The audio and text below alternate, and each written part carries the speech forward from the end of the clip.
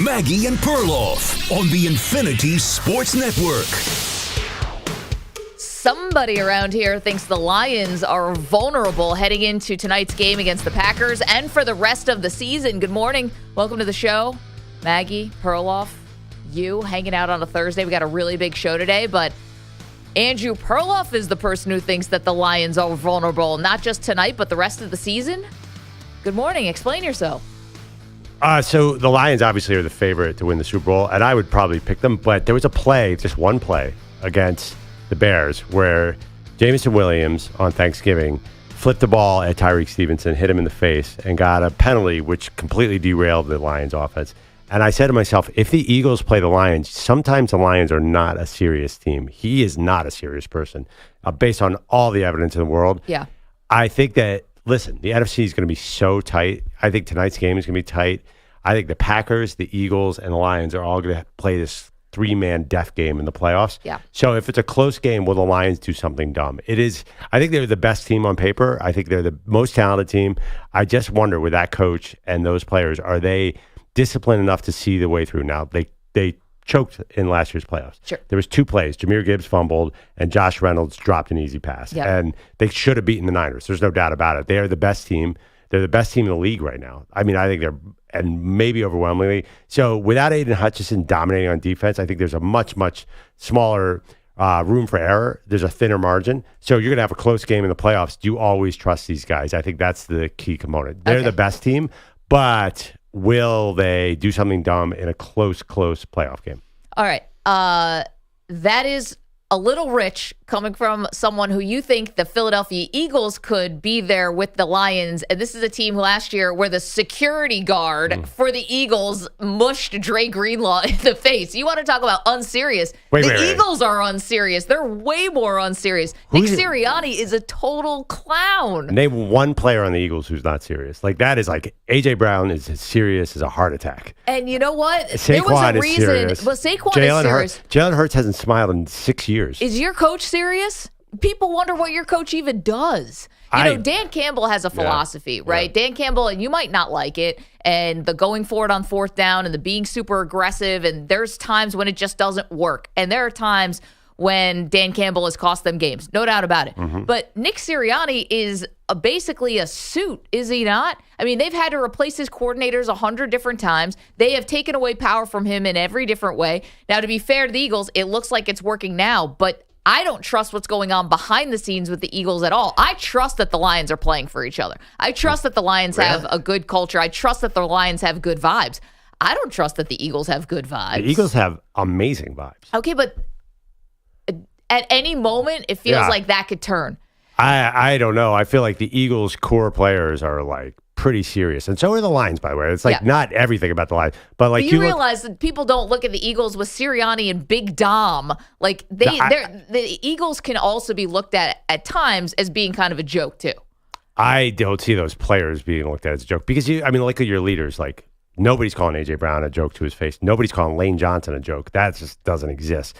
Both teams are led by their offensive lines. Yeah. I don't think that, like, Saquon is kind of lighthearted, but he seems pretty serious. Like, the Lions have this other thing where they're just so fast and while they have so many weapons that can hit you, I feel like they're a little younger than the Eagles. I feel like the Eagles are the old team in this conversation. I don't know if the rosters, like is true. The Eagles leaders the Eagles have those young DBs, but the Eagles have a lot of old leaders on that team. But you know what? The Lions have played in big games now, so I don't think that they're going to go into a game tonight like they're hosting the Packers. I don't think they're going to be overwhelmed by the moment. You know, they've gone into San Francisco and had that lead and blew it. There's some scar tissue here, not to mention their quarterback, who probably has more scar tissue than anybody. Someone who was discarded by the Rams, totally given up on Jared Goff, and has totally resurrected his career. I think guys are, there's something that's like... Goff doesn't make you nervous?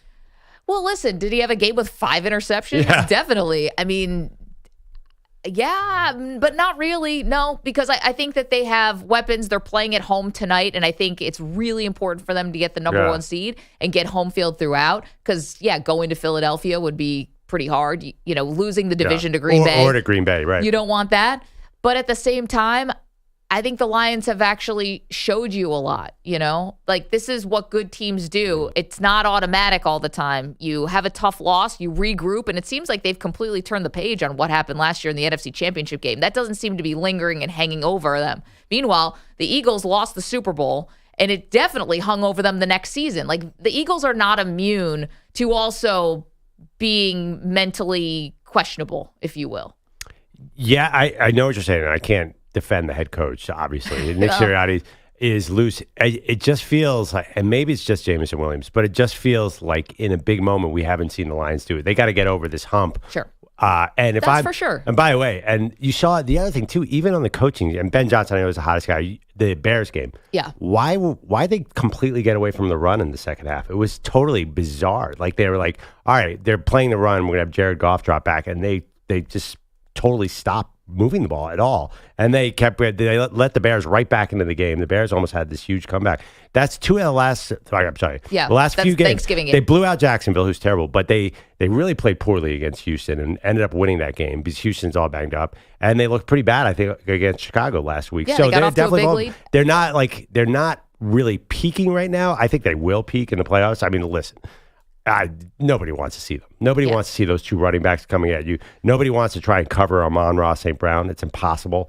Nobody wants to have Laporta sneak out for a touchdown. The Lions are a huge problem. Talent-wise, they can beat anybody. But are they, what's that extra ingredient we're sort of referring to? Do they have it? I think it's unproven yet. I think there's still a question mark out. So they obviously have some also injuries tonight, specifically for the Lions. So Taylor Decker is going to be out. Never good when you have your left tackle with a knee injury. And also DJ Reader, the defensive tackle. You're seeing that the Lions are signing guys, trying to put them on practice squad, the likes of Jamal Adams and others, because they've had so many injuries on defense.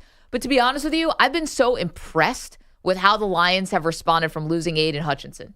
I mean, there are other teams, like when the 49ers lose Nick Bosa or when the Pittsburgh Steelers lose TJ Watt, and the season's over. And Browns with Myles Garrett. Same. And it's a credit to the Lions that their depth. It's a credit to Aaron Glenn, who's the defensive coordinator, who's now a head coaching candidate.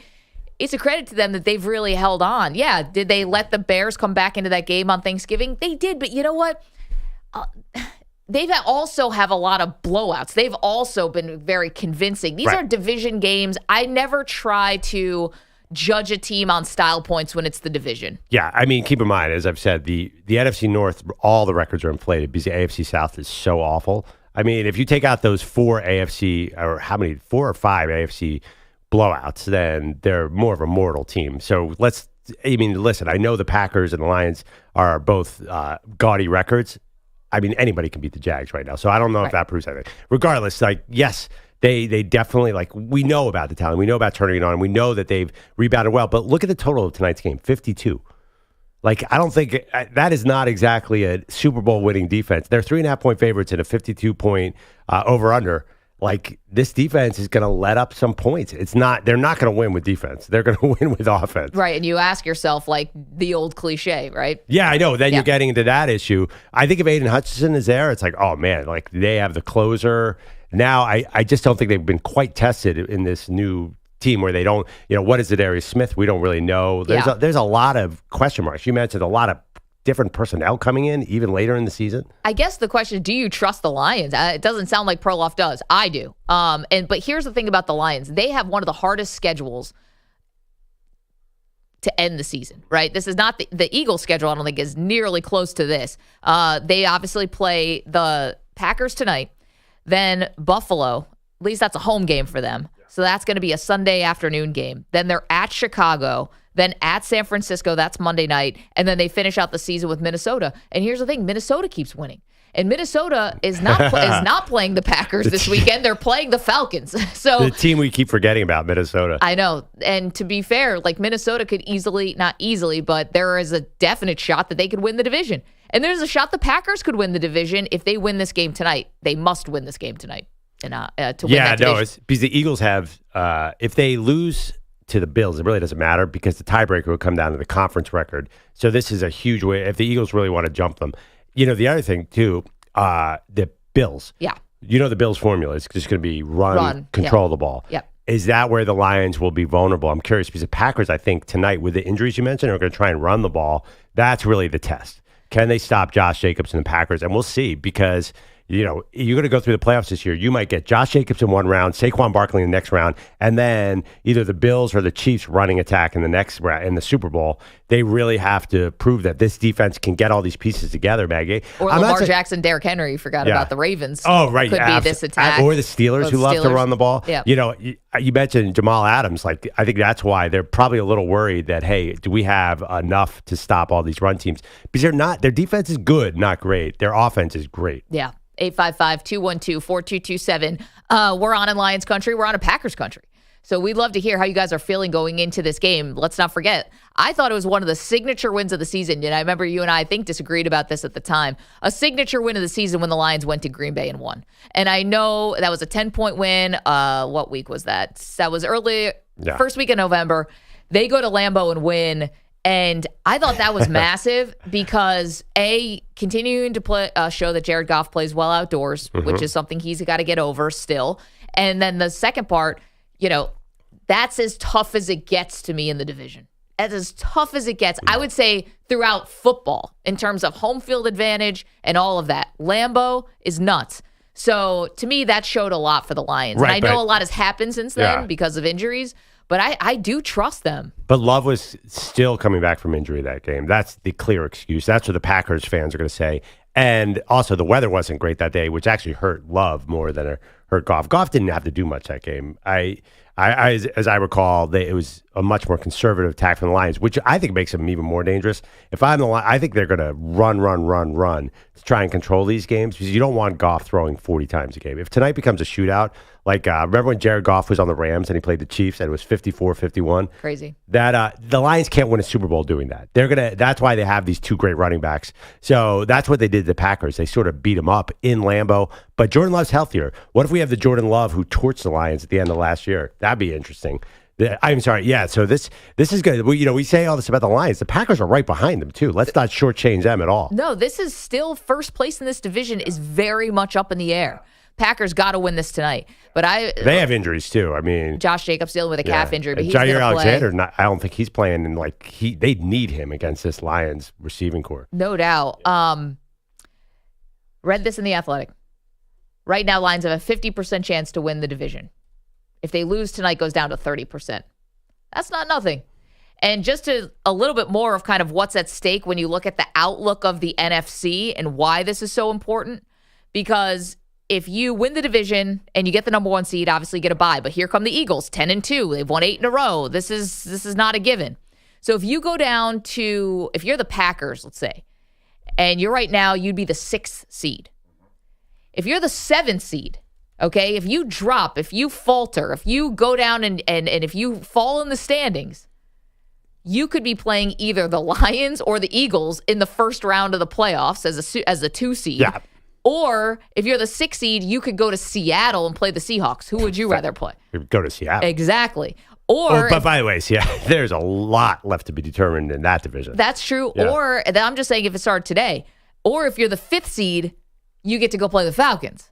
There's every incentive in the world here for the Packers to obviously keep this thing as close as possible and start handing some losses to the division. Although I wouldn't mind going to Minnesota if I'm any of those teams. Maybe we got to start being a little more. Well, Detroit specifically is because it's an indoor stadium. Yeah. I don't think that is a good environment for them. You come on, let's be honest. I mean, we saw what happened when the Vikings were 13-4 2 years ago with Kevin O'Connell. We're all adults here, Maggie. We can admit it. We're not scared of the Vikings. Are you afraid to say that? I think this could be a better team. I don't know if Sam Darnold is better than Kirk Cousins was at that time, if it all comes down to the quarterback, but you didn't have Jordan Addison back then. I like this defense and Brian Flores. They're winning these narrow games. Okay, but remember we talked about this, forgive us for the nerd stat here. It's called DVOA, and it's kind of a true test of sort of how good your team is. Yeah. And you mentioned that 2 years ago that Minnesota team was 26. Well, they're top 8 right now. Right, but what are Green Bay and Detroit? Also in the top 8. Yeah, I know. They're higher than Minnesota. But I'm just saying that Minnesota team there were all these advanced metrics that told you they were frauds. The advanced metrics are not telling you that this time. Well, the simple metrics are they beat Jacksonville 12-7. That's like a 40-point loss to a normal team. They beat Tennessee 23-13 in a game that was a game. They edged the Bears, who were bad, and they just beat Arizona. That was as narrow a win as you possibly could have. Credit to Sam Darnold for making big throws at the end, but these are not impressive wins. I'm sorry. I mean, come on. You should look at the Packers and the Lions and the Eagles. Nobody's putting the Vikings in that discussion. Might not be fair, but I totally get it. NFC North is nuts right now. And don't forget, the Bears now have a new head coach. They've had a new offensive coordinator. I mean, they should have at least tied that game against the Lions on Thanksgiving, and then you see what happens. That would have been an unreal win for them. Well, how about the Packers game? Oh, my gosh. The Packers game, which I lost bets every which way on that game. That one's going to stay with me for a while. Anyway, the question is, do you believe in the Lions? 855-212-4227. Perloff, not so much. Me, absolutely. They're in the Super Bowl, man. Team's not going to be stopped. Yes. So you're done. You're picking. Are they winning the Super Bowl? Probably. Because here's what could happen. I don't know if my Bills are making the Super Bowl. I hope they do. But it's going to be the battle of like the downtrodden franchises who have now turned it around. And I don't know who lays claim to that more. It's like when the Cleveland Guardians played the Chicago Cubs in the World Series. Now, the Cubs had one of the worst like curses and stuff like that, but both teams were kind of underdogs. Who do you root for? Yeah. Who's the David and who's the Goliath in this one? Yeah, the problem is there is a guy, and this is an Eagles fan. Let me warn you about one guy who was limping at halftime of a Super Bowl when we were up by 10 points and came back and torched us. I know. Mahomes is lingering out there. Be very careful about, I know the Lions are heavy favorites to win the Super Bowl now. Just be very careful about dismissing Patrick Mahomes and the Chiefs. No, if it's Mahomes, I mean, who's betting against him? No, by the way, I think the Ravens, doing that. We're still going to hear from the Ravens, I think, to be at this. I think the Steelers we're still going to hear from at some point. We're hearing from them. I think the Steelers are very much in this. Yeah, it's not still going to hear from them. Yeah, it's like, whoa. This isn't over. But I think for the NFC, it is. 855-212-4227. Okay, let us know what you think. Big game tonight. We've got some fun guests on the docket today. We're not really a guest-heavy show, but sometimes it works that way. Chris Myers, the announcer, the broadcaster, the legendary award-winning broadcaster, is going to join us later on in the show. Lomas Brown, the Super Bowl champion and color analyst for the Lions, is going to join us later in the show. And Jori Epstein, who landed the big interview with Dak Prescott that's making a lot of waves. Dak Prescott really backing up his head coach, Mike McCarthy. Jori will join us later in the show. Look at us. Okay, coming up, lots more to do, including there's problems, major problems with a team that has high expectations. We'll tell you who they are and what's going wrong next. Here we go. You're in a 5-minute break.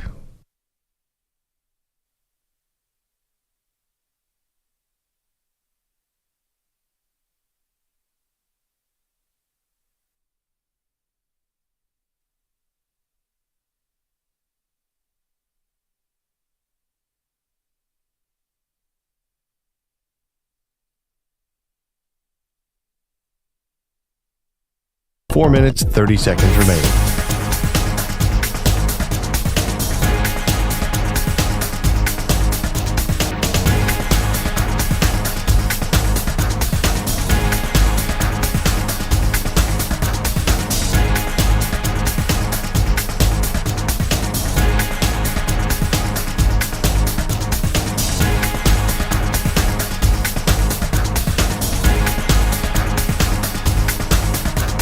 Four minutes remaining.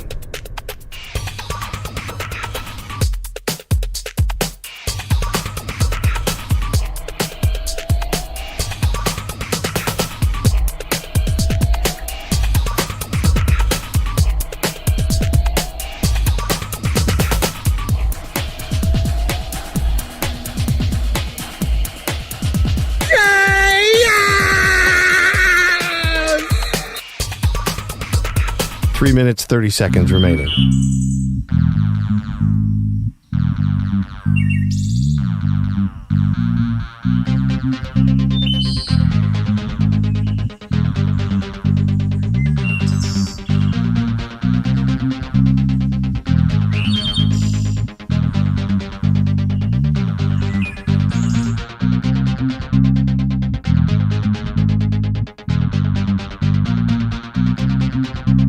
Three minutes remaining.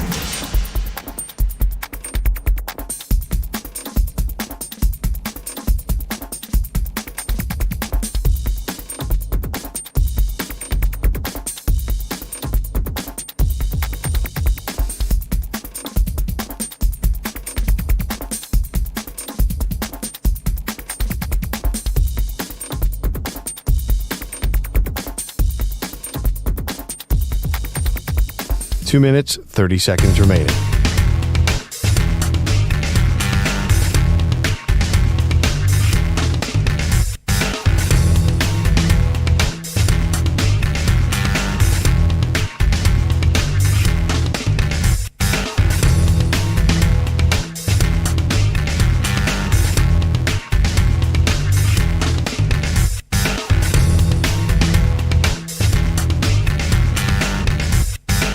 Two minutes remaining.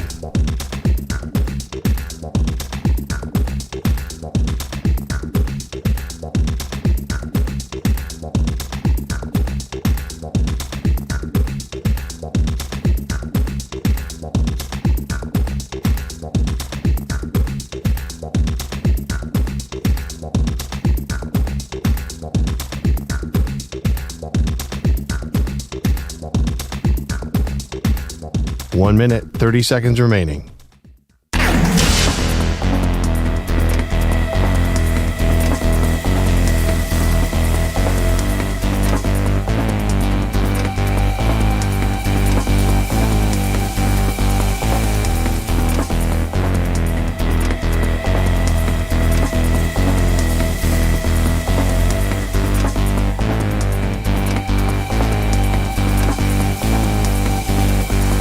One minute remaining.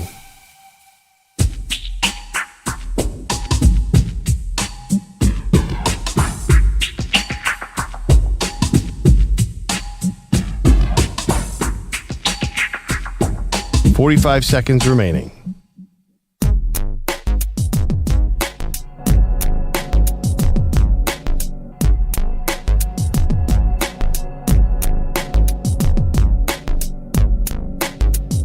Thirty seconds remaining.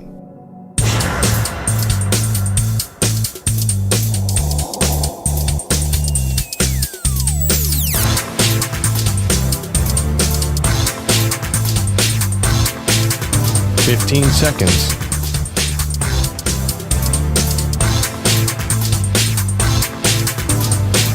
Break ends in 5 seconds.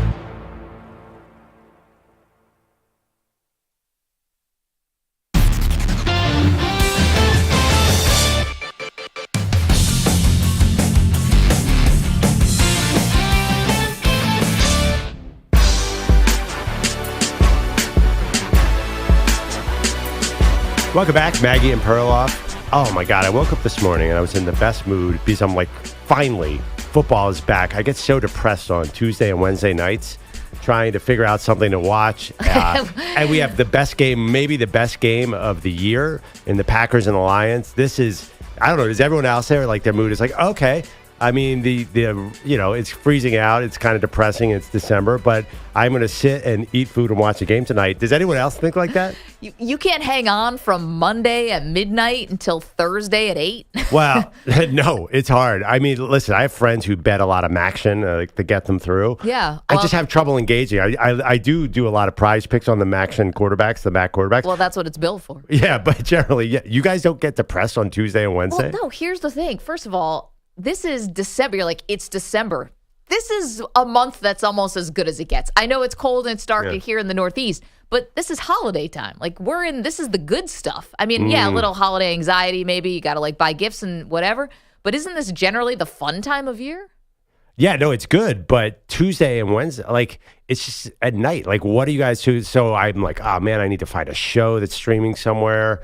I know, heaven forbid, there's none of those around. I don't know. Nothing out there to consume. There's By the way, really I just think it's so easy when you know what you're doing. Like, what are you doing tonight? Oh, I'm watching the Lions-Packers. Done. Right. I mean, I could have interested you in a little Fairleigh Dickinson Fordham Rams on our cable last night. I know in that's New York. what you were doing last night, Maggie, and I know that's what you were doing, Bogusch. But I got the text too late, so I missed the bulk of that game. It was already. You could have just gone to sleep too. That's what I do on Tuesdays and Wednesdays normally. I need to watch an hour of television before I go to sleep. I've always been like that. I'm like an unwind in front of the TV guy. Well, I don't know if this is, I think it's gotten a lot of attention nationally, but there was a crazy situation that happened in New York yesterday with the CEO of United Healthcare who was like basically murdered in the street yesterday. I'm not sure where you're going with this, but yes. I was glued to the coverage of that. That's a good one. I mean, well, it's not good. It's tragic. It's horrifying, but I couldn't look away. This is a really I don't know if you guys are seeing this all over the country, but it obviously got a lot of attention. Not to mention the Rockefeller Center Christmas tree lighting was blocks away from that yesterday. So a weird day in our city, but I'm like, I can't believe someone was as brazen to try to attempt something like that, not alone pull it off in this tragic way, and then the perpetrator just flees through Central Park. Yeah, it's like a movie. It was like a targeted hit on this CEO. It's crazy. I wish I had texted you because I was flipping around trying to find something, and I totally failed. Eventually, just spent time with my children and helping them with their math homework. Oh, my gosh. Boring. What a I mean, that sounds awful. Snooze fest, especially this new math. Oh, my Good God. grief. My daughter's in pre-algebra, and I'm like, God, I've forgotten everything about how this works. X equals, like, I have no idea. Like, oh, my gosh, can I get the SEC, ACC college basketball, whatever? Yeah, the Someone new give math. me Auburn Duke. So I finally got the right answer to a problem, and my daughter just goes, Dad, we don't do it like that anymore. The teacher would knock off points for that. You did it wrong. That's the whole thing about math that I don't understand. I thought it was all about just getting the right answer. No. I never understood the show your work. Like, it's math. The answer is the answer. Does it matter how you arrived at it? Well, the logic is it gets harder and harder if you can just sort of get an easy one to get the process down so you can do the harder. Anyway, Yeah, this is Nick Saban, trust the process. So were you How about good the at result? Were you good at math? I struggle with math because it takes a lot of work. Like I was really good at English. You could just fake that. No, I'm not good at math. That's probably not a surprise. Yeah, okay. So tomorrow, next Tuesday, Wednesday, I'm going to text you, Maggie, what are you watching? And I would have gone in for that murder coverage. I I'm mean, always down for that. It was the guy's got a silencer. The silencer and then was the game changer. flees. On an e-bike. And disappears, right? Still haven't found into him. the park and he's just gone. But the weird thing about it is, it's not weird, but we're just talking through this crazy case. This guy's still on the lam. I don't think he's a danger to anybody, though, because It this felt was like very targeted. It's not like some lunatic person who's on the loose. And, we had something like that happened in Philadelphia over the summer where a guy was just like a fugitive who had broken out of a prison. And you had no idea what this guy was going to do. He was a complete loose cannon. He was serving a lifetime prison sentence, all that. But this guy, it was so targeted that he hit the CEO at 7 o'clock in the morning and then just fled through Central Park. I don't think people believe he's a danger to anyone, but obviously he's got to be caught. Oh, absolutely. It's interesting, too, because, from the pandemic, the masks changed the crime game a lot because you could hide your face and do things. And it doesn't seem weird to be wearing. It's not like a tip-off if you see someone with a mask on. It doesn't immediately raise a red flag. Like a guy dressed like a ninja. It's like, oh, yeah, he's just either it's cold outside or he's trying to not spread germs. But, this was really, really fascinating. But if you do want unhinged killers, that you can find those in New York, too, if you want to visit the town. It's not like it's the safest thing. Well, this one doesn't feel like a danger, but there's plenty of ways to get in trouble in this city. EJ worked in the news division at New York One, which is a local news organization here, really respected. EJ, you had a thought immediately about this thing, where your mind went coming from a news background. Yeah, everyone's running to someone disgruntled or someone who's against the health industry, which I would, make sense. I see a lot of stories where spurned lover or spurned spouse hires hitman to take some people out. You see a lot of stories like this? Yeah. Wow. I saw it when I was at New York One locally, on much more local level. It really wasn't, for that, it wasn't so much maybe like an executive. Right. But national stories, this happens way more often than you think. Can I be honest? You're going to hire a hitman. How do you think you're getting away with that? I don't know. I feel like they never do. Like the movie Hitman with Glenn Powell. You guys see that? Every hitman got caught. Exactly. There First of all, there was the thesis in the movie that there are really no hitmen. They're all undercover cops. Right. I'd be worried I'd be walking into a trap that's being laid. You're going to try to pay in crypto or something like that. You're going to get caught, I think. How do you trust this person with your life? Exactly. This person is going to turn on you in a moment. They're a hitman. They're basically a mercenary. I think the only people who could pull off things like this as far as a hitman is concerned would be like the mafia, because you are taking an oath of loyalty to something bigger. Yeah. But anyway. That's dark, but I like it. Like Charles Barkley said, don't commit crime with checks. That's also words to live by. Well, how did the guy get the city bike out of it? You have to use a credit card to get the city bike. So according to, I was talking about this morning with former NFL MVP Boomer Esiason, very into this story. He said that the bike was not a city bike. It's a e-bike. Right. but that it was a personal e-bike or something, that it can't be traced. I thought it was one of the Lyft ones. That company Lyft owns all these electronic bikes. By the way, why we're doing electronic bikes in this city for people don't have to take a road test. Yeah, it's super dangerous. But I know for a fact, because I heard it on our speakers, that 1010 Wins, our sister station, was reporting yesterday at the beginning of all this that it was a city bike. And they said it has GPS. Right. That's how they knew they could see it driving into Central Park. And that's then I guess what at some point too. He got off of it. Yeah, but I saw the picture. It looked like a city bike e-bike, but he couldn't have used a credit. You do this, you put a credit card in, you got to find a dock. Yeah, if you were going to bother having a silencer on your gun, you are not using a credit card to rent a bike right outside the murder scene. Feels like that would be an amateur move. But this is a sad story. We're not trying to make light of it at all. It was just so shocking. Because I know people think New York is some kind of like cesspool place, and Perloff, you're joking about it, but this kind of stuff does not happen a lot. This gets news. A CEO is walking into a busy Midtown hotel in the middle of the day or morning.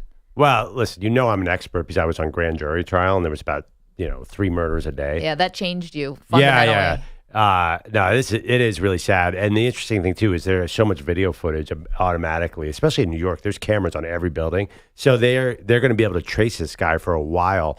But Bogusch mentioned he went into the park like Home Alone 2. He just completely disappeared. I think people are making bigger. I think they need to catch this guy and settle this story. Definitely. I think you're right. Like.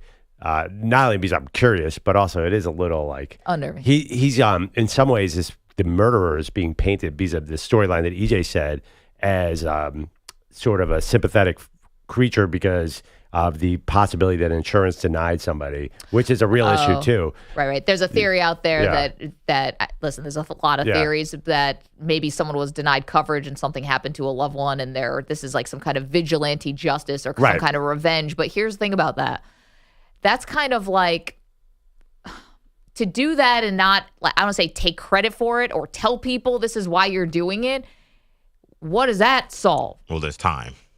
Like, this happened. That's like terrorism. Like terrorists take credit for things because they want people to be scared. Yeah, but I'm saying there's time for that to still happen. I mean, it would happen yesterday. Right. There's today. There's this week. Like, I'm hoping this isn't a pattern that continues, but. Again, given, the concerns and the frustration people have with the healthcare industry, I get why people are running to that. But again, powerful people who are in big positions, and I've seen these stories. I just Googled spouses hiring hitmen. I literally got stories from Tennessee, Queens, New York, like just literally this is in the last few months. Like that whole spouse hiring a hitman to kill a husband thing is something that happens a lot. I wouldn't just rule that out. I know it's a little bit out of the window, but just from what I've covered with what I've seen, when I saw this, that's actually the first thing I ran to. Interesting. 855-212-4227. I'm not sure why I gave the number there. Also, there were death threats reportedly. His wife said that. So they have to trace those down. That might give you some information. Here's the other part, and we'll get back to sports. I'm sorry, but we're fascinated by this thing. If a CEO of a healthcare company is getting death threats, maybe he should have some security around him when he's, I don't know, in the middle of New York City. Yeah. That's just my thought on things. Anyway, hindsight. Bogusch is here with headlines. Hey, Bogusch. Yeah, thanks for the switch. Headlines are sponsored Take it away. By Prize Picks. Football season's heating up, and Prize Picks is the best place to get real money sports action. Download Prize Picks, use code PRIMETIME to get a $50 credit instantly when you play $5.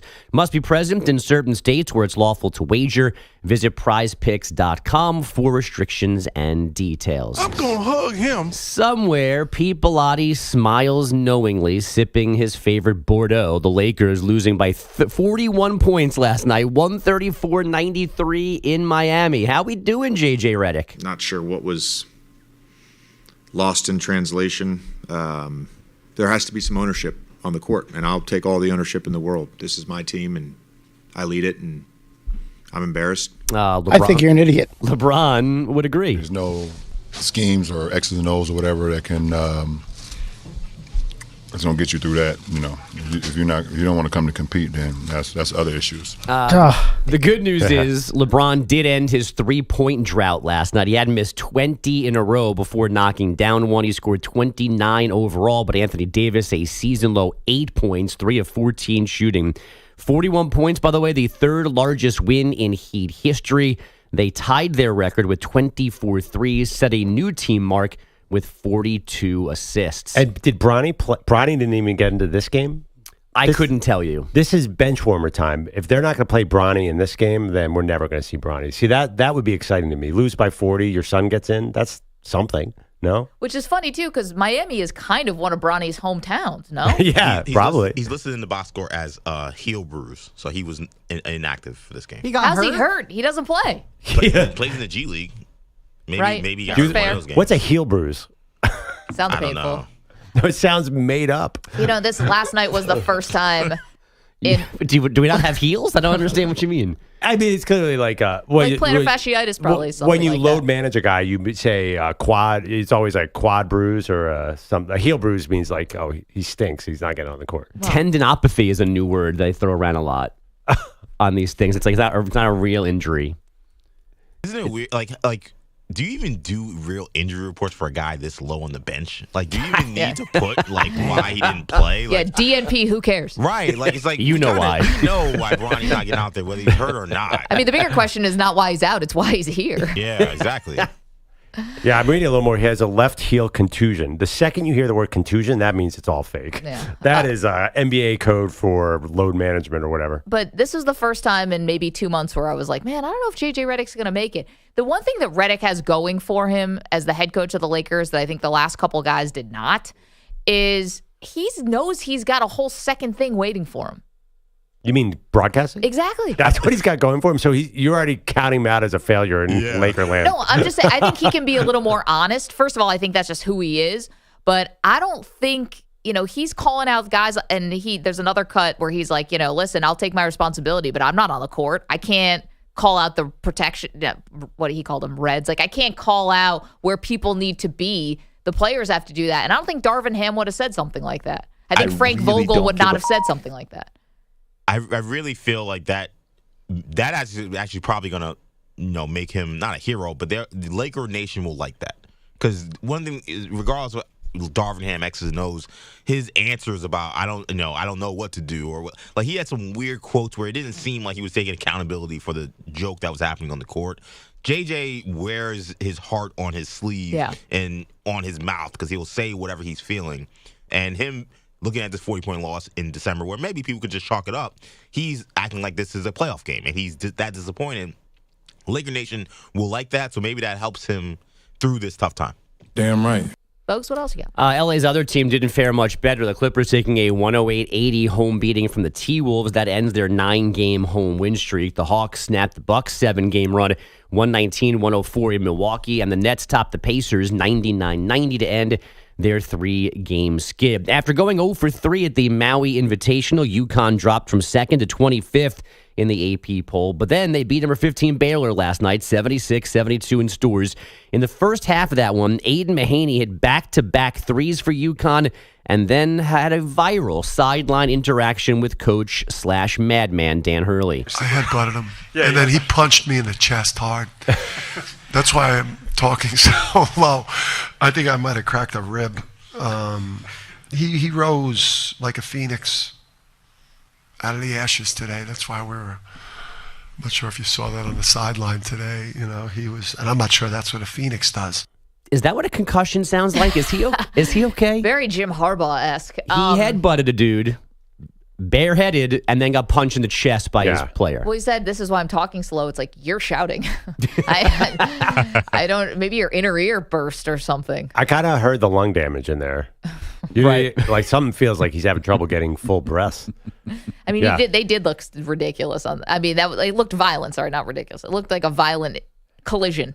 That's why I'm actually not betting against this UConn team in the playoffs. I think they're all taking on the persona of that coach, and that might be a good thing. I think this was we talked about it last week. I think that's what separates him from like the Bobby Knight, Coach K, where you'll never see the Bobby players Knight are actually hurting him like this, right? Or allow like maybe Izzo lets it happen like this, but nobody embraces. And this is not the first time this happened. I've seen him do this a lot. It just doesn't get talked about as much. He is as much a cheerleader for his own players as anyone sitting in Stores or in Hartford, wherever they're playing. Like that I think is what, for people who do like this stuff and do like him, I think this is why. Yeah, he's actually has, in that sense, he has nothing in common with Bobby Knight. Bobby Knight did not like his own players. Even Steve Alford, he gave a hard time to. Yep. Yeah, so that I think you're right. It's a totally different vibe. I mean, he's definitely the top coach in the sport, right? I mean, there's no conversation. Is there even who's second? I mean, he's definitely the top coach of the sport who treats the team like Fight Club. Yeah, During the game. Yeah. Right. Like, I think more coaches should do that. We're going to see him shirtless at some point. Don't Absolutely. you think that? Just like rip his shirt off in excitement? Kind of. Okay. I think we're not far from that. I thought you meant like just seeing him like coaching in like a tank top for like half a game or something because he sweated through his suit or something. Pulling the tie down or whatever and just rips the buttons and leaves them. I don't know. Remember that there was that video of Manny thinks it's eyewash. when him and Bobby were on the same staff and there was somebody following them around, cursing out the refs throughout the game. Those guys are insane. I mean, you know the dad. He raised two madmen as kids. Well, I once also saw, this was Bobby, not Danny. Bobby was at Arizona State. He drank like 3 Red Bulls before a game. Like, that can't be good for you. Definitely not. 3 Red Bulls, you're going to chug that before a game? That's insanity. Top-ranked Kansas fell at Creighton last night, 76-63. Number 2, Auburn, an 84-78 loser at 9th-ranked Duke, with Cooper Flagg posting 22 points and 11 boards. Oklahoma Sooners starting QB Jackson Arnold's in the transfer portal, and Connor Bedard and his Blackhawks lose again last night, 4-2 to the Bruins in Chicago. They've now dropped 4 straight. Time to get a new Connor. Guys, back to you. Good luck finding one. As we talked about yesterday, not a lot of famous Connors out there. I spent a big time on Google looking at why are there not more famous Connors, and I found no answer because it's a very common name in Ireland. Oh. You got Conor McGregor, Connor Bedard, Connor McDavid, and Connor Cook, the former Michigan State quarterback. That's it. Like, how is that the list? There's no actors. There's no bigger gap from 3 to 4 on any list than that one. Yeah. Fair. Actors, coaches, politicians. Yeah. How else do you get famous in this world? Well, it was Conor Oberst, the folk indie singer. I'm sure you're a fan. Nope. Bogusch. What? That doesn't count either. No. What band is he in? Bright Eyes, you know. Sure. Oh, come on. Everyone here knows Conor Oberst. You're sad dad music. 855-212-4227. Okay, lots more to do, including more on tonight's game. We got the Packers and the Lions in Detroit. We also have a question for you about the AFC. This one's going to get intense. It's Maggie Perloff. You're in a 5-minute break.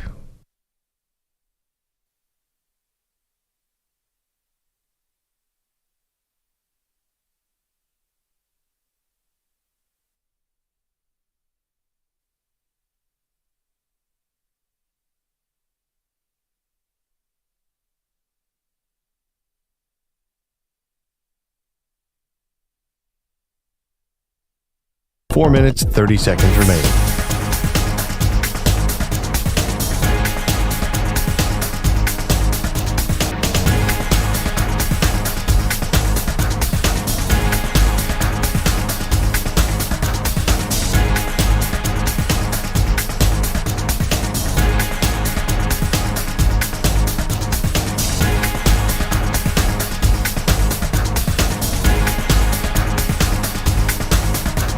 Four minutes remaining.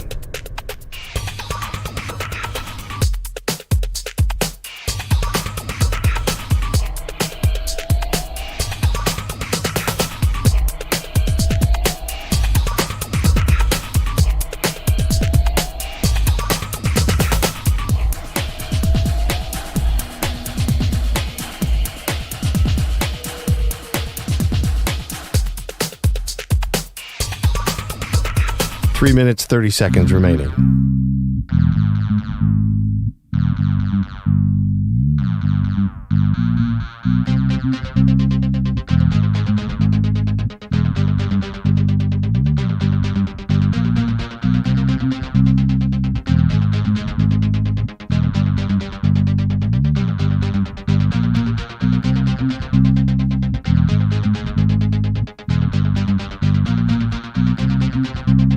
Three minutes remaining.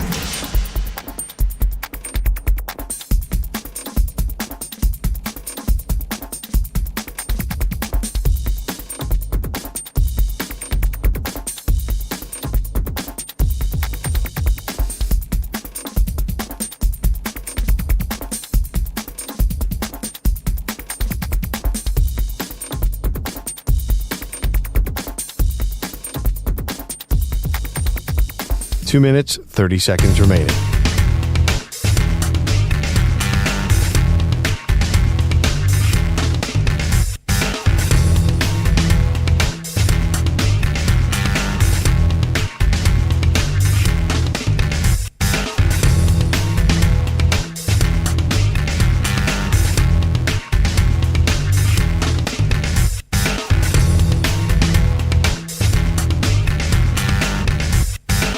Two minutes remaining.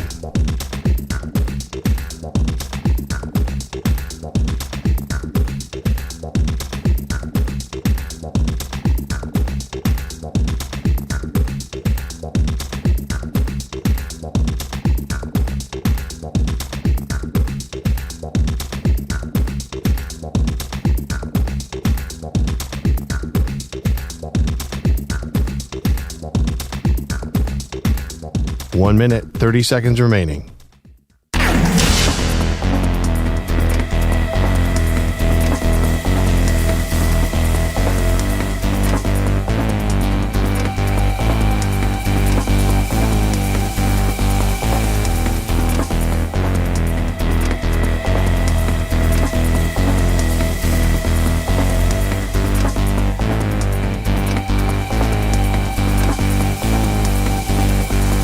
One minute remaining.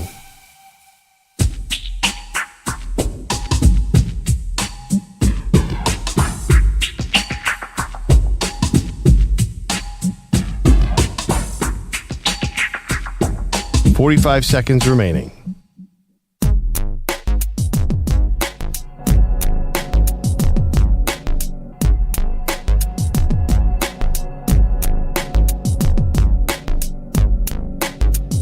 Thirty seconds remaining.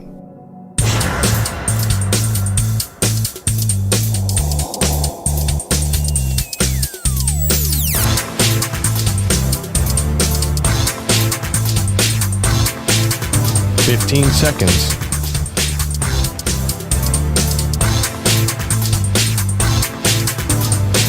Break ends in 5 seconds.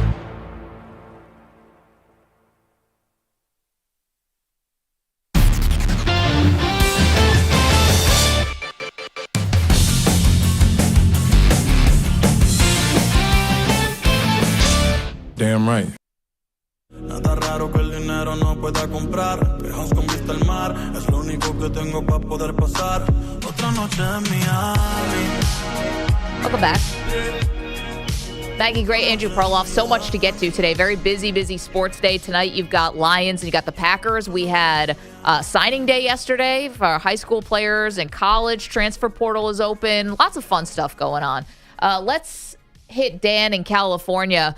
Wants to weigh in. A question we have for you this morning. Do you trust the Lions? Do you trust the Lions in a big game? Would you trust the Lions if they made the Super Bowl? Good morning, Dan. Hey, good morning, you guys. Yeah, we're going to find out tonight, I think. I think Green Bay, maybe out of those three teams, is the more consistently solid as long as Jordan Love is healthy and right. But I think they're going to win, the Lions, because they're at home. Yeah. That makes a huge difference in NFL. I'm a 49ers fan, so I'm looking kind of at a third-party point of view on this. Yeah. Scout the competition. In the NFC Championship last year, they should have won. The coach screwed up a couple things, a couple of players. I think they were kind of nervous. I mean, we barely beat Green Bay the week before. So, I think they're smarter now, but I don't know if losing Hutchinson, I don't remember if he did any big things against the 49ers in that game. I didn't look up the stat line, but that might hurt him. Other than that, I think they're more experienced, and experience counts, as you know, in the playoffs. Dan, I agree with you wholeheartedly. I think that, listen, I don't think Dan Campbell is going to change who he is. And I think that's really important because when coaches, Perloff, have like a philosophy and then they go away from it in a big game, that makes everyone kind of unstable. And so, yeah, you might blame Dan Campbell for what happened with the 49ers, but I think if they are in the same spot, they're going for it again on fourth down. Oh, yeah. Like, they're not going to waver. And I actually think that's really important to everyone understanding, hey, this is what kind of team we are. And just because the games get tight or the games get bigger doesn't mean we're going to change who we are. Absolutely. It's so fun. He just said he thought the Packers were a more solid team, which I think is interesting too, because the Packers to me are another team where they have all the talent in the world, young talent, but do you trust those receivers to catch the ball consistently? I mean, that's a team. Like, I know Dontavian Wicks, they might have to bench because of his drops. He's so talented. He gets open all the time, but he can't catch the ball. And I think Christian Watson is another guy. Do I fully trust him? He seems like he gets hurt every third play. They're an interesting team, too. They're young and talented and unproven in a sense, too. The two teams are very similar to each other in a sense. Like, I feel like nobody really wants to see either of them. I would agree. Both great offensive lines, great offensive lines. Yeah, I think I trust the Lions a little bit more than the Packers right now. Right. The Packers, to me, listen, if Jordan Love didn't get hurt in that opening game in Brazil and then have to subsequently deal with these knee issues, maybe I'm feeling a lot better. But Jordan Love's turned the ball over a lot. I think there's more things to nitpick with the Packers right now than there are with the Lions. The Lions, the biggest nitpick is what? They're injured. Well, they're just scared. I mean, people are scared that eventually losing Aiden Hutchinson will catch up to you. I mean, there's a logic there. You had the surefire defensive player of the year go down unless he gets back by the Super Bowl. I think that's the fear. Like, do we really know how this defense is going to stand up to a great offense? I think we'll see tonight. 855-212-4227. What if I flipped this question for you and said, all right, we're asking who do you trust in the NFC because of this game tonight where the Packers are going to Detroit? Who do you trust in the AFC? The Chiefs, while they deserve all of our praise and, when they get to the playoffs, good luck to you if you're betting against the Chiefs. But right now, they don't look like a great team. You said it yourself earlier this week. You had a great line. You said, what do we do when the best team in football is not playing like the best team? Or, something along those lines. Yeah, I mean. Very poetic by you. Yeah, I don't know about that, but right, like they're basically playing even football with the Carolina Panthers right now. That's what we're looking at. But are they playing possum, Maggie, just to frustrate you specifically? Are they? Travis Kelce can't catch the football. He's more worried about his haircut than actually getting open, it seems like. He's statistically a disaster. He had 13 targets and 6 catches last week. What the heck is going on? I don't think so because it was only maybe a month ago, you and I were having a conversation, and I thought that the Chiefs were going for the undefeated season. I thought that was important to them. We were talking about it after they had this win over, when did we have that discussion? They had just pulled out a win against, Tampa. That game went to overtime. And the reason why I thought that the Chiefs were definitely going for the undefeated season is because Mahomes got injured in the first play of the fourth quarter. And remember, Carson Wentz is warming up, the backup, yes. and Mahomes stayed in the game. And I think I thought, okay, this means they're going for the undefeated season because there's no other reason. This is not a conference game. This is ultimately not going to mean a lot. If Mahomes is actually hurt, this is where you take a seat, and he refused to do that. And so I don't think they're playing possum. I think they're really trying to win. Oh, I definitely think they're holding back. I don't think they're showing the full playbook. I think there's something else coming in the play. I'm being dead serious. I don't think they view the regular season as paramount. So besides Isaiah Pacheco, who's now back, I wonder, what else are they holding? I wonder if there are more plays to DeAndre Hopkins that we have not really seen yet and that we will see in the playoffs. I do think Kelsey's seriousness level will go up tenfold in the playoffs. I think he's trying to drop passes. The guy's a Hall of Famer. I think he'll be more focused. I really do. I think when it comes to play, I think he'll play better. And basically on last year, he looked mundane, started picking up at the end of the year. Yeah, I think he's going to be a much better player. I think he steps up to them. You know how Eli Manning was great in the big moment? Isn't that Travis Kelce? Yeah, but Kelsey's maybe the greatest tight end of all time. Yeah, last year remember Gronk couldn't do anything in the regular season, then came out and was a killer in the playoffs. That's what old tight ends do. Yeah. Also, throw the ball to Hopkins every time. 855-212-4227. All right, coming up, we're going to debut a new segment. Stick around. We'll be right back.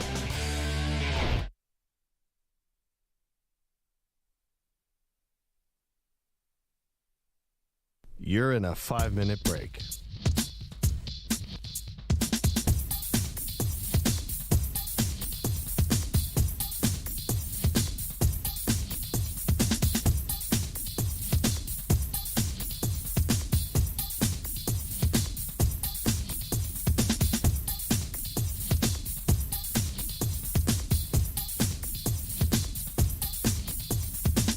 4 minutes, 30 seconds remaining.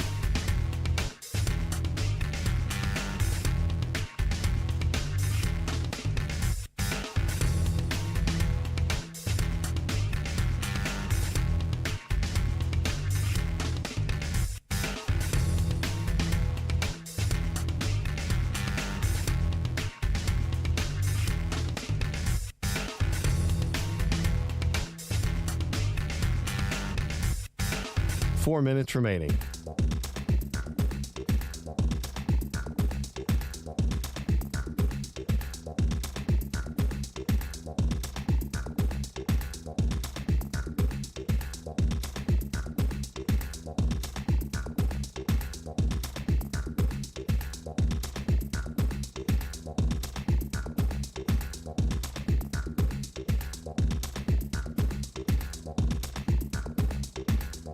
Three minutes, 30 seconds remaining.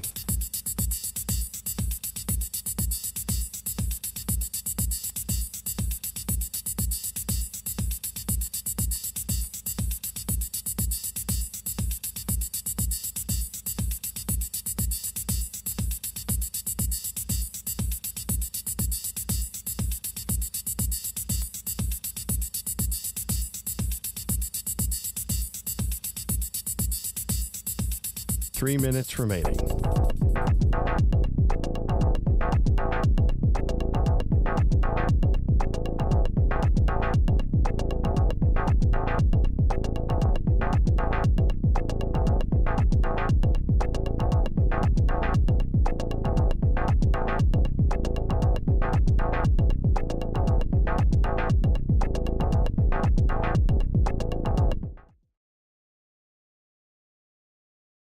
Amy Lawrence in her power, but wait, hold up, no seat in sight.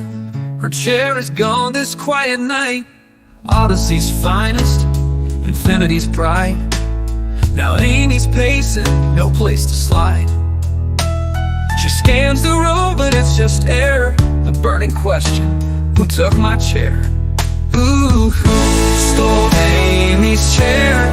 Was it Zach Gell with his innocent stare? Or Ryan Hickey with his towering hair? It's not Pete Bellotti, he's never there. Somebody fess up, who stole Amy's chair? Zach says, hey, I didn't steal, I never mess with Amy's wheels. Ryan's hair is high and proud, but he swears he's innocent, yelling out loud, I got no motive, I'm just tall. His hair almost scrapes the studio wall, but Amy's still standing, no time for lies.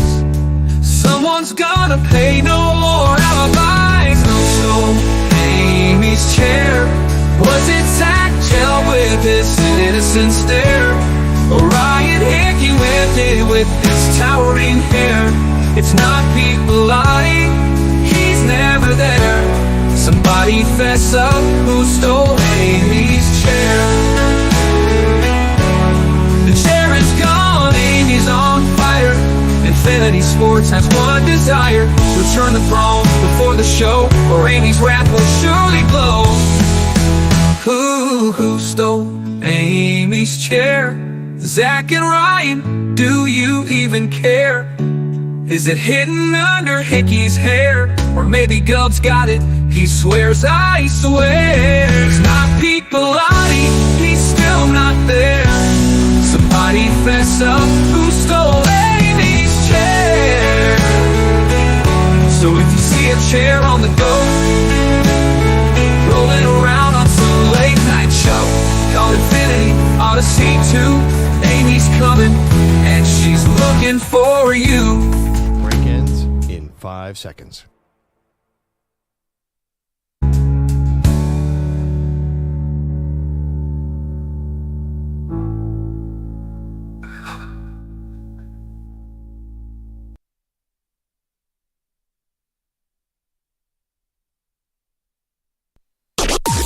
Maggie and Perloff on the Infinity Sports Network. Major game tonight in the NFL. Welcome to the show. Maggie Gray, Andrew Perloff. That'd be the Packers traveling to Detroit to take on the Lions. Doesn't get more exciting than that. Thursday night division game, so much on the line because the Lions have not wrapped up the NFC North by any stretch. No, or the NFC number 1 seed, too. I mean, we think of them as a heavy favorite, but there's 2 teams or 3 teams right on their tail. Lots and lots to play for tonight. And, I think that the Lions still do have to, until proven otherwise, because the franchise doesn't have the pedigree of, say, the Packers or some other teams. Like, can you win the big game is always going to be a question. To me, though, I feel like they're answering these questions. This is as good as it gets. I know they have a lot of injuries on defense, but you go to the NFC Championship game last year, you blow it in a really big way. And what happens? It seems like the team gets stronger. There's no fractures.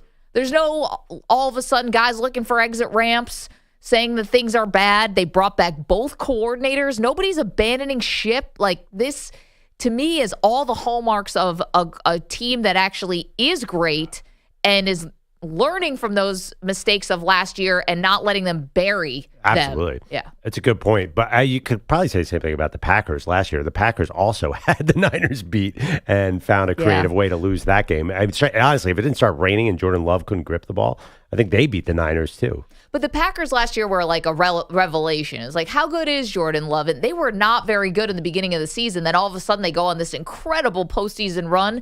Felt a little bit more like, all right, now you got something here, where the Lions had a lead in the NFC Championship game on the road and blew it. Much harder to get over. I totally, I understand what you're saying. Like, but then again, the Lions are also, both are young teams. I mean, look at the star players, except for the quarterback. I mean, it's just a bunch of young guys coming at you. Yeah, you know what scared me about the Lions? Again, like Ben Johnson's this genius coordinator. Like, what happened in the second half against the Bears? Like, the key to me for the Lions is that they got to pound you with that running game. That's why, like, if I'm an Eagles fan, and I am an Eagles fan, I don't want to see David Montgomery and Jahmyr Gibbs in the second half of a football game. Like, they have a great offensive line. They have to control the ball, because the one thing that worries me is, like, Jared Goff throws a lot of passes. We've seen Jared Goff get loose and sloppy at 5 picks a few weeks ago. That is my one concern. I want them to play conservative, smash mouth football. I think they're capable of that. We asked you on X, at Maggie and Pearl, do you trust the Lions in a big game? 73% say yes. It's kind of stunning considering they've never won a big game. Perfect. They're pretty big favorites. I was just looking at the odds. They're at plus 300. The next team for Super Bowl odds is plus 475. The Eagles and Chiefs tied, and the Bills. Sorry, 3-way tie on DraftKings. So that's a pretty big cliff. The NFL is really looking at them as a team to beat right now. Then again, I think this game's really interesting tonight. I think if the Packers win this game, it changes the whole complexion, because then you're not necessarily going through Detroit. 855-212-4227. You're welcome to call in on tonight's game, and do you trust the Lions in a big game? Okay, we're going to debut a new segment here. I don't know what this is inspired by. I forgot where we came up with this. Anyway, it's going to be called M&P Court. Oh, that's intense. Good morning, everybody. I actually could tell you where it was inspired by a movie. What movie? Me and my dad watched My Cousin Vinny the other day. Oh, yes, that's what it was. And my dad had never seen it. I'm like, Dad, pull up a chair. We're going to watch My Cousin Vinny for an hour. He had never seen it? He had never seen what a delight to watch that for the first time. Yeah, so I was thinking, like, oh, man, this is like courtroom dramas, especially this one is the best. Oh, I mean, that honestly, Mona Lisa Vito? Yeah. Bill Belichick's favorite movie. Manny, you've seen this, right? You're young. I have not seen it. What? Oh, it's really funny. Wow. Homework assignment. I hadn't seen it. I hadn't seen it in a long time. You forget Ralph Macchio is like in that movie, but he doesn't say much. Marissa Tomei steals the show. She won an Oscar for that, I think. Did she? Yeah. For Best Support. I'm familiar with her. Very familiar with her. Herman Munster was the judge. Fred Gwynn. Perfect. I mean, Joe Pesci steals that. Marissa Tomei and Joe Pesci together are the best. Anyway, okay, M&P Court inspired by My Cousin Vinny. Sure. Okay, EJ, why don't you set up the case that Andrew Perloff and I will be arguing against today? All right, court is in session. Today we're hearing the case of Barkley v. Allen. Barkley v. Allen. Maggie, the prosecution, you begin. Ladies and gentlemen of the jury and the audience, And everyone listening. I don't think it's a jury trial. I think it just goes through EJ as the judge. Your Honor, may I present my client, the one and only Josh Allen. Now, Josh Allen deserves to be the MVP over Saquon Barkley for a variety of reasons. Number one, let's go back to the beginning of the season, huh? Let's go all the way back to August. The Eagles were a heavy favorite to win the NFC East. Betting odds minus 150 to win the NFC East. Cowboys were next at plus 170. The Eagles were supposed to be good. Meanwhile, the Bills were plus 135 to win the AFC East, with the Jets right behind them at plus 225. This was a Bills team that everyone said was going to take a step back, and what happened? They clinched the division by Thanksgiving. The reason why they are better is because Josh Allen has taken his game to another level. Josh Allen, who is a phenomenal quarterback, but always had, what was it? One fatal flaw. Turnovers. Josh Allen now has 20 touchdowns and 5 interceptions. He's on pace to have the fewest amount of interceptions in 6 of the 7 years that he's been in the NFL. He had 18 picks last year. He's got 5 now, and we're sitting here at week 14. He is cleaned up the biggest liability that existed in his game. One more thing. They have not had Keon Coleman and Dalton Kincaid for several games. Stephon Diggs is gone. They basically gutted the wide receiver room, gave him a bunch of lesser-known dudes. Mm-hmm. They have an offensive coordinator that a lot of people couldn't pick out of a lineup and a defensive head coach. Who do you think is really responsible for the offense right now? It's Allen. And if you took Allen off of this team, they're probably a 500 team, maybe. You can't say that about the Eagles with Barkley. The Eagles without Saquon Barkley would still win the NFC East. One more thing. Josh Allen has very little to zero high-priced talent on offense, unlike the Philadelphia Eagles. Josh Allen makes $40 million a year. The next highest person on offense who makes is half of that. And it's not even a skill position. It's Deion Dawkins and Spencer Brown, the 2 tackles. That's pretty smart, actually. I got no more use for this guy. Meanwhile, the Eagles, A.J. Brown, Devontae Smith, these guys are making tons of money. Saquon Barkley has so much help, is what I'm saying. Yeah. Your Honor, may I approach the witness here? Yes, the defense. Go ahead. Just before I get into Saquon Barkley, on Josh Allen, what would you say the key to the Bills' success is this year? Josh Allen not turning the ball over. Why and how did they achieve this feat? He's taking care of the football. I know what you want me to say, the run game. Is it fair to say that Josh Allen has less yards per game than he's had since he was a rookie? Passing. Is it fair to say that they said, how are we going to get better as a team? Let's have our quarterback throw the ball less. How about more efficient and weapons that are not as good? How about less yards per game than he's had in 8 years? But he's playing better. This is actually a better version of Josh Allen because he's not putting the ball in harm's way. Because he's handing the ball off. And he's actually running himself, which is that's his superpower. Yeah, I forgot the 6 rushing touchdowns, by the way. I think the key to Josh Allen was we're looking at our quarterback. He's got to do less. So you're going to give him the MVP when he's doing less? That's a little weird. Okay, do you think Amari Cooper pitching the ball to Josh Allen, then him stretching to the goal line is him doing less? He's just doing it differently. That doesn't mean less. Oh my God, that play meant nothing. They were killing that team. Okay, Your Honor, may I present the case for one Saquon Barkley? By the way, this is a new segment we're calling M&P Court. Back to you. Defense, make your case. Before can I approach the bench? Sure. You have to walk up with me. No. I'm just curious, Your Honor. He's behind double pane glass. What does MVP stand for? I need to clarify the definitions. MVP. Most valuable player. And it's not MVQB, right? It's MVP. That is correct. So it is not an award that is specifically for the best quarterback. It's the best player. So now that we've defined that terms, it doesn't have to be a quarterback as a default, especially when that quarterback is basically having his worst season ever in Josh Allen. So let's talk about Saquon Barkley. You ever heard of a guy named Eric Dickerson? Well, his record's about to get broken by my guy, Saquon Barkley. Saquon Barkley has 1,499 rushing yards through 12 games. He is on pace for 21, 23 rushing yards, an all-time NFL record. But it's not really just that, because that's cool. Listen, we all like records. It's that he's doing it in the second half. He has, I love this number, 982 rushing yards in the second half, more than 30 NFL teams. It's the most in the season through 12 games in the second half since 1991. And every metric, he is killing teams when it matters. In the fourth quarter, he's even better. He's averaging 7.4 yards per carry in the fourth quarter of the season. What's going on with the Eagles in the first quarter? The lowest scoring first quarter team maybe of all time? Yeah. So he's only valuable in 3 quarters out of 4. Josh Allen can't. This is the defense's time. No, yes. Josh Allen can't take quarters off. You ever seen a boxer who sets you up with a jab, sets you up with a jab, jab, jab? Then comes the hook. Josh the hook Allen is Saquon Barkley. Can't just sit plays out.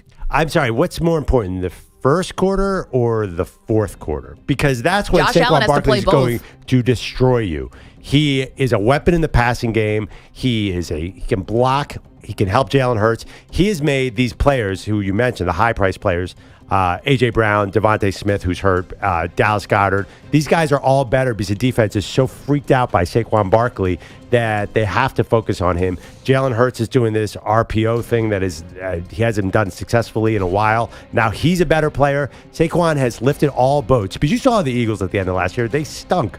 Now all of a sudden, he is fixing everything, including the defense is playing great because Saquon can control the ball on offense when he's not running for 80-yard touchdowns. So basically, Saquon has changed his team. And you say, what's the Eagles' record without Saquon? I'm not sure that it's anywhere near this. He has just completely transformed the nature of this team and helped cover up all their flaws. They had so many flaws last year. Hold on. He fixed it all. I've got to interject here. Yeah. Objection.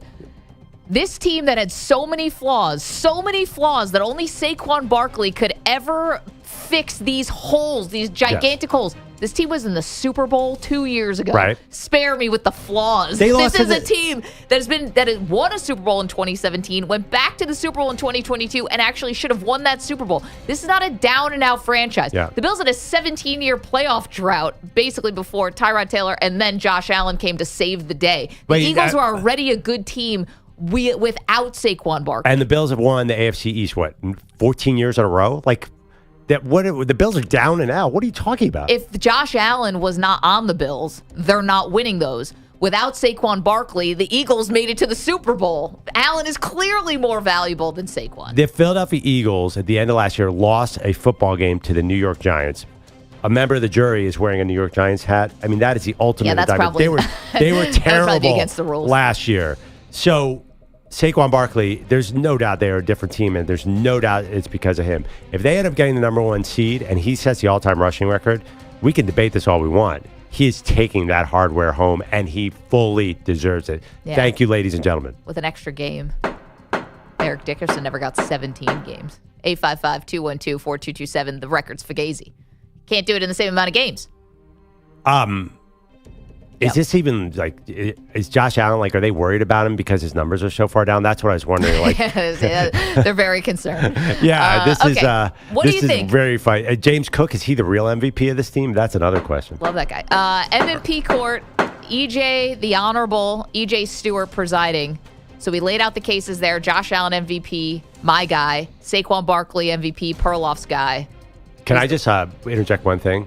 Maggie cares so much about how EJ's about to pick. I just know you're so competitive. I'm curious how you play this one, EJ. Well, I mean, is the point to win the argument or to get a participation trophy? EJ's very aware of how both of us will react to this will not verdict. be taken kindly there.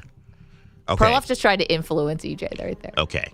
Whatever. The people and the judge has ruled in favor of the prosecution, Maggie Gray. Free man. Free Josh. We're going with Josh Allen. I think what hurt the defense's argument was using Josh Allen's past stats against him.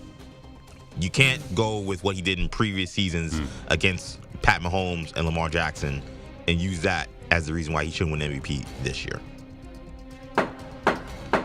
Case dismissed. Bring in the dancing lobsters. Can I appeal? To Manny? To Manny. Manny's Manny's kind of never voting for an Eagle. You want me to vote for Saquon Barkley and the Eagles? Snakequan? No, thank you. I go with Josh Allen. That was going to be a slam dunk. Who do you? Okay. Manny's still burned that Saquon's not a Giant.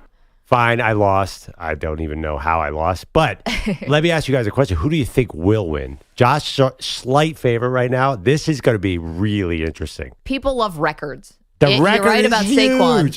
If he's closing in on Dickerson and if he actually does it, I think they'll give it to him. But I think the Eagles are going to slow him down. Because I looked at the game log last year. The Niners slowed down McCaffrey at the end of last year. Like, you can't have him running 22. The Eagles, I think, now are very focused on the playoffs. I don't think they were earlier. The Bills in the could year. do that too. Yeah. But they've already clinched. slowed down Josh Allen tremendously. Like, as long as he doesn't throw picks, that's the key to his argument. Uh-huh. So I think... No, I don't know if the Bills can, because the Bills are fighting for a home field. Like, you can't slow down Josh Allen. I mean, I'm actually helping your argument. Yeah. Like, the quarterback, you can't hide the quarterback, but you can cut half of Saquon's carries out, and I think they should. I want that guy fresh for the playoffs. I don't even care about the MVP. Trust me, I'm a Sixers fan. We won the MVP with Joel Embiid. It doesn't help when you get killed in the playoffs. Yeah. We both of us should have bigger goals. No, Super Bowl MVP is much better than MVP. 855-212-4227, obviously. Okay, there you go. M&P Court. If we do this next week, we should do a non-sports. Ooh. We should get a jury. I don't trust this judge. You think EJ's compromised? The judges' rulings are final.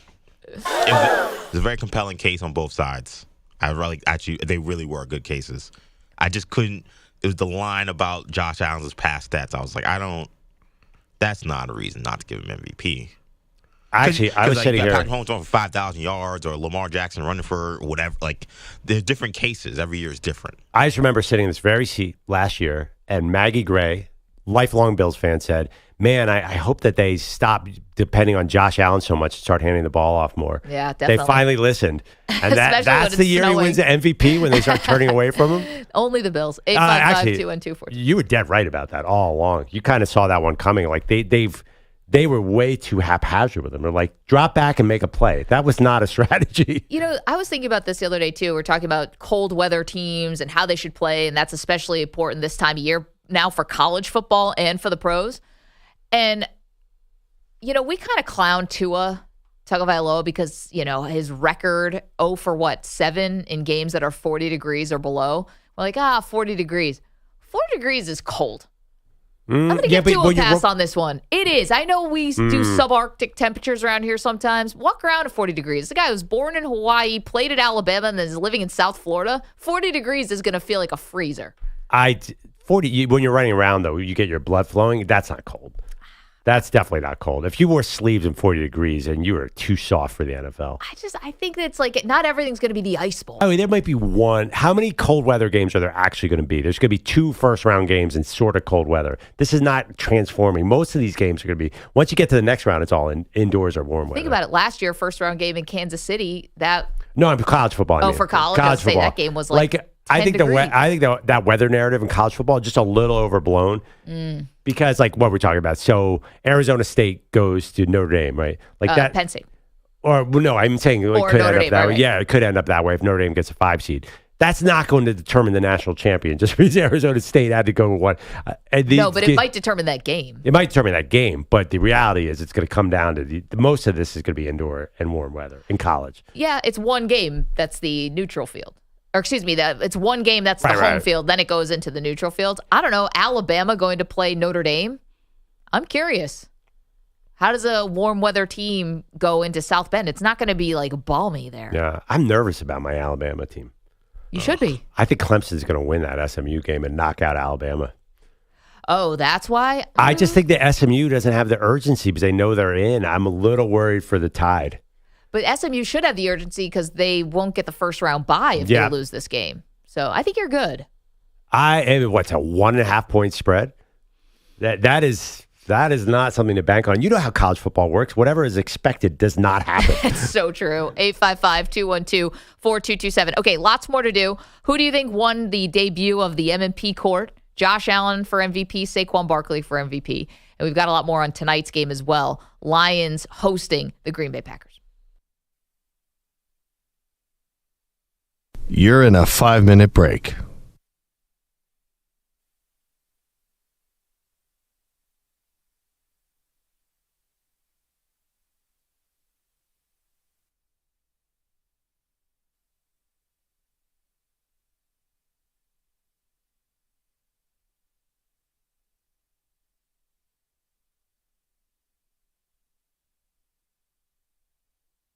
4 minutes, 30 seconds remaining.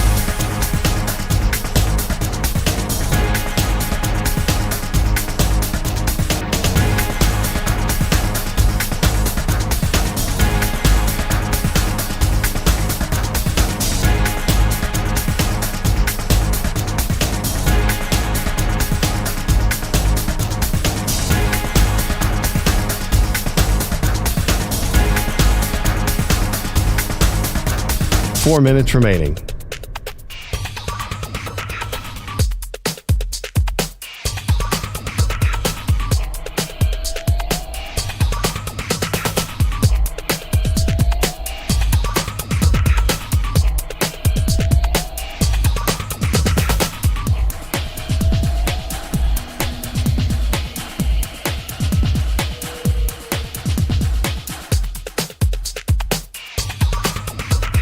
Three minutes, 30 seconds remaining.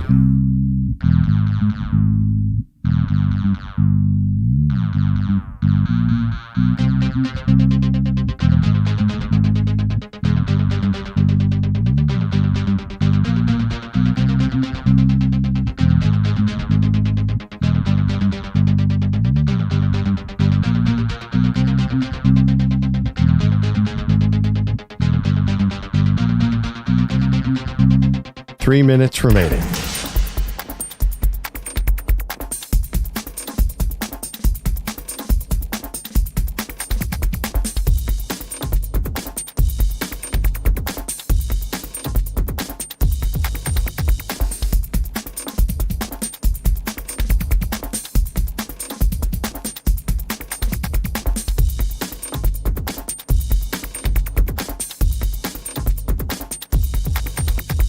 Two minutes, 30 seconds remaining.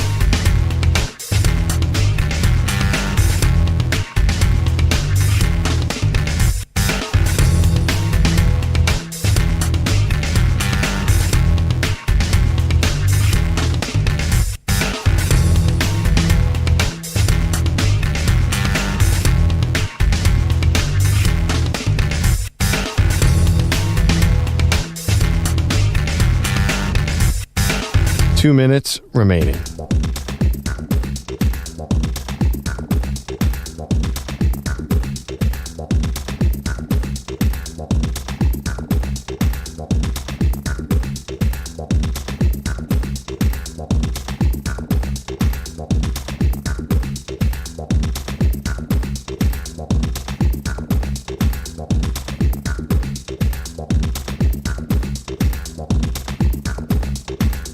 One minute, 30 seconds remaining.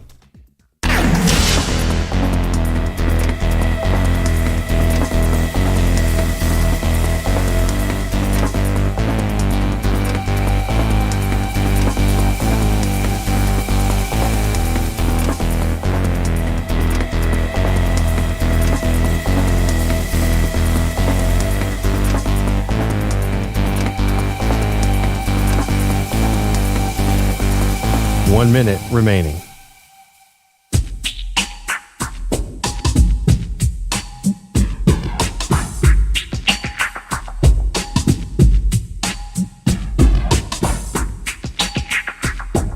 $45 seconds remaining.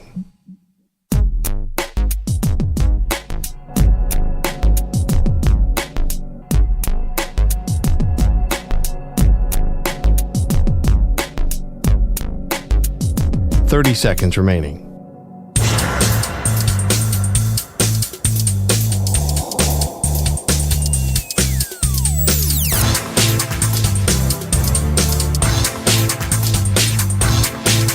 $15 seconds.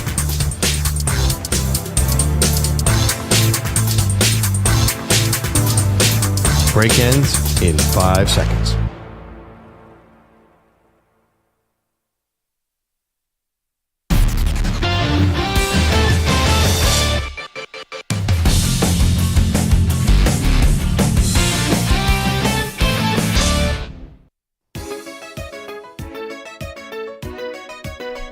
Welcome back to Maggie and Perloff show, where you just witnessed a miscarriage of justice in the M&P court.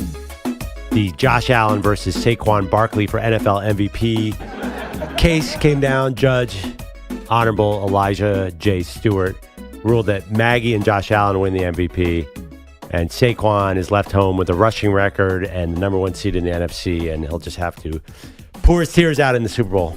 I mean, I don't know if it's a miscarriage of justice if it was just a better case. But we can let the audience decide. It is so funny.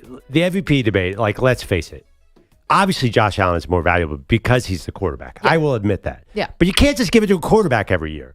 I mean, what is Lamar Jackson going to end up with 7 MVPs? Well, see, that's what I don't love about this year. It's like, okay, all of a sudden, when it's my guy, it's like, well, we can't give it to a quarterback every year. You've been giving it to a quarterback every year since Adrian Peterson. This has been over a decade. But now, all of a sudden, we last year with Christian McCaffrey, no, none of that. Had to give it to Lamar. McCaffrey would have been pretty good last year. Now that you say that, like, I think you need an opportunity to give it to a non-quarterback. You need a compelling storyline, and you have one handed to you with Saquon Barkley. And Josh Allen's numbers are down. Like, this is the year you give it to a non-quarterback. But the problem is, this is a cumulative award for Josh Allen. We all know it. Yeah. We all know that he's a staple of the NFL. He deserves, nobody's going to argue if Josh Allen gets the MVP, but this is a good chance to go with a different position. Another thing that's funny about Josh Allen, guess how many Pro Bowls Josh Allen has made officially? Well, is he maybe 2 or 3 because he's boxed out by Mahomes? 2. Yeah. 2 Pro Bowls. That's kind of irrelevant. He's obviously a Hall of Fame player. He's got 1 more than Snoop Huntley. Yeah. How many does Andy Dalton have? 4, but he turned down 2, I think, too. Well, but think about it. So, like, 3 maybe. There is a part of this where this is not the biggest thought or the most important thing, but you do think about, I don't know if he does, but what's your legacy? Like, when the people who haven't watched you aren't there to vouch for you, what do you have? You've got numbers and you've got awards and hardware. And I don't know if you look at this like, well, he's a 2-time Pro Bowler and he never won MVP and this and that, and he could never beat Mahomes. Like, how good was Josh Allen? You know, it's like that kind of stuff that's annoying about sports debates. Well, I think actually some sports fans think that Josh Allen is talked about too highly. Like, he's always grouped with Mahomes and Burrow. He was overrated. And people say he hasn't won anything. But this year, he does seem to be killing that narrative. Then again, what if they lose in the second round to the Chiefs again? Then you get right back. Him and Lamar Jackson have this thing where they're winning these, they might win these MVP awards. There's nothing worse than winning the MVP and not getting a Super Bowl. I mean, it's really hurting Lamar Jackson. It's funny. We look at him like, this guy is amazing, all-time player. But if you don't win in the playoffs at quarterback, that's a big problem. You know this. 855-212-4227. Bogusch is here. What is so funny? I don't think I... What's going on over there? You had to turn your mic off. You're laughing so hard you didn't want to interrupt us. I was just going through my normal kind of sports gossipy websites to see if there are any funny kind of like kicker end of the update stories to throw in this morning. And I come across NBA Kiss Cam gone wrong. Have you guys seen this from No, the Kings game 2 nights ago? Manny's shaking his head to not. You don't know about this because Manny's a big League Pass subscriber, and we get to watch the in-arena cameras during commercial breaks. Kiss Cam guy. Well, Manny, big Kiss Cam guy is not something I would have put on top of his. No, big League Pass guy. Yeah. So this is the Kiss Cam 2 nights ago. I don't know who the Kings played. It's in Sacramento. It's in a timeout, and they're just panning the entire crowd, couple after couple. Some people doing that's gross. Some people are kissing. Like the 9th couple. Instead of kissing, the woman drops her head into whoever she's with lap and mimics something that she shouldn't. God. And the camera stays on them and then proceeds to do 10 more couples. Where's the abort? Where's the drop? Where's the, kiss cam's over. Where's the mascot? Deeper. Also, how about a delay on that thing? I don't think they have the technology in arena for delay.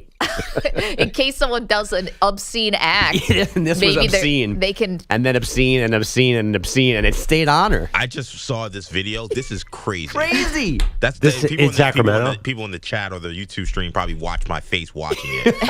It's crazy what this woman did. But the crazy thing is, I wonder if this is the same woman that was in Denver like a couple weeks ago. Maybe it's not, but they were both blonde, and this other woman, it wasn't a kiss cam. She also did a very explicit kind of like sexual mimicking act. Yeah. I think I like the Kiss Cam now. Wait, what do you think? It's the same woman? Like she's some kind of Bonnie and Clyde situation? She's hitting arenas all over the country? She's just hitting the same target demo, so to speak, of a certain act. It's just like, wow, what are the odds that, it'll be the same looking person doing the same act but differently? You know what? I'm not going to blame anybody here because this is not worthy of blame, but I'm blaming Hawk Tua. Look how famous this chick got. Oh, boy. For saying one thing about, and now, I think everyone's looking for their 15 minutes of fame. Or maybe she just got a hilarious sense of humor to do this on the Kiss Cam. I mean, it is a little funny, and only her friends are going to know it's her. But I'm still laughing at how long the camera stays on her, and then just go to the next person. Wait. Only her friends are going to know it's her. It's on TMZ. Yeah, but I don't know her name. Like, I'm not going to ever find her. Yeah, that's true. This is my girl. Yeah. She's for the streets. He seems to be okay with it. This is the marrying type? It's a wrap after this. This is marriage material. Yeah, because the guy definitely also seemed a little like, what is going on? You're really doing this now? She's doing it again. Everyone knows Katie. She's a wild card. Hey, oh, sorry, not be Katie. Careful. Everyone knows Julie. There it is. Oh, I just sorry. I was waiting the video. By the way, there was a disturbing video where one of the mascots, I think, forced a kiss on a lady. That did happen too in this montage. Or I'm like, the San Diego chicken. Does this woman want this guy. giant lion kissing her head? I don't know. I have an update on Sebastian, by the way. Did you see what my boy did on Instagram? What, oh handcuffs? my God, I can't imagine what this is going to be. He posted his girl. Wait, they're like dating? Sebastian has another. He's married to an ibis. Wait, does an ibis? Do they mate for life? Does this other ibis know about what happened in Syracuse? So wait, because that could be a big problem. Oh, wait a minute. Miami has a Mr. Met, Mrs. Met type thing going on? Yeah, so the ibis, he posted on Instagram because he heard he was getting all the smoke, and he did take it from the source. This bird is taken. Gigi, also known as Gertrude the ibis, is the only one for me. P.S. I can't talk. So he says, look, I'm beating these allegations, okay? Like he's like the allegations is that he tried to get a number of a reporter who was there to cover the Syracuse Miami Hurricanes game, and this was the mascot in the suit. Okay, you left out a really big detail about this kiss cam gone wrong. Oh, back to me. So they put this woman on the kiss cam. She mimics a obscene act. And you said they just go on to the next person. The next person is a dad with a daughter in his lap. She might be 4, and he gives her a big kiss on the cheek. She doesn't know what she just saw, thankfully. There's no bigger whiplash that you could have between those two things. Oh, I'm coming. Really touching moment between the father and the daughter. Perloff, you want to weigh in on this? No, that one, no. I'm good. Thoughts on Gigi, the ibis? Well, I'm still mad about Sebastian the ibis because I can't tell, like, was that woman really accusing him of something? I still am a little, I think I'm an idiot, but like, was that reporter at Syracuse really a little mad that the ibis asked for her number? It's hard to tell. I keep reading the tweets. I'm trying to figure out, but like she definitely says that the ibis was hitting on her, and then Sebastian had to go with the "I love my wife" post.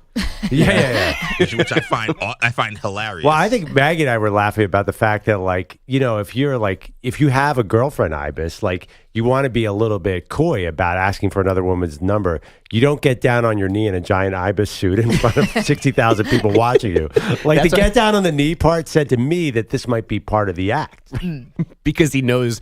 I've been laughing at your refusal to accept that he got caught because he can't sneakily he didn't do anything wrong. Right. No, also, like, he can't do it incognito. Oh, right. He's a huge white bird at a football game. He can't sneakily ask for somebody's number. But he can at least do it standing. To get on one knee. To get on one knee sounds like a typical mascot move. Like, kind of in this video, there's a giant lion sitting next to a woman who is pretending, don't kiss me, and he kisses her head. Like, is that harassment, Bogusch? I ask you. Yeah, I don't think so. We talk a lot because Perloff is from Philadelphia and loves all the Philly teams about the Philly Fanatic, and it really is one of the great mascots. Can you imagine if the Philly Fanatic had the female component, but she's just fed up with him? Oh, no, he has a girlfriend. Like, he comes home, she's like, again, with the the gyrating. You're embarrassing yourself out there. You're embarrassing us. You've never seen Mrs. Philly Fanatic? No. Oh, okay. It looks like his mom. Oh, that might be his mom, right? No, he definitely has. He's been around for 45 years. He definitely has some romantic adventures. There's definitely, I don't know if he dated like the orange Shane mascot Victorino? from Florida. Yeah, he definitely has been involved with other Imagine mascots. Gritty's girlfriend? Whoa. You think the Fanatic and Gritty go out on the town on Broad Street or something? What I've learned is Mr. Met is the only good dude out here. He got his wife fired. And he flipped off the fans. I would imagine. But he don't be hiding his wife anywhere, all right? His wife is, the Mr. Met, him and his wife was at New York One Studios a couple of weeks ago. There it is. Sing farewell to one of their reporters who's going on maternity leave. They do a bunch of appearances together. Like, I haven't seen Gigi the Ibis. What does Mr. Met know about maternity I didn't leave? even know we had a female mascot. I don't know the Fanatic has a wife? Or a mom. Or a mom, whatever. I don't know any of this information. Here's the other part, though. If you are the girlfriend of Gritty, that's the guy that all your friends are warning you about. Like, wow, can you believe she's dating that guy? You think they met at Gino's? There's something off about him. Gritty has no interest in women. He's too busy in the alley scoring smack. There was actually, which is not something we say about mascots generally. But sure. There is actually like a real story with the Fanatic in 2017. Let me read. It's been a tough week for the Fanatic. Not only was he caught at the park in his birthday suit, naked. I don't know what that means. His multiple attempts to ask out Dodgers TV reporter Alana Rizzo have failed. He set up a table in the middle of the stadium with flowers against her will and said, "Please sit with me and have a date." Like, you can't sneak around when you're an 11-foot mascot. Again, I tell you, and Mrs. Fanatic sitting at home, like, can you believe this guy? Right in my face. I think this Get is in my like face. We are the show that is finally uncovering the grittier side of sports. Mascots cheating on their mascot wives. On the road, too, like the Ibis. Code of the road. Remember how Yahoo Sports made a living of sort of exposing the NCAA for different violations? Russell, yeah. That's going to be our claim to fame, is that we are going to catch mascots in the act. The dark underbelly. What they don't want you to know about mascots. What's really under the head? Yeah. I have this image of Mr. Met at a strip club. It's like, get away from me. Somebody sits down. I loved you as a kid. Get the hell out of here. He flipping guys at the stadium. He had no problem flipping people at a strip club. So funny. All right, headline, sure. Sure, they're sponsored by GoodRx. For simple, smart savings on your prescriptions, go to goodrx.com or download the free GoodRx app. I'm Andrew Bogusch. I think Perloff said earlier this week that the Chiefs are struggling so much they'd be underdogs against our office flag football team. Shockingly, Patrick Mahomes disagrees. He thinks their winning by smoke and mirrors is actually good long term. I think it keeps you motivated, which I think can be a good thing in the end. I think sometimes I look back on the year we lost in the Super Bowl, and we were very dominant throughout the regular season, and it's just kind of like you get in this point where you start coasting because you're winning games, you're just kind of doing the normal thing. Whereas if you look at us last year, even though it didn't go the way we wanted to, it felt like we just continued to work every single week, and we knew we had to get better, and we didn't let the details slip, and we ended up playing our best football at the end of the year. It is the Chargers' turn to gift wrap a win for KC this weekend. That is our Sunday night matchup. So is Mahomes basically saying we're bored and thank God these teams are giving us a challenge because we have nothing better to do? Like, it is interesting to me. Like, it's like they're not focused. Well, I would say also kind of, without knowing it, a little bit of a drive-by on Andy Reid there. So what happened? The year you guys were dominant going to the Super Bowl, all of a sudden you lost focus and couldn't keep everybody motivated. Don't we generally blame that on the coach? Well, yeah, I mean, both his tackles got hurt that year. That was right before the game, though. He's saying through the season they got bored. He didn't mention that. He's talking about being bored. Yeah, I mean, well, that kind of confirms what I said earlier in the show. I think the Chiefs are going to be a different team in the playoffs. I mean, that's obvious. I don't think that's a hot take. Right now, like, they just do not look engaged in these games. The Raiders game specifically, at the end of the game, they let that slip right out of their hands and got lucky. Maybe I'm being naive here, but I don't think playing tough games where you're taking more hits, the other team's playing more intense, I don't think that makes you better. I don't buy that. Not in football. Not for a team this old. Maybe a younger team, I can see that. Maybe the Lions having tough games. Like, I don't know if a team that's already this battle tested needs You need more wars. Even if they're fake battles to them, they're real hits and there's real physicality. So I don't know if that's going to help them. I don't know if I buy this. They may win a Super Bowl, but I don't know if I buy this from Patrick Mahomes. Wow, it's like, I think it's a good argument for Ohio State. Like losing to Michigan, like that being in that close game is going to help them in the tournament. It was a brilliant move. I think some people are talking themselves into that. You're right. It's like ridiculous to say we're being helped by playing close games. But I wonder, you can put down the pitchforks for Ryan Day. Do you think it's possible that the Chiefs are literally holding plays back for the playoffs? Like that they're going to start coming out with something a little different? But there's no rhyme or reason to the Chiefs because sometimes they'll pull out trick plays and things like that in games where they're up by 3 scores. Yeah, they'll do bring around the Rosie, right? But anyway, folks. Yeah. Quickly, some college hoops last night. Duke cooled off Auburn 84-78 in a top 10 matchup at Cameron Indoor. Cooper Flagg, 22 points, 11 boards.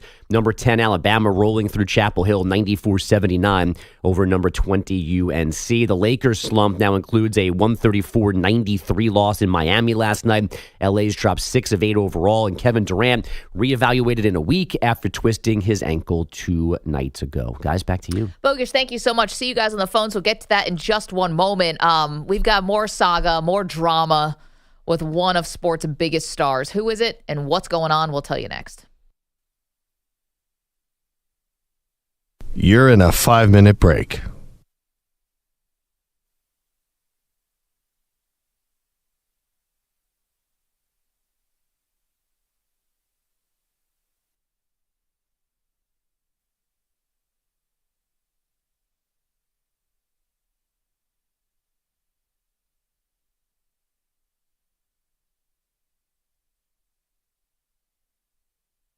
Four minutes, 30 seconds remaining.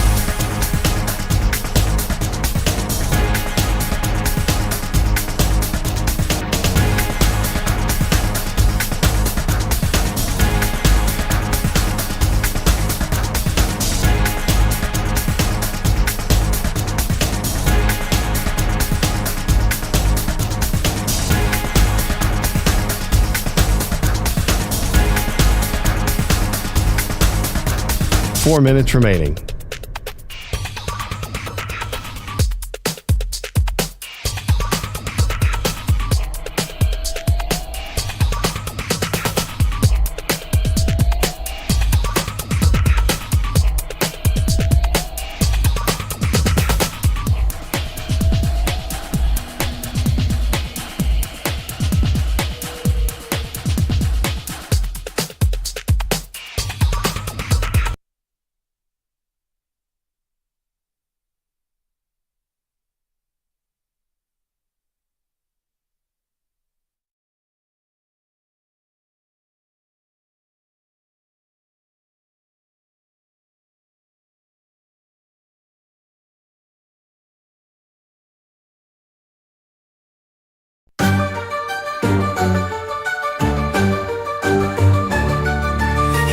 In the sports world today, Maggie and Perloff exposing the play. Mascots cheating, love on the run, while Peter Bellatti's nowhere. Again, what fun!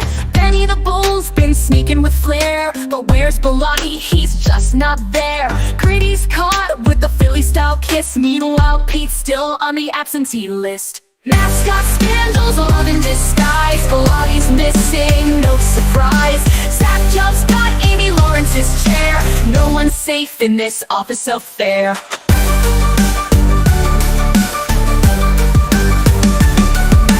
Philly fanatics been double timing with Stuff the Dragon. Sparks are flying. Bernie Brewer's been drinking too much. Caught with the moose, can't keep out of touch. Back at the station, Jubb's on the prowl. Snatched Amy's chair with a victorious howl. Bellatti's MIA, what's his excuse? Probably watching mascots cut loose. Mascot scandals, love in disguise. Bellatti's missing, no surprise. Zach Jubb's got Amy Lawrence's chair. No one's safe in this office affair.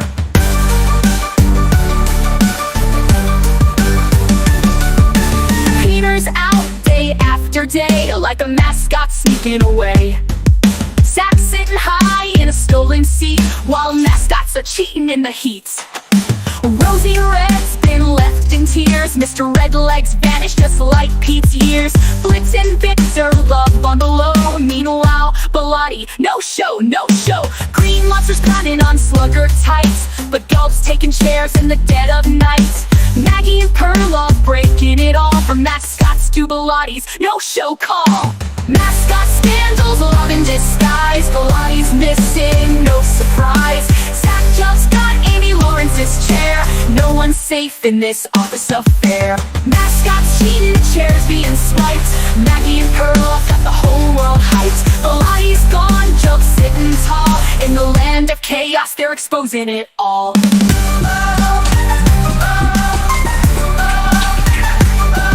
45 seconds remaining.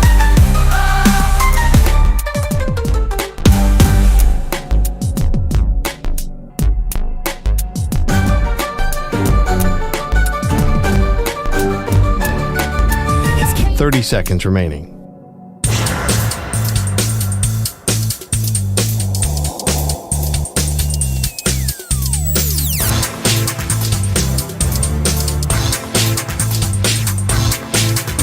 Fifteen seconds.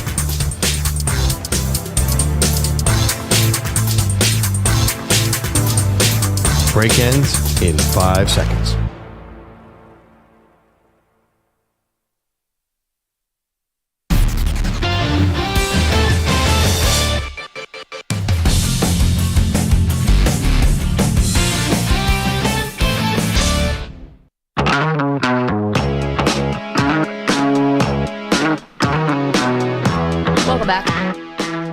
If you missed it, earlier this hour, we debuted a new segment called M&P Court, Smashing Success.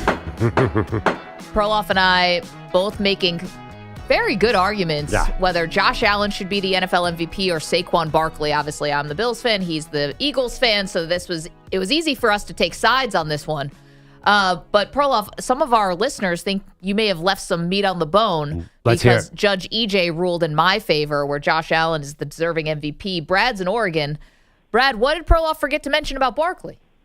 Hey, good morning, guys. Great show as always. I would have argued a little bit if I was Perloff about the punishment a running back takes game after game compared to a quarterback. You can't hardly hit a quarterback that you're going to get flagged, and yet how many times Barkley carries the ball and he keeps getting hit and keeps getting up, and I would have made that argument. That's a great point. Josh Allen does take on some hits, but you're right. You have to be very careful because you could draw a flag on him. Listen, I think if this was, I'm trying to think of who's like a real statue in the pocket. Kirk Cousins. If this was Cousins or something, but Josh Allen does expose himself to hits. Yes, the defense has to play him differently because the quarterback will draw the flag. But the other thing, Brad, if Saquon Barkley takes a big hit, he gets to go to the bench. Kenneth Gainwell can come in or whatever. Josh Allen takes a hit like he did in that Houston Texans game where he definitely got concussed. He has to come right back in after the defense forced a 3-and-out. He has no time to recover. But Josh doesn't have to run the ball. I mean, he can stand back there, and he chooses to take off running and take the hit. But Barkley, he doesn't have a choice. He's got to run the ball. Even when they don't call his number, he's trying to pick up a blitz, a blocker, go out for a pass, whatever the case may be. But that would have been the argument I would have. Yeah, it's a good one. No, that's a good one. The one thing, Brad, Perloff's writing down notes now. So for our next argument, he's probably going to call you to get some legal advice. But the one also thing I would push back about that, sure, was there maybe another play out there on 4th and 2 when the Bills are facing the Kansas City Chiefs? Maybe there was another play, but Josh Allen, I thought, had to run the ball in that position. And he ends up coming up with one of the great runs of the season. Byron, the funny thing is, but Josh, by the way, I saw a clip of, they're talking about the fake slide after Trevor Lawrence's slide.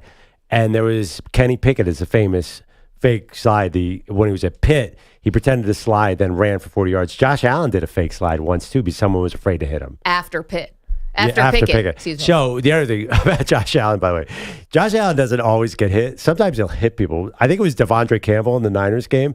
They were running at each other one-on-one. He threw that linebacker who weighs 20 pounds less than about 30 yards. Like, dude, that guy is not normal for a quarterback. No, he lowers the shoulder. And He doesn't get hit all the time. He might hit guys. John is in Vancouver, siding with Perloff in this one. Hey, John. Hey, how you doing? Thanks for taking the call, guys. Yeah, no, I think I'm with Perloff too, just because I think, Saquon Barkley provides, he's the triple threat with obviously the running, can receive out of the backfield and picking up blocks. But when you say most valuable player, I think it's the trickle-down effect too. Like, his running allows them to extend drives, which by extension allows the defense to get rested and allows the ferocious front seven to then come on and do maximum damage. So I just think this is the year. If it is going to go to a non-quarterback, I see it going to Saquon. And as far as the rushing title, I wonder, I feel like to kind of make it legitimate, he has to do it in Game 16. But what's your thoughts, Perloff? Because as you see, he probably is going to not get the ball as much. So I think it's a moot point. I don't think he's going to get to Dickerson, but if he did it in 16, I think it'd be phenomenal. Well, John, I got to be honest. I'm a little nervous. I don't want to see him get a lot of carries and beat Dickerson because I need him for the playoffs. It's actually not that dissimilar than Josh Allen. I think as a Bills fan, you want him to hold back on that running a little bit. You got to both teams have to focus on the big prize, the Super Bowl. So making an MVP case, while we can sit here and argument, I hope the coaches don't call any plays to help him. I don't want them to get Barkley that record. Really, and I think Nick Sirianni could. I would say, listen, I understand Barkley's going to want the record. He's going to want the ball every time.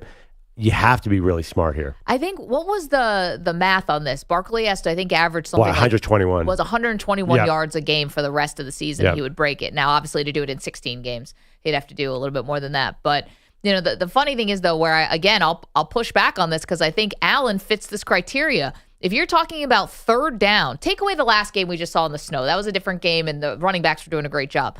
But on a third and long, the number one option is Josh Allen.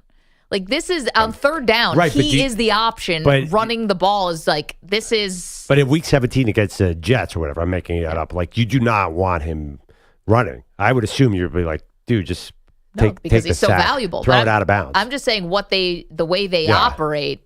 Him on third down is just. Oh, that he bleeds the clock. It's because they were talking about Saquon Barkley as the trickle down effect because he keeps the offense on the field. Josh Allen does the exact same thing. Yeah, but haven't the Bills done a better job of handing the ball off too to use that get first downs that way? So well, they've just been running the ball more in general. But again, 4th and 2 against defense. the Chiefs.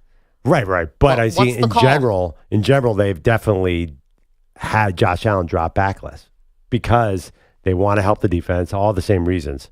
But that being said, listen, if you voted for Josh Allen for MVP, obviously I have no problem with that. The guy's a great player. But it's definitely not his year to me. 855-212-4227. Okay, we've got a poll question out there for you. Do you trust the Lions in a big game? Just overwhelmingly, yes. 76% say yes, they do. 24% say no, they do not. I'm a little... Listen, Perloff, you said you do not trust them yet in a big game. I do, but I'm surprised it's this lopsided. It's like that NFC Championship game never happened or something. I think a better question was, do you think the Lions will win the Super Bowl? Then I think that's because do you trust them in a big game? Obviously, they're really good. The question is, they're the heavy favorite right now. Are they going to be able to finish this mission? I think tonight's a big game. It's a huge game.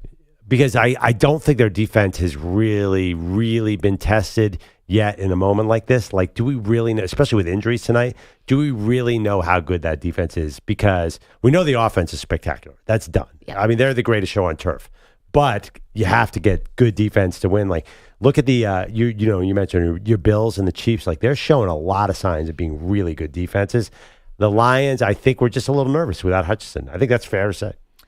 Yeah, I feel like they've handled this really well. Outside of the Bears coming back on Thanksgiving on them, I don't know. I think I was surprised that Aiden Hutchinson's loss hasn't hurt them more.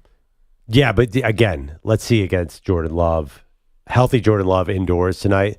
This is a real test. And Josh Jacobs, I think, is almost definitely going to play. Yep. They're going to hammer him home against a beat-up defensive line. This is a test. I understand, everyone's high on the Lions, and I am too, but that defense, it's an unknown. We'll make a pick for this game later on in the show. We make our official picks on Friday, but this one deserves it. Oh, yeah. This is great. 52, I think 51.5 or 52 for the over. We're getting an awesome shootout tonight. And the Lions favored by 3.5 right now on DraftKings, more than a field goal. 855-212-4227. Obviously more than a field goal. You know that. You're a sports fan. Coming up. Oh boy, the coaching carousel in college football. It's about to start spinning.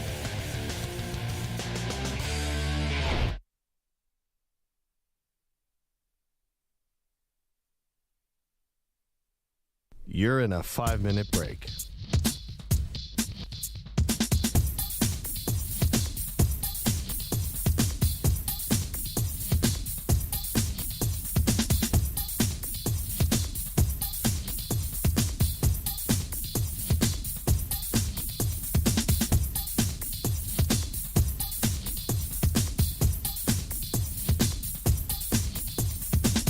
Four minutes, 30 seconds remaining.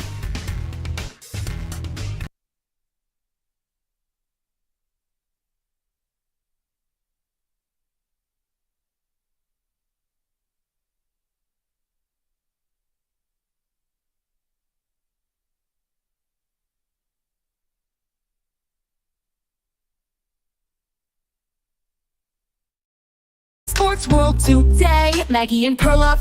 Amy Lawrence in her power. But wait, hold up, no seat in sight. Her chair is gone this quiet night. Odyssey's finest, infinity's pride. Now Amy's pacing, no place to slide. She scans the room, but it's just air. The burning question, who took my chair? Ooh, who stole Amy's chair? Was it Zach Joe with his innocent stare? Or Ryan Hickey with his towering hair? It's not Pete Bellotti, he's never there. Somebody fess up, who stole Amy's chair? Zach says, hey, I didn't steal, I never mess with Amy's wheels. Ryan's hair is high and proud, but he swears he's innocent. Yelling out loud, I got no motive, I'm just tall. His hair almost scrapes the studio wall. But Amy's still standing, no time for lies. Someone's gonna pay, no more alibis. Who stole Amy's chair? Was it Zach Gell with his innocent stare? Or Ryan Hickey with his towering hair? It's not Pete Bellotti, he's never there. Somebody fess up, who stole Amy's chair? The chair is gone, Amy's on fire. Infinity Sports has one desire: to return the throne before the show, or Amy's wrath will surely glow.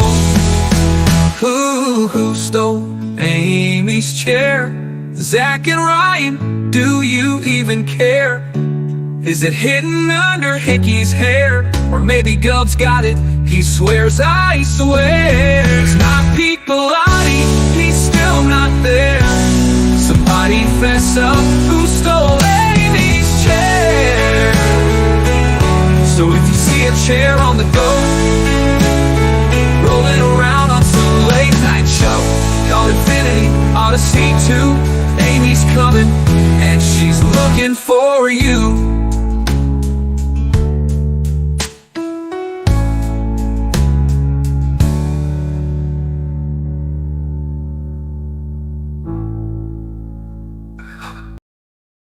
Corbuccio wipes the bottom of his sneakers.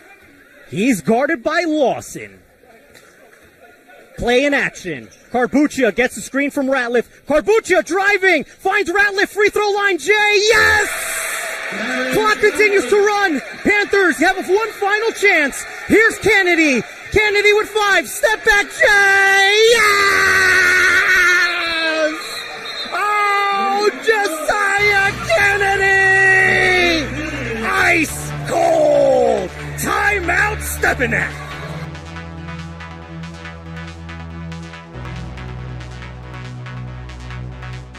45 seconds remaining.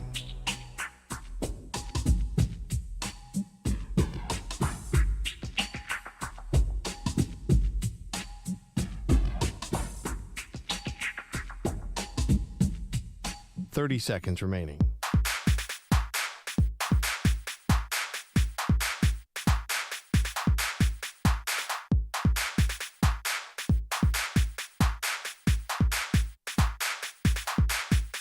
15 seconds.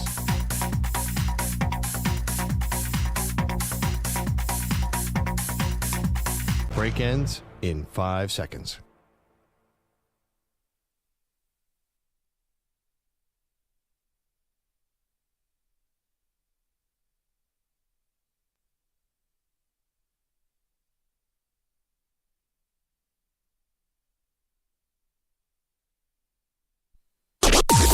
Maggie and Perloff on the Infinity Sports Network.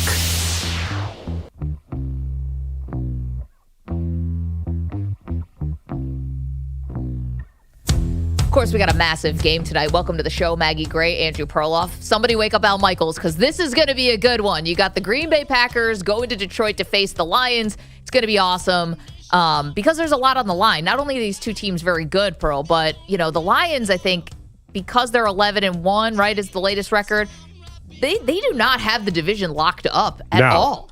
And it's not just the Packers. The Minnesota Vikings are also lurking, and the Lions' schedule gets pretty difficult after this. So it's massive for them. For Green Bay, who could be anywhere from the 7th seed to the 1 seed, I mean, they've got everything to play for. And it's, again, more questions about both of these teams. What do they do in big games? Because we saw them play well in the playoffs last year, but obviously have heartbreaking losses. How do they respond to them? Clearly, the regular season has not been much of an issue, but when these games get really tight, how do they respond? Yeah, I mean, it's almost like it's so predictable. They both almost beat San Francisco in identical ways last year, and it feels like they're both going to be in the exact same spot this year, where Green Bay, I think you look at the NFC, it really feels to me like a 3-team race. The Eagles, the Packers, and the Lions, and it almost matters matchups, like who gets to see each other first. I think the Lions are clearly the favorite, but I don't guarantee that the Packers couldn't beat them because you're going to play 3 times, possibly. Possibly, yeah. I mean, tonight, I wouldn't be surprised if maybe they split and then the Lions got an edge, but beating the Packers twice in the regular season means they might have to beat them a 3rd time. The Packers are going to be there. They're a good team. They're kind of like the light version of the Detroit Lions. Great offensive line, good run game, quarterback who will give it away a lot, who's good, but will throw interceptions. I just think it's a really interesting matchup. They're very close. I would just say, to me, and tell me if you view it this way, the Lions are just like 8% better than the Packers. Maybe something like that. Yeah. Maybe I trust the receivers just a tiny bit more. But that's what the line you would go like. Amon-Ra's pretty darn good. Yeah, he's amazing. I mean, the other part too is I think home field advantage really matters here, and I understand that the Lions went to Lambeau earlier this season and beat the Packers by 10. But I think the Lions want. Not that they're a soft team, not at all. In fact, the opposite. But to play indoors, I mean, that's huge. And to have everyone come to you, it's kind of the opposite way I feel about maybe the Bills or even the Chiefs. It's like I think they really do want the home field advantage. But funny thing is, the Packers are... They want the outside advantage, excuse me. The Packers should want to go to Lambeau, but the recent history, they've been terrible at Lambeau in the playoffs. Well, that was with Rodgers, though.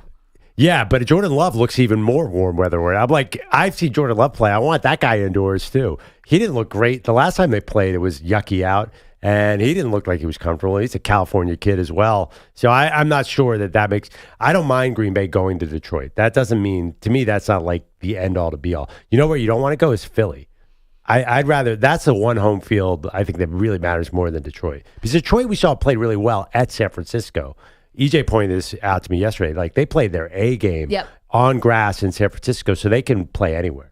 855-212-4227. We'll continue to talk about this game throughout the morning. Lomas Brown is going to join us at the 9 o'clock hour. Of course, he does the color analyst for the Lions games, and he also won a Super Bowl with the Tampa Bay Bucks and playing for John Gruden. And, it's funny because John Gruden's name is back in the coaching ranks, like coaching carousel, like John Gruden's name keeps popping up. Mm. And I always thought that John Gruden was going to have to go back to college, maybe to try to find his way back to the NFL. Doesn't look like that's the case. Are we sure? Well, I know his name is out there, and I think like he's putting it out there, and I know he's working for Barstool now. I think it's a big leap to actually hire him because of the litigation and all that other stuff. Well, not just that, but we found out what was in some unsavory Yeah. emails. Now, listen, that's his private correspondence. You could say it should have never been out there, but the fact of the matter is it's out there. And he definitely said some racist and homophobic things in those emails. And so how does that work walking back into a locker room? These are all good questions for Lomas Brown. We'll ask him later. But speaking of coaches and coaching carousel, this one really caught our attention yesterday, and this is for all of our friends and listeners in California and the whole West Coast. Apparently, UCF, University of Central Florida, has checked in and inquired about whether or not Lincoln Riley is available to be poached away from USC. The fact that UCF thinks that they can pluck away Lincoln Riley is a bad sign for Lincoln Riley. And we know that this has been a terrible season, embattled. He has not lived up to the hype of what USC thought they were getting with Lincoln Riley, Perloff. But USC is still, despite all of the issues they've had, still one of the marquee programs of college football. Just had the Heisman Trophy winner and Caleb Williams not long ago. UCF is an up-and-coming program. People who really know college football know UCF is always a sleeping giant and a good program. But they're not on the same level. And that's not a disrespect to UCF. UCF would say that. So the fact that UCF thinks that they could get Lincoln Riley, don't you think that's a huge indictment on where Lincoln Riley is right now with the Trojans? Well, yeah, but I don't think it's because of the UCF thing. I think the fact that they had a terrible season is the bigger indictment. I mean, by the way, USC famously cheaps out a coach. Lincoln Riley was a rare exception. I mean, they stuck with Clay Helton forever. And they brought in Sark and Lane Kiffin. Those guys were all cheap when they brought them in. They don't like to pay for coaches, so they put out this big money. I think Lincoln's top 5 in salary. It hasn't worked out at all. I mean, the UCF thing, to me, it's just like, is USC done? Is USC maybe putting it out there, hey, would be willing to talk about getting rid of Lincoln Riley? Okay, so we have some sound from Lincoln Riley. Here is the head coach of USC talking about his future. I tell him I'm a USC Trojan, man. I'm at the place I want to be. So it's a non-starter. It's a non-issue. I'm home. Well, I don't think he gets to decide that, right? I mean, there's a lot of money tied into him. So, I read the UCF report. Wouldn't it be great for USC that if he volunteered and left? They'd probably like that, because otherwise I think the money's a problem. Listen, I'm sure it is, and I think these buyouts for coaches outside of Texas A&M, which did the biggest buyout in history to get Jimbo Fisher out, I think it played a part in Florida keeping Billy Napier. I think it will play a part in Brian Kelly staying at LSU. I do think the buyout, Ryan Day maybe at Ohio State, I do think the buyout's a factor, because now you got to pay for players, because the biggest grift of all time of not paying college players is over, and now you got to actually pay the roster. But the school pays the buyout. The boosters pay the players. Just in general, though, right? You need to. There's money that could be better spent. I just think by the way, the former UCF coach, Gus Malzahn, got ahead of time the record buyout from Auburn. He did. Now he's going to be the offensive coordinator of Florida State. Yeah. But I think the buyout is. I think they're good. I think you actually hit on something. I don't think USC wants to pay another coach. I think they're going to keep Lincoln Riley. And he just gets to stay. But meanwhile, they did lose their Heisman Trophy winner, and they were not a top 10 preseason team. It's a disappointing season, but nobody thought this team was a contender. My bigger issue is they seem specifically ill-prepared to play Big Ten football. This is going to be an impossible transition. Reminds you when Nebraska went to the Big Ten. This is not good. This is not, I don't feel hopeful if I'm a USC fan. Lincoln Riley does not feel like a Big Ten coach. All the bad things we kind of thought might happen with USC going to play these other teams is happening.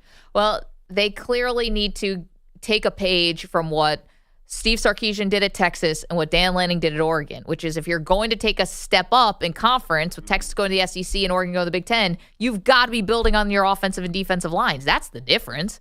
I mean, the fact that Lincoln Riley, does he need to literally have the Heisman Trophy winner in order to be anywhere successful? The guy was a quarterback kingmaker.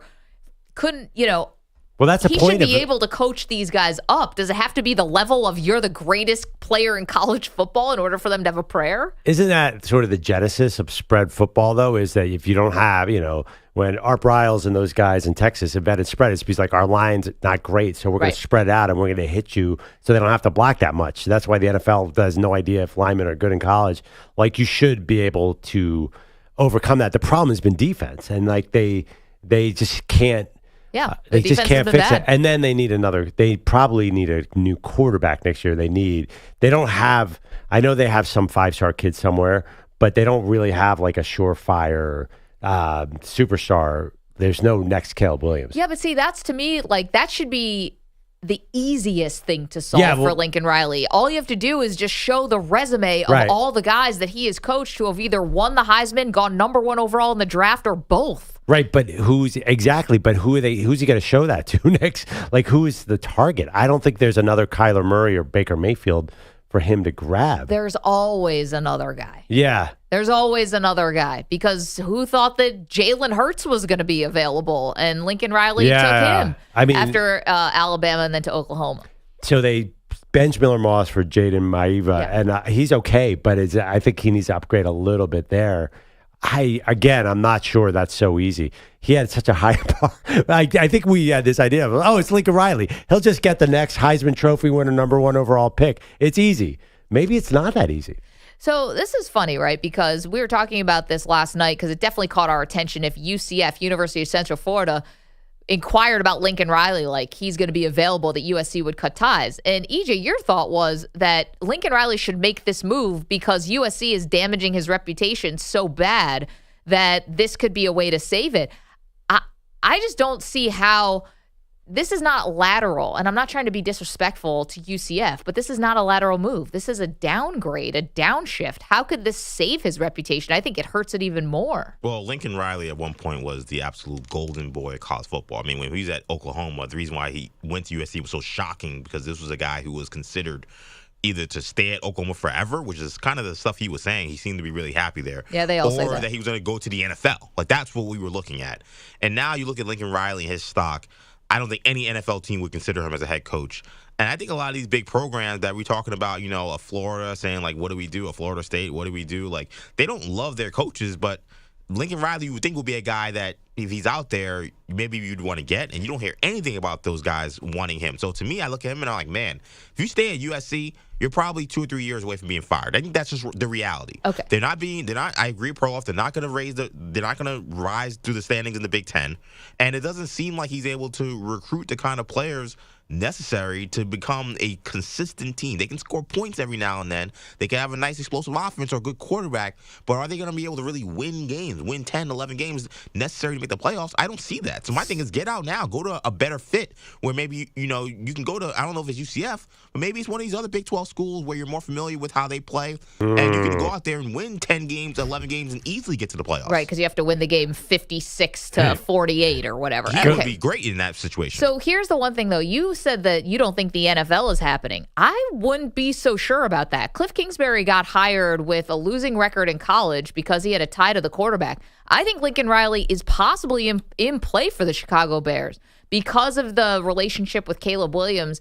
Even if he doesn't have, and listen, Lincoln Riley does have a good record in Oklahoma, made the playoff, and he actually did have a 10-win season with Caleb the first year at USC. I'm not sure the NFL is off the table for him. Well, how about as an OC in the NFL? Just a possibility. Do the Chip Kelly thing where you go from being a head coach to an offensive coordinator? And, a lot of guys did that. Jeff Hafley, like 2 or 3 guys Packers. went from head coach to offensive coordinator. And then again, it'd almost be like you were getting fired from you. Obviously, if you can keep the USC job, you're going to do that. But maybe even be Cliff's offensive coordinator, which doesn't make any sense because why would you want those 2 guys? Well, Cliff was with Lincoln Riley last year. Yeah. Oh, yeah. Cliff worked for Lincoln Riley, so maybe they flip flop. He was supposed to be the OC. Yeah. And then he went to the NFL. Like, it was a shock. That was before, obviously. This was when Lincoln wasn't there. But he went from being OC in college to a head coach in the NFL. And just quickly on Cliff, I think it's slightly different because I think with Cliff, You looked at that team and said, okay, he's doing kind of more with less. It's Texas Tech. We know they don't have any defense. We know they're outgunned against Texas and Oklahoma. But look at all the yards they're putting up. Look at all the passing stats. If we put him on a good team, maybe he could be cutting edge. There's nothing cutting edge, I think, about Lincoln Riley right now. There used to be, though. Yes, there used to be. I'm saying right now, today, I don't think you look at him and say, oh, he's one of like the godfathers of new age college football or offensive football. I think you look at him and not a dinosaur, but I think you look at him and he's like, all right, maybe he's kind of old news. Lincoln Riley? That's amazing. Well, here's the thing, though. Yeah, in offensive football right now. But think about it. Is also like football maybe in the SEC and the Big Ten is kind of changing things. You know, like you mentioned it. How do you win in the Big Ten? It's a little bit more smash mouth, you know? Yeah, even Ohio State with all those stars is not able to get up a lot of points because you're playing really tough defenses. And I think even maybe you see it a little bit with the SEC about coming back to the pack a little, making it a little bit more about defense. I mean, look what we just saw with Texas A&M playing Texas. Yep. The final score was 17-7. I mean, let's be honest. Is it quite as simple as the weather? You know, I like to talk about the weather. I mean, is USC really going to go into Minnesota, Purdue, and Michigan and win consistently? Well, unfortunately, they lost to Penn State at home. Yeah. And some of the others, well, I think they lost Dame at home. I think they lost at Minnesota. Not that it was cold yet, but this just doesn't seem like a perfect fit. Like, I like your idea of going tail between your legs back to the Big 12. Makes a lot of sense. Like that.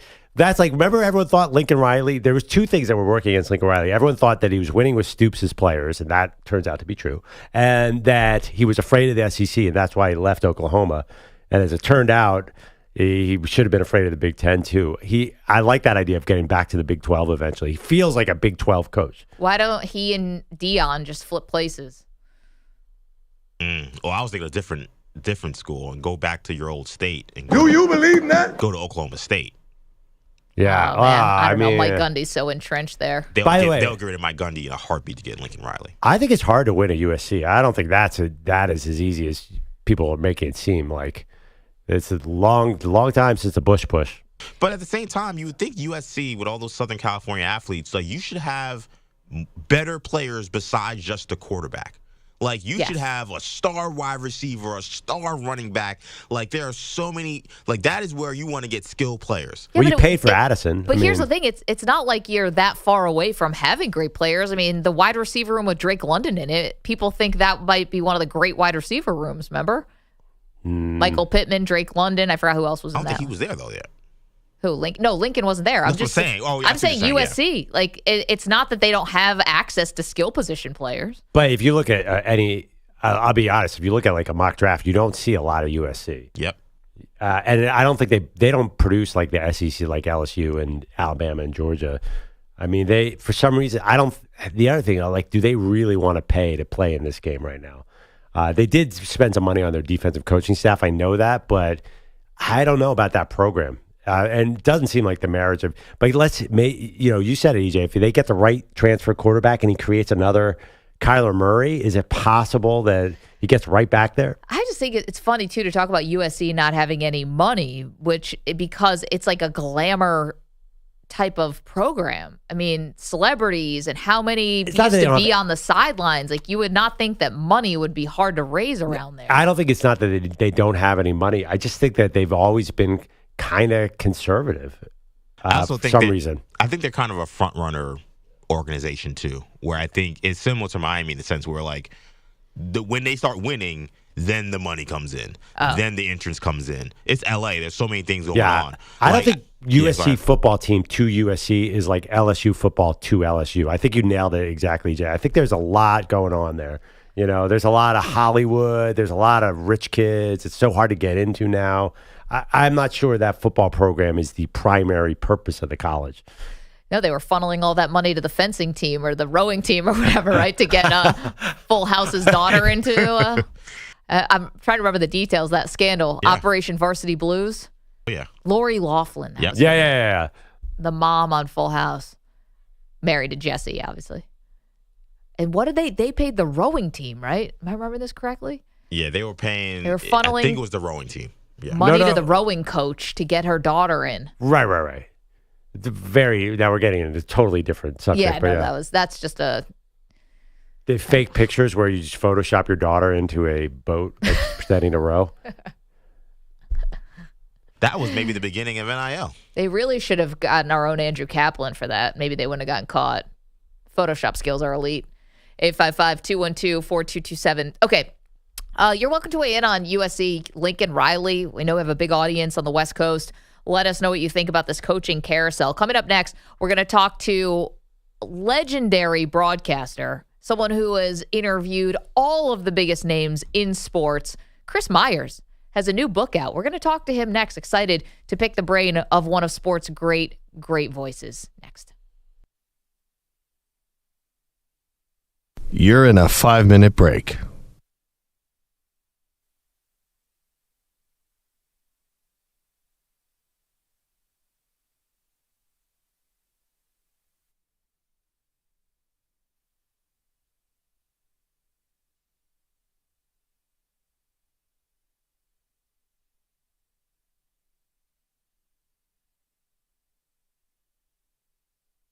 Four minutes, 30 seconds remaining.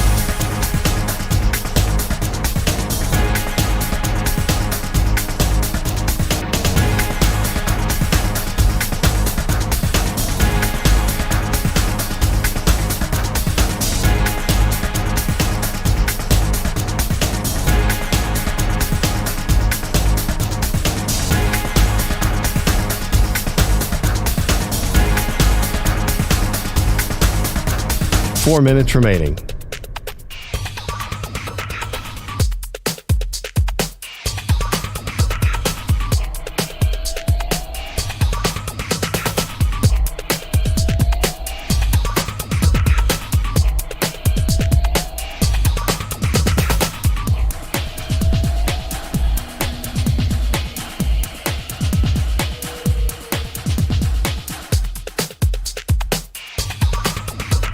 Three minutes, 30 seconds remaining.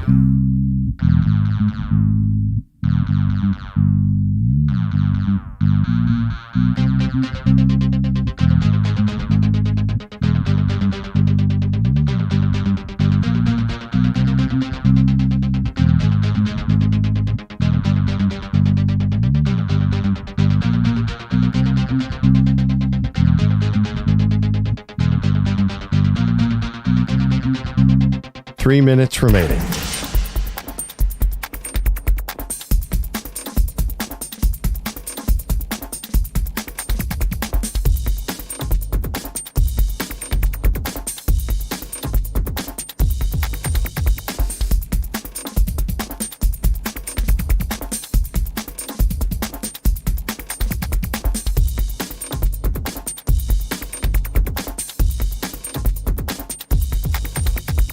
Two minutes, 30 seconds remaining.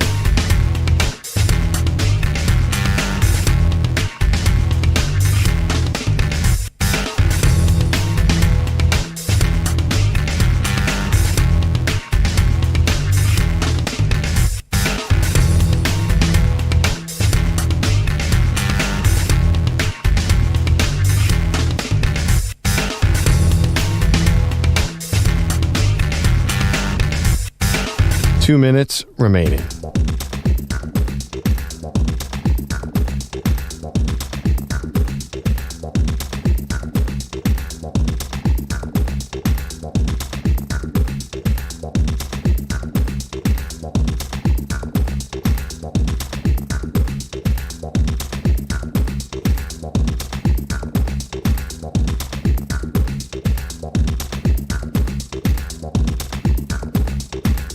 One minute, 30 seconds remaining.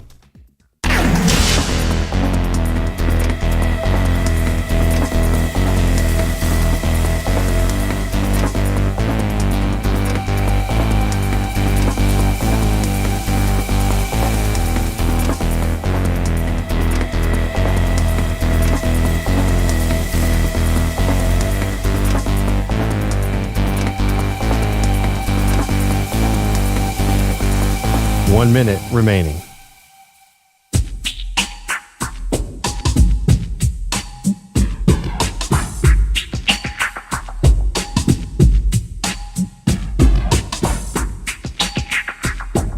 Forty-five seconds remaining.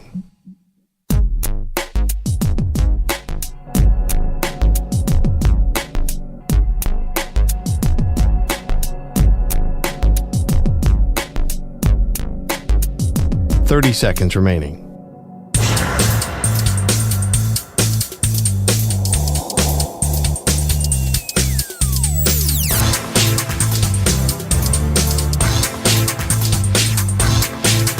$15 seconds.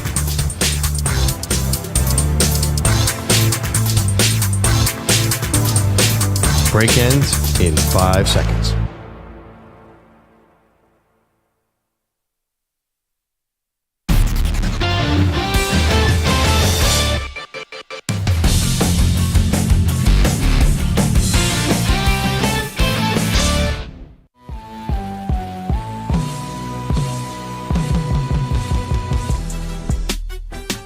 Welcome back, Maggie and Perloff. A few minutes, we'll be talking to Chris Myers, veteran broadcaster, has a book, incredible stories in it. Can't wait. Of course, old friend of mine. I assumed. No, not really. I've met him a couple times. Super nice guy. But yeah. Well, he and Dan Patrick. Yeah, like any connection to together. DP. Oh, my God. Yeah, I'm sure those two guys know stories about each other that we're probably not safe for air. We'll spill them all in just a matter of minutes. I mean, I don't know if it's appropriate on our show. Give us your best Dan Patrick after hours story. Yeah. I don't know. Do you ever want to talk to Dan again? No, I'm just kidding. No. I'm sure in the 90s they probably had fun at a bar at some point. But anyway, that's not the point. But first, here's some updates. You're throwing to me? I'm throwing to you. I don't know how to handle that. Well, are you going to have a dirty video to talk about? Fingers crossed. This is Bogusch's new cottage industry, is finding the most inappropriate videos on the internet, which is a lot. That's hard to do. Yeah, there's a lot. Hey, boys. I am intrigued by this woman possibly being a serial kiss cam ruiner if she went from Denver to Sacramento, like EJ might believe. Yeah, this was a lady got caught on the Sacramento Kings kiss cam. You don't know how to use the word caught. She didn't get caught. She did this on purpose. Yes, I'm sorry. They panned over to her, and rather than just do peck on the cheek or even the fake makeout or the real makeout or whatever people do, she decided to go directly to the obscene. Sacktown. My favorite is when they show a kid, who's doing like a dance like the Running Man. He's really good, and everyone's like, everyone cheers. Then they go back, and then they come back to the kid because he's so good at the Running Man, and they show like 8 minutes of him. I definitely want to be a director of a kiss cam someday. The Jumbotron or whatever. I think it's fascinating. If you've been to an NBA game, nobody's paying attention to what's happening on the court. The T-shirt cannons and the kiss cams, that's what the entire event is about. Yeah, how many Anthony Edwards dunks do we need for people to pay attention? Although I can just see a future down the road when they eventually do the Maggie and Perloff documentary, right? Because everyone gets a doc, and because the show means so much, I can imagine we would get the documentary treatment. And, after we've been in the Radio Hall of Fame and all the amazing things that happened to everyone on this show, I can imagine they're doing a mockumentary or documentary. And where did Perloff go once he was done with the groundbreaking Maggie and Perloff show? He's like, he realized his true calling, and he went to become the Jumbotron operator at the Wells Fargo Center. All right. Let's go back to that little kid doing the gritty. All right. Now me doing the gritty. Look at that old man. Picking his nose. Yeah. Oh, he's doing that move where you pretend you're the sprinkler. Let's do that one, that guy. I got a third base situation on camera 2. Cut there. Camera 2. Camera 2. This is where Perloff will be someday. I don't even really want to be in the Radio Hall of Fame. I did one night of that. It's a long night. You don't want to go because of the ceremony? Yeah. It's a lot of work. Yeah, sure. Men's college basketball is getting a new number 1. It's been Jay's determination, Jay's courage, Jay's strength, and Jay's win! Jay's win! Jay's win! And storm the floor in Omaha! Those are the Blue Jays of unranked Creighton taking down top-ranked Kansas last night, 76-63. Greg McDermott's program beat number 1 UConn in Omaha last February. What can you say? This is a building number 1 teams go to die, evidently. That was Coach postgame on FS1. Those current Huskies got back on track last night with a 76-72 home win over number 15, Baylor. The Celtics have won 9-10 after outscoring Detroit last night, 130-120. Guys, back to you. Bogusch, thank you so much. We turn now to an award-winning broadcaster, someone who has been there to chronicle some of the greatest and at times tragic moments throughout sports, happy and sad. He's done it all. Chris Myers joins us. He's got a new book out. The book is called That Deserves a Wow. Of course, Chris, one of your famous catchphrases. Thank you so much for the time. Congrats on the book. How are you? I'm good. Good morning to you guys. And thanks for having me on. I appreciate it. Chris, I told Maggie a story yesterday. You will not remember this, but I met you for the first time when I was part of the Dan Patrick Show crew in 2009. We were at a Super Bowl party. Super Bowl party, yes. Okay, so you do remember. Except you were on the inside of the velvet rope, and I was on the outside of the velvet rope. And me and the Danettes, who are not famous yet, me and Paulie and Seaton walk up, and you were having a nice conversation. Like, oh, great to see you. How you guys doing? How's the family? And then like, Chris, can you help us get in? And you're like, I have a lot of pull here, but not that much pull. And then you turn around. So I didn't get you guys in? I think the jaws you of did. life couldn't have gotten them in, did, Chris. But when we asked you to let us in, you almost like laughed to yourself and said, "Boys, I love you, but I'm not all powerful here." I think ultimately you got in though. We did. Okay. We had a very good time. We hung out. Yeah. No, you were very friendly. But I can't believe you remember. It was Miami. I had to look it up. It was a great time. Right. Yeah. My hometown. I should have had more pull there, but I've been away for a while. So. You know what, Chris, you mentioned your hometown a lot and your connections to Florida in this book, That Deserves a Wow. And one thing that stood out to me, and I didn't know this about you, that you actually did a little stand-up comedy when you were in Florida. Did you have a joke? Like, what was your go-to, this one's going to bring the house down joke? Well, I talked, a lot of the things that I talked about then were growing up in a mixed neighborhood, growing up Catholic, the differences there. It was the comic strip in Fort Lauderdale and later in New Orleans at the Faux Pas Comedy Club. Actually, when I was doing local sports there, I just kind of did that on the side. But it's funny, I don't really remember. Some of it was based on coming from a big family and that type of thing. So it was that kind of humor. Obviously, a lot of it didn't work. I might still be doing it, but I did love the interaction with the live audience. And having a sense of humor, obviously, is something that I think is important in whatever you do. You know, Chris, one thing that's always impressed me about SportsCenter and ESPN, that you guys wrote your own show, that you and Dan and everybody, maybe that kind of thing trained you for that. Like, how hard was that to actually, back in the day, sort of do your own script on the fly? That seems impossible to me. Yeah, it was a great atmosphere. Well, we had help from people behind the scenes. Hire young people out of college who would, do highlight shot sheets. So a lot of the shows were highlights. We'd write lead-ins based on what, we made it seem current. Like this was the setup coming in. And even if we knew the game was over, they'd run in, give us a shot sheet and give us the basic shots. And then we'd have to ad lib on the fly. But the writing, it was a great atmosphere there in the center. At least we used to, back in the 90s, the growth years of ESPN. And we would, sit there and watch the games and write and talk and interact and yell at, if you represented a team or that you were a fan of that team. And that was kind of fun. So it created, you kind of connected with the audience, I think.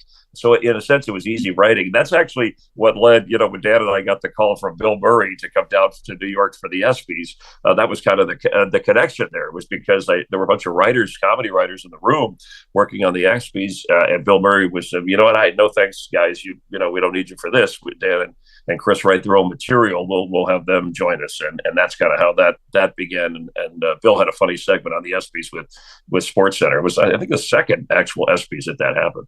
And that's an incredible story because Bill Murray just means so much to all of us. I know how much he means to you. He writes the foreword in your book, That Deserves a Wow, which you can buy now. Perloff and I had a question about Bill Murray because he's so reclusive at times. Yes.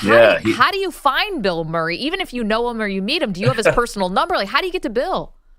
Yeah, Maggie, you get it. You get the number, but if he either calls you back or he doesn't, now they use a voicemail. There used to not be a voicemail, but even his own family, that's the others I got along with him. He comes from a big family, so do I. I met all his brothers. We hang out in golf tournaments and things like that. And He shows up, but he is reliable. If he says he'll be there to do something, whether it was an up close interview or eventually write the forward or do a radio hit or something, he eventually, you just like, Bill, are you coming? Are you sure we need to set that? Don't worry, no, I said I'll do it, and all of a sudden he's there through a side door or a parachute or something like he arrives on the Letterman show. That's how it feels. But he is a lot of fun. But I also, there's some funny stories in there, and not invading anyone's privacy here, but there's also a sensitive side of him. He's an astute sports fan. He could almost be an analyst for golf or baseball and call out a game. But there's a caring side of him that was beneficial to me through the years, and actually gave me some good advice on the O.J. Simpson interview, the famous interview with Todd. Todd from the Danettes, who was part of booking that first live interview. So it's a unique friendship, one I would have never saw coming when it started out. However, he's the kind of guy you would want to hang out with, even if he wasn't famous in movies or entertainment. Wait, Chris, what is the advice that Bill Murray gave you before you sat down for that famous interview with O.J. Simpson after O.J. had been acquitted? Well, there were two things, two pieces of advice. One was some people thought we shouldn't do it because people were upset. They thought we were going to be glorifying a killer. And to me, I was a little waver. I mean, even O.J. Simpson's lawyer, one that defended him, told me ahead of time when he heard I was doing it. I ran into him somewhere out in Southern California, and he said, "You know what? Don't everything." So you defended him. He said, "Well, anything attached to him is negative. I wouldn't do it." So people thought it might hurt the career, but I just thought that we could ask the questions. It was important. We could ask if he had taken the stand, and we have him live, and so we had it. But Bill said, so I was talking to him, and he said, "No, you got to do it." And John Walsh, our editor at ESPN, backed us on this, but Bill's like, "You go for it." And then the other thing is, as I was preparing in a limited amount of time, talking to lawyers and police detectives and looking, I saw evidence, photos that even the jury didn't get to see in the initial murder trial. Again, OJ turned the interview down with Barbara Walters because she would only tape it. He didn't want somebody editing it because he thought it might make him look guilty or even more guilty. So it had to be live. So with a live interview, people thought he would spin his stories and make you look stupid. And so Bill said, and I was a little concerned about that. Bill said there's a book called, and I think I got the title right, it's called How to Speak to Your Children So They'll Listen to You, and How to Listen So Your Children Will Speak to You, something like that. And there was so that there's an understanding of the way, because his speech, he thought OJ would do those types of lies, I guess, or denial. And it was very helpful, actually, in a very pedestrian, elementary kind of way for me in that live interview. Chris, I couldn't put the book down. I love the stories. To me, the tough interviews are interesting. The Mike Tyson interview, where Tyson gets very angry at you because you were showing him Sports Illustrated covers where he lost fights. Has there ever been an interview where you were scared or nervous, or like, oh man, I'm going down a road that could lead to bad places? Well, not really. I mean, there were some people who I felt weren't really engaging in the interview. There's the Bill Belichick moment, after he loses the Super Bowl after the perfect season. Until that game, I had that sideline and that report for the network to do that. And I wasn't rattled by OJ or the Simpson. He was a little bit imposing. He was more, contentious than intimidating, and he was very much in denial. But I do think that Mike Tyson, I was a little rattled because this is a guy we knew who could snap, and he had just gotten out of prison, and obviously bit Holyfield's ear in the ring. And so being at his house for that interview, when I upset, he was fine in the interview, and then he all of a sudden just clicked and lunged kind of towards me, and it's a good thing he was restrained. So in that flash of a moment, I thought maybe he was, if he got a hold of me, I had no chance. So, but that's really the only time. There were other moments, the Earthquake World Series and the Olympic bombing, where you're just concerned about other things. But it's funny, the job, when you're in focus for the job, that's all you're really concerned about, and until other things around you affect you more closely. And so that's kind of the way I've always operated. Chris Myers is joining us, the award-winning sportscaster. He's got a new book out that deserves a wow, and so many moments from your career, Chris. And, we mentioned you've been there through so many of these tent poles of sports history and just history in and of itself. You're talking about OJ, Mike Tyson, Loma Prieta earthquake, Olympic bombing, also the race where Dale Earnhardt tragically passed away when you're working for Fox and covering NASCAR. Dale Earnhardt wasn't just a sports icon. He was a American icon. What do you remember from that terrible day? Yeah, Maggie, that's interesting because it's interesting if you saw that. Think about it, he was doing his sport live. So if that happened in any other, think of an NBA, the guy at top of the or professional football, and on the field or in the moment on the court, for that to happen like that, it was jolting and it was difficult. It was our first, as a broadcast, the network, our first Daytona 500, and I'd gotten to interview him a few times, even when I was at ESPN. But the hardest part, for personally for me, doing that post race show was. The analysts that I was working with had all really grown up with Dale Earnhardt and had raced against him or worked with him and competed. And they were really like family to him. So for me, I saw them and we couldn't announce right away. They knew from their experience when he hit the wall. We've seen other drivers walk away, but they could tell by the reaction of what was going on the track that his life was gone, and we couldn't announce it. And so obviously the NASCAR and the family and the hospital, he went there and stayed. So I had to kind of watch them deal with this. We couldn't tell the audience it was official, just that it looks bad, but watching them kind of crumble in grief all around me was a very difficult thing. And then having to relay to the audience as much as we could. And then once it was announced, the coverage of it, was a very difficult thing. Shocking. You go to a sporting event. That's why this is a little Forrest Gumpian in terms of the book. I got into sports for all the fun reasons that we do. And then there were quite a few of those that you mentioned that turned into bigger than life, bigger than sports news events, but you still got to cover them and you still got to report them to people. And that's always been a unique challenge when they popped up. I think people wonder that. They think, oh, we're in the sandbox of life. And, 90% of the time we are in the sandbox of life. But right. Sometimes the real stuff hits pretty hard. Chris Myers is joining us. He's got a new book, That Deserves a Wow. All right, on a lighter note, Tom Brady, first year as a broadcaster with Fox. He gets thrown into the deep end, Chris, with the #1 broadcasting crew. What do you think he can do to take the next step? Clearly he's got some of the basics down. He's got some of the fundamentals. He's getting better every week. To take that next step using all of your career and all the knowledge that you have, what do you think Brady can do to take, because he would want to know. He's the guy who's always improving. What can he do to take the next step?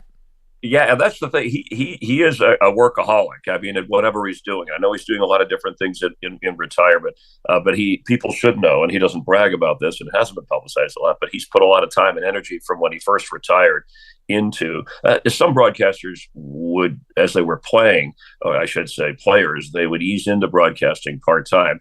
So he's so focused that he wanted to finish his playing career and then during that stretch work on the broadcast part, simulated games, his own voice coach, whatever other kinds of things that, and I some of that is his information, but I know that he works at everything. And we saw that in football, and he does have that perfectionist type of approach. So the biggest thing, it sounds like a coach here, but the reps, right? The more you do, and you could do simulated games, but the real games in real situations. And Kevin Burkhardt's great to work with in terms of setting him up or guiding him or letting him be him. And his knowledge is what needs to come out and in the succinct manner. So, the biggest thing probably too is sometimes, your voice has to cut through. That's the other thing I think a lot of when guys do games, if you're in the studio, people see you and your voice, you don't have to project as much, but it has to be natural. So in the game, your voice has to cut through the crowd noise. He did that when he was barking out signals, obviously, to write it on an audible to call a play.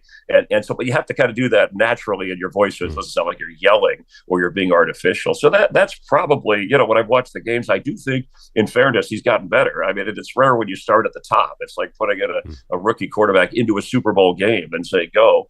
And we'll see. I think people will see once he gets to the Super Bowl in February on Fox, when he calls that game. He'll be a lot more comfortable, and you won't be thinking about, you won't be analyzing his broadcast work. You'll be analyzing his content, and I think that's what he really wants, what he actually says in the game, because I think he said some interesting things when you watch the game that go, that if anybody else says them, they're all right, but if Brady says them, you listen a little bit more. Chris, sorry, we're up against break, but real quick, there's some personal stuff, some painful stuff in the book. What's the reaction been? You don't seem like a person who always put your life out there so easily. Has it been a bit nerve-wracking to have people read the book and really get to know you more? Yeah, Andrew, I thought it was important if I was going to talk about interviewing other people and their lives and how they reacted to things, I had to at least address that. My family's very private. I've always been, the game is the thing, the player, the guest they're the story, and you keep it moving along. But because the loss of my son at a young age, before I went actually to the Daytona 500, the outpouring of emotion, support, people at ESPN that I'd worked with in the past, obviously the Bill Murray's family show, it just athletes, coaches, people I had never even met in the sports world that were very supportive. And I talk about the detail of that. I want people to know that if you hit a dark moment like that, something that's really tragic for you or your family, there's more help out there than you realize if you need it, and they're there, and that I'll always be grateful for that, because the sports world, the media world, we're a tight group. It's an important fraternity, and you don't have to lean on each other much, but when you do, it's good to know they're there. Chris, congratulations on the book. That deserves a wow. You can get it wherever books are sold now. It's fantastic. It's like going back through a sports chronicle, which was really from someone who was right there and had a front row seat and dictating the action to all of us. So thank you so much, and congrats. Yeah. All right. Well, thank you. Keep up the good work on the show. I really enjoy you guys. Yeah. Hope to see you soon, Chris. Thank you. See you, Andrew. Appreciate you, Chris. All right, take care. Bye, Hope Maggie. to see you in New Orleans. Okay, we've got a lot more to do, including the massive game tonight. Green Bay Packers on the road to face the Lions. We dive into it next. You're in a 5-minute break.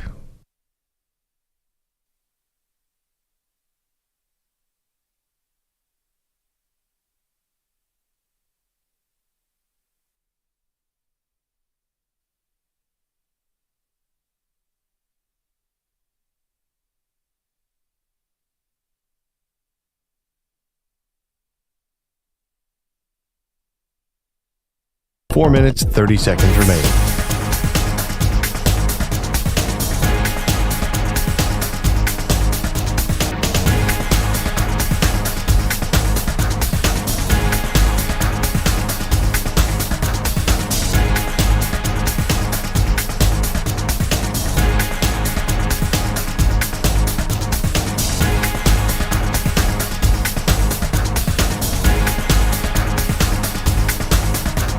Four minutes remaining.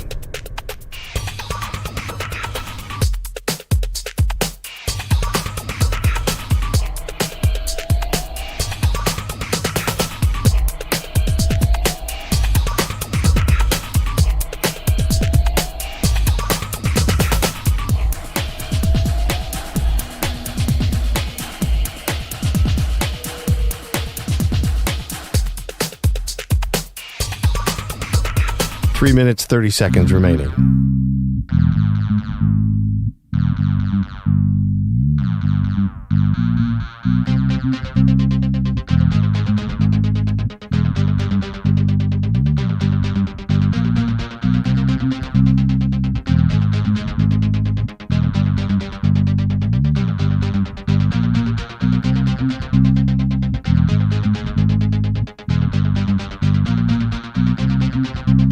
Three minutes remaining.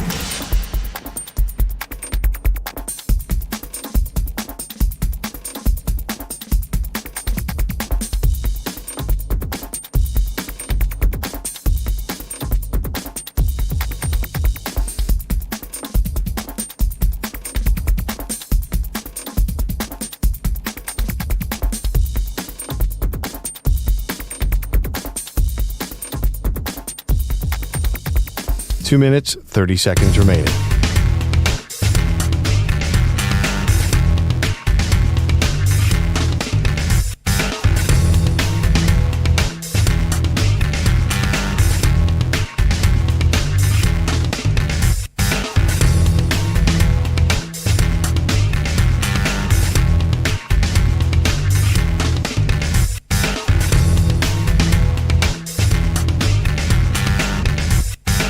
Two minutes remaining.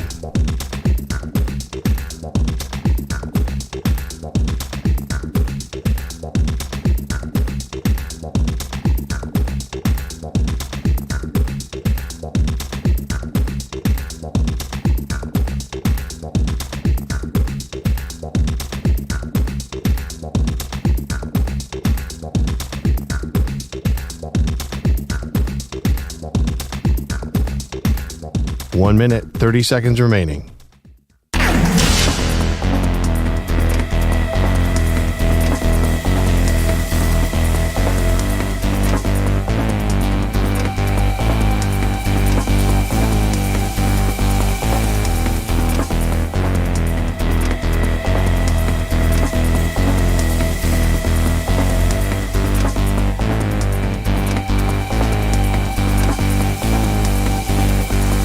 One minute remaining.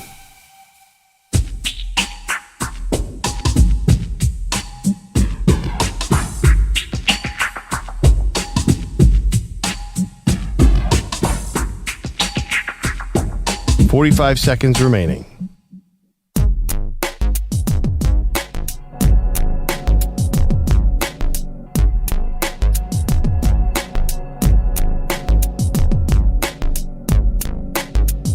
.30 seconds remaining.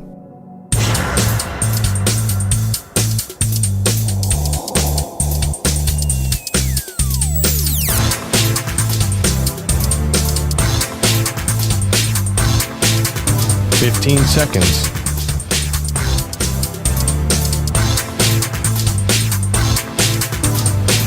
Break ends in 5 seconds. You want to do W?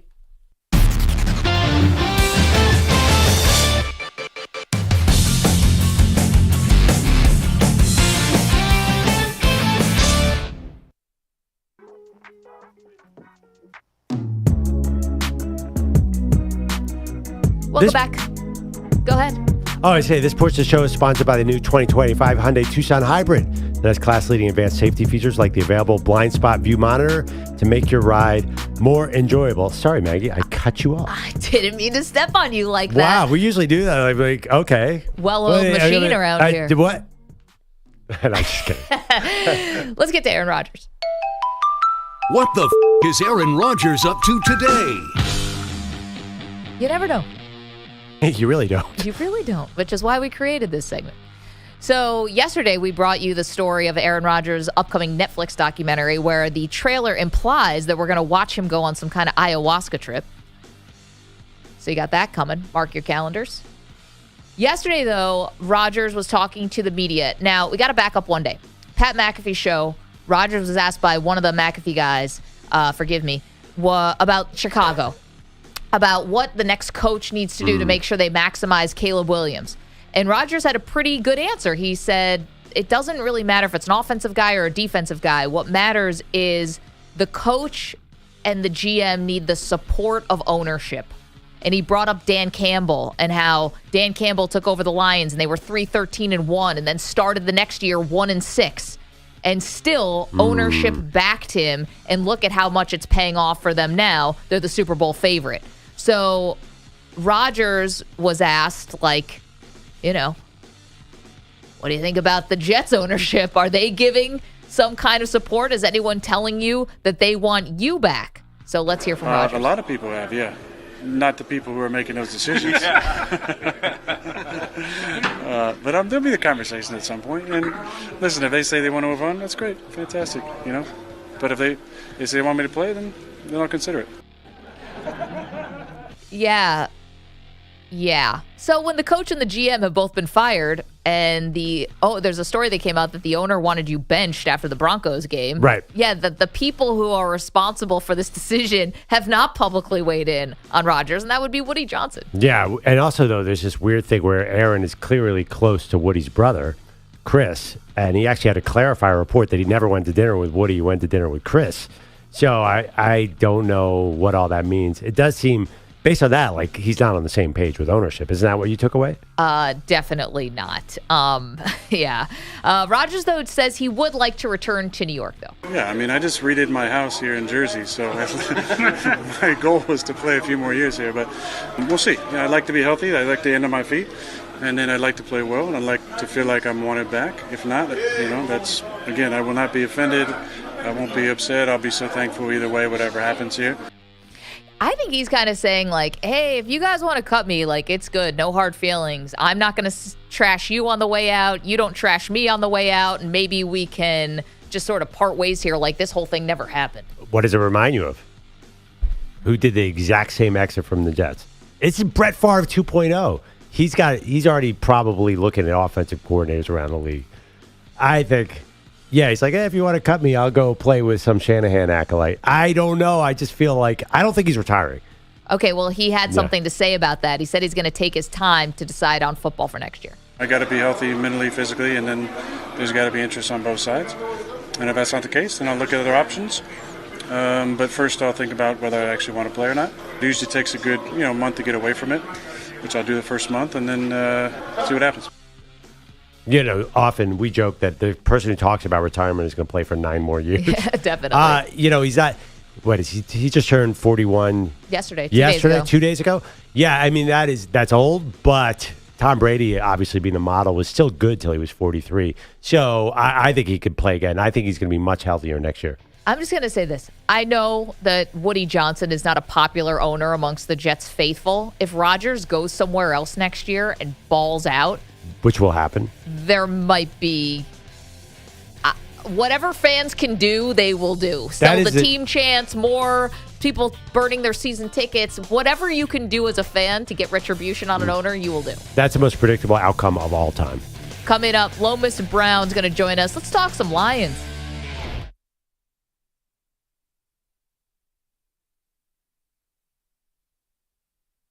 You're in a 5-minute break.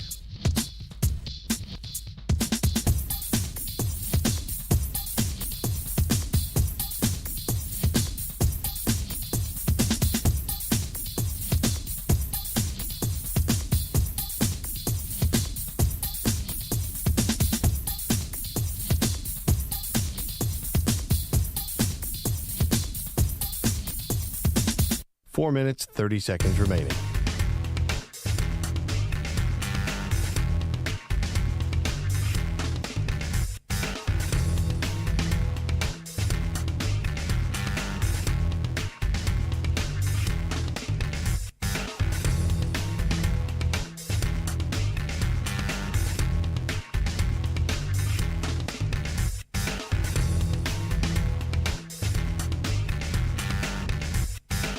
Four minutes remaining.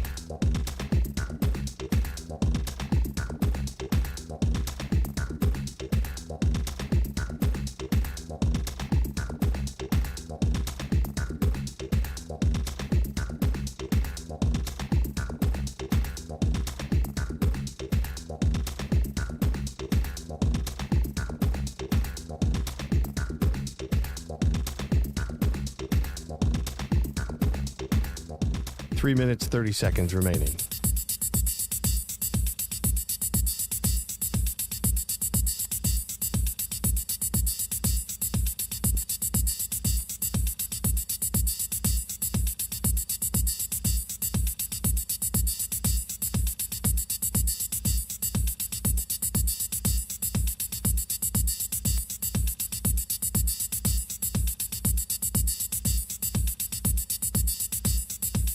Three minutes remaining.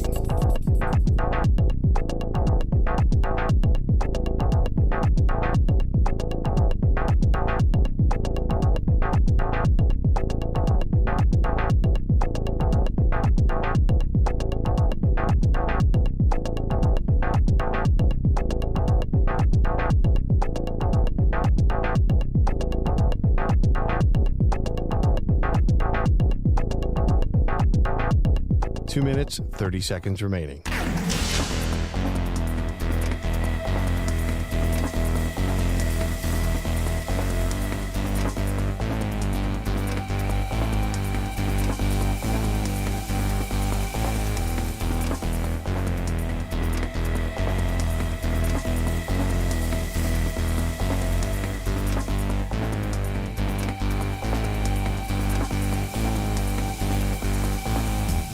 Two minutes remaining.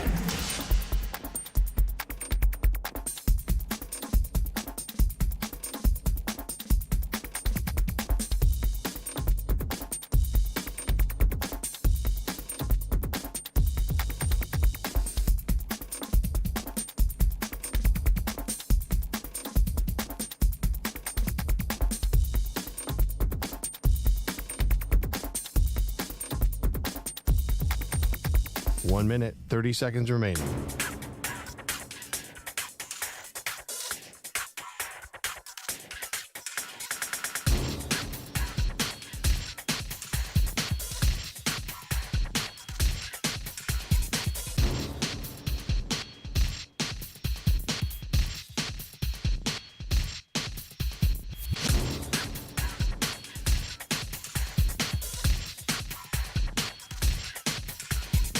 One minute remaining.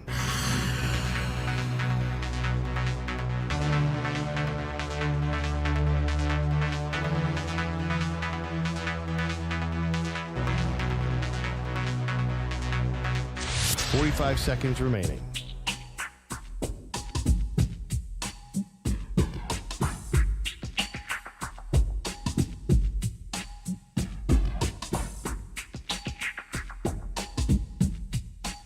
Seconds remaining.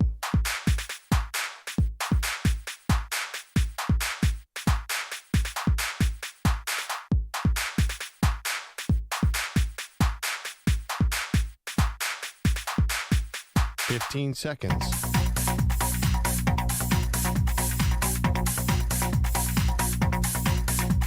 Break ends in 5 seconds.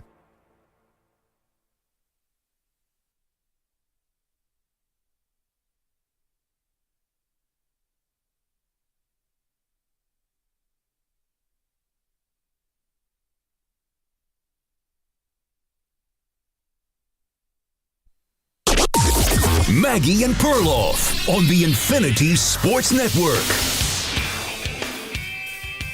Exciting game tonight. NFC North battle.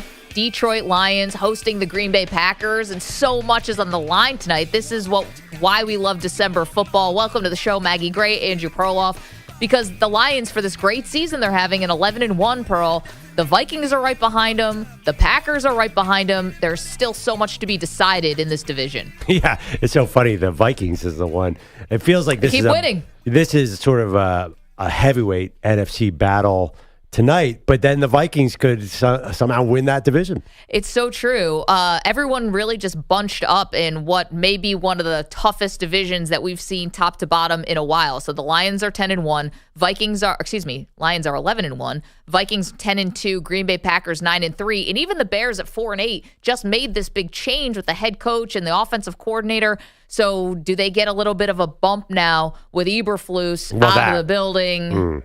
You know, they're live. And listen, nobody knows that more than the Lions, because on Thanksgiving, the Bears ended up coming back in the second half. And if not for some bad game management, maybe we got overtime in that game. Anyway, let's get to someone who is an expert, not only on this team, but this division and all through the NFL. And that is someone who is a former All-Pro and Pro Bowler, a Super Bowl champion, Lomas Brown, joining us. He is the color analyst for the Detroit Lions. Lomas, thank you for this morning. We know this is a big game tonight. How you feeling going into the Packer game?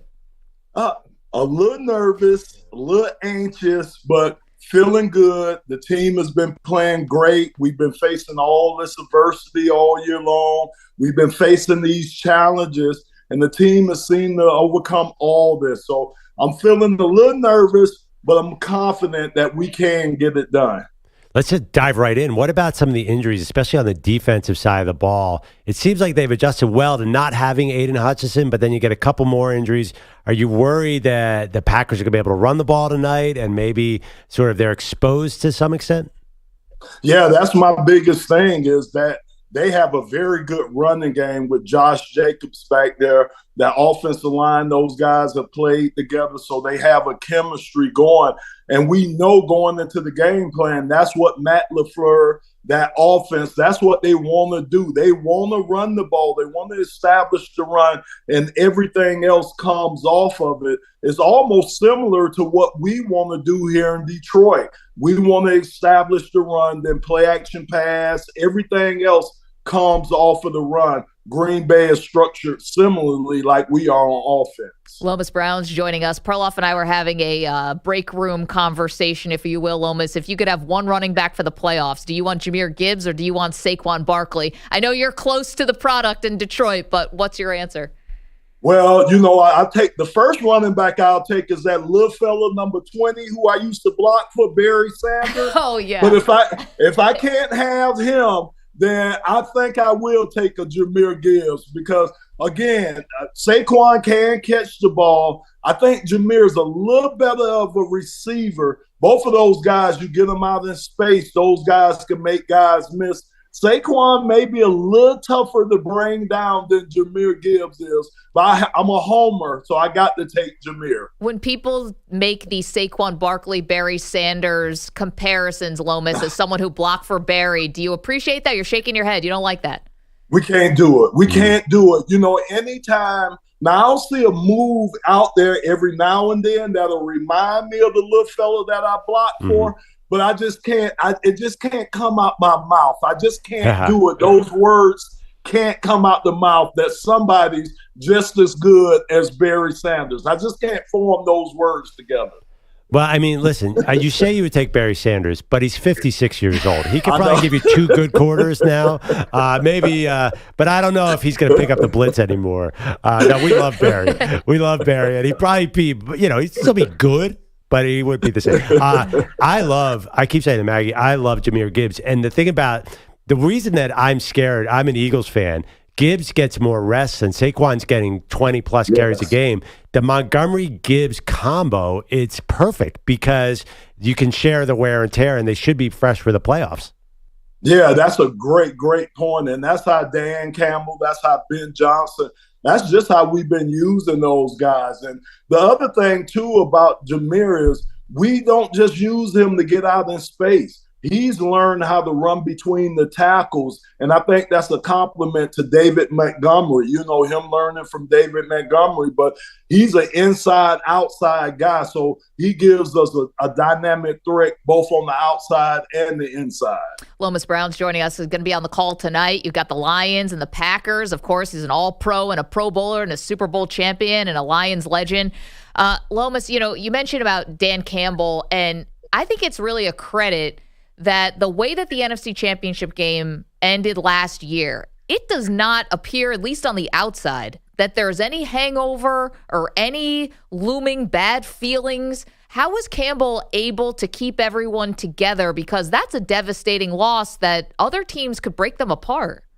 You're so right about that. And it's just amazing. Look, with those guys in that locker room, Dan tells them, I want you to run through that wall. After they run through the wall, then they ask him, why did we do that, coach? And that's a testimony to him, the rest of the coaches on that staff. They have the full trust of these guys on that team. They have that full commitment from these guys.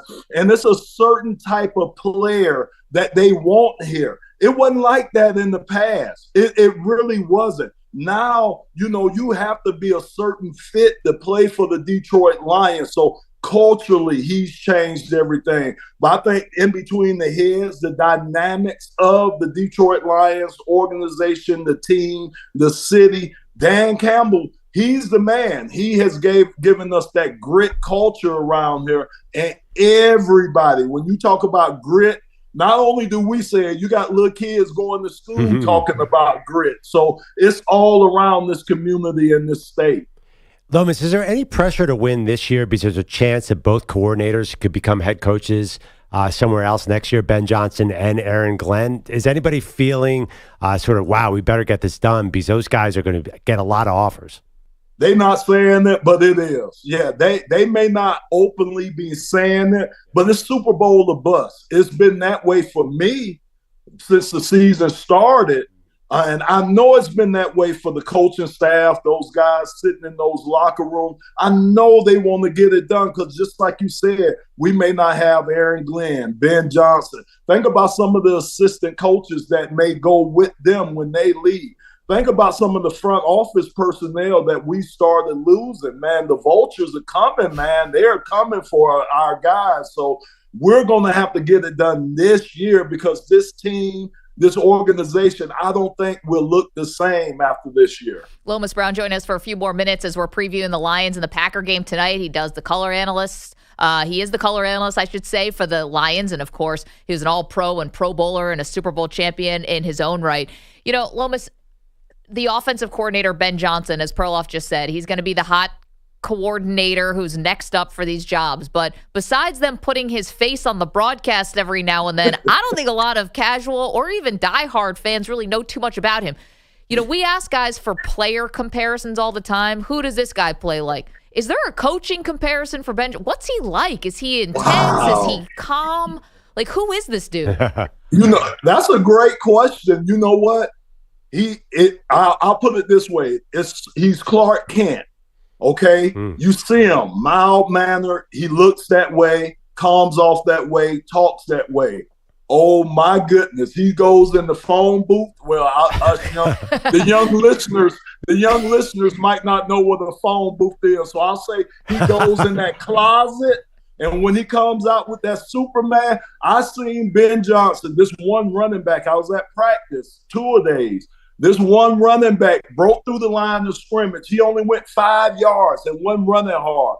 Oh, my goodness. I seen Ben Johnson come with a full sprint and sprint down the rest of the field with this guy, making this guy sprint. It was some choice words that were coming out of his mouth that we can't say, that we won't repeat. But that told me right then that this guy has this desire. He has this fire burning in him. And yes, I think he will be a great coach for an organization someday. All right. I want to ask about the GM too, Brad Holmes. He is on absolute fire. Is he a genius? Because I'm looking at his draft history now, and it's like everyone, when they drafted Jahmyr Gibbs and Jack Campbell, everybody laughed. You don't take a running back at 12 and a linebacker at 18. And this year, Terrion Arnold looks like another star. What's his key to success? Is he just smarter than everybody, or does he have a philosophy? Man, he has a philosophy, and he's always looking long term, and that's the thing I think I respect about Brad is he's always thinking of his next move. He's almost like a chess player. He's already a move or two ahead, and that's how he's had to been. That's how he's been since he's been here. You go back to some of the other guys that he brought in before this year and last year's draft class. He, like you say, he's pretty much hit on everyone.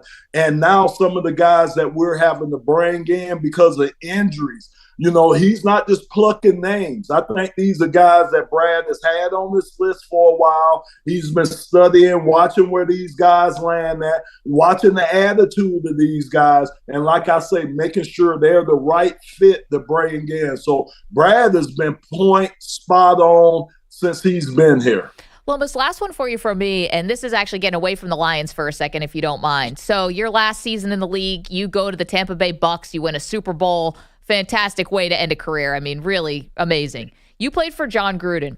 Now, Gruden obviously didn't end well with the Raiders, but he's now working in the media, and he's made no secret of the fact that he wants to coach again. Mm-hmm. Do you think another team should give John Gruden a chance? You played for him.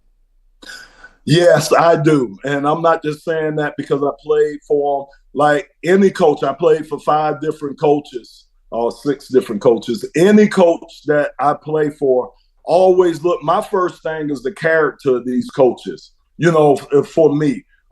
As you know, when I was in Tampa Bay, I was older than Coach Gruden was. He was, I was an older player, so I was older than he was. So I just kind of sat back and watch Coach, kind of watch his mannerism, watch how he handled the players. And, some of the things that were discovered in those emails, the homophobic things and, just all the other things. I never witnessed that when I was out on the field. I never witnessed that in the locker room. I never witnessed that at the facility from Coach Gruden. And so I'm all behind him. And I don't have a problem with sticking my neck out and saying that I'm all behind him. A lot of us do things that we shouldn't do, say things that we shouldn't say. He happened to get caught with some of the things that he said, but I do trust the man's heart because I've been around him.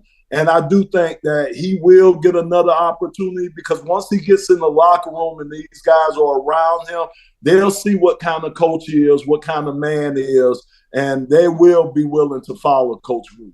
Wow. Last question for me. Better offensive line, Detroit Lions or Philadelphia Eagles? And I'm going to hold you to this. Yeah. Wow, why did you do me like this? Okay, I'm gonna go 1A, 1B. I'm gonna just say right now, because of health, I'm gonna say Philadelphia is 1A. Wow. And Detroit's 1B. I'm gonna just say it because of health, because Taylor Decker's not playing right now. So we're not at our full strength. So I'll give them the slight nod, 1A. And we're 1B right now. Well, Lomas, we'll have to have you on another time to lay out Penei Sewell's Hall of Fame candidacy. Yeah. We'll do that in another interview because we're fresh out of time. Thank you so much for doing this, and have a great call tonight. Packers coming in to your house tonight with the Lions. It's going to be a fun one. Thanks for having me. Appreciate that. Lomas Brown, of course, an All-Pro, a Pro Bowl or Super Bowl champion. This is fun because obviously – for so many years, you're talking about someone raiding the Lions front office, like trying to pluck the Lions coordinators. That just was not a thing. Yeah. Forever. They do a graphic during the game, whenever they're on primetime. They do a Brad Holmes graphic. This guy, he's drafting at like a 70s Steelers level. It's A+, A+, A+, A+. And I think the coaches help. That is interesting. Like, what if they lose their coordinators? By the way, They have to pick a Pro Bowl team out of this Lions offensive line, this Eagles offensive line. You basically have 10 Pro Bowlers there. I'm very curious about that. I know that nobody wants to break down the Eagles O-line, but I think you have legit 3 Pro Bowlers. And tonight, watch these 2 lines. They are massive. Lomas Brown would be proud because Green Bay's line is right. They're the 3rd-ranked line on PFF. So you got Detroit, Philly, Green Bay. Tonight's going to be awesome. Coming up, new information, new article dropping about the 49ers and an assistant coach calling it the season from hell. Oof. We've got that and so much more for you. See you guys on the phones. Oh, somebody wants to call out Perloff. Always welcome. So wrong. 855-212-4227. Don't move. Okay, Perloff, we know what's going on. Oh, yeah. The true love affair that we have on this show is with Prize Picks. We absolutely love it. Ever since we discovered Prize Picks, our lives have been just more fun, quite frankly. Prize Picks has made daily fantasy sports accessible to all. The app's so simple to use. Here's how it works. You pick 2 or more players across any sport. Next phone buzzing again. It's way precision knows it's Perloff, humming that familiar tune. Yo, Maggie got a sec, let me break it down. Prize Pick song popping, gonna take the crown. She's heard it all before, every prop, every play. Just one peaceful moment, he's got something to say. Perloff, go away, take your Prize Picks and run. I don't care if you hit or you're up by 1. I'm dodging your calls, I just need some peace. Talk to someone else, let a girl be free.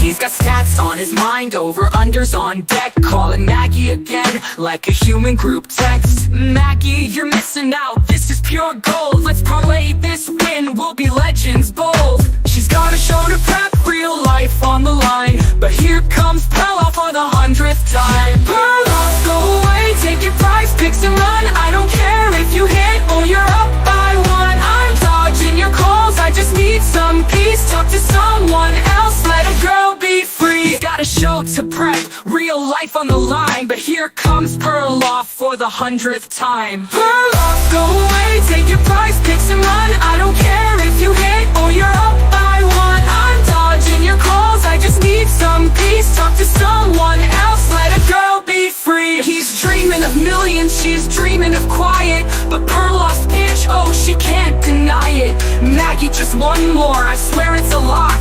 She throws down the phone, time to change the clock. Perloff, go away, take your Prize Picks and run. I don't care if you hit or you're up by 1. I'm dodging your calls, I just... 3 minutes remaining.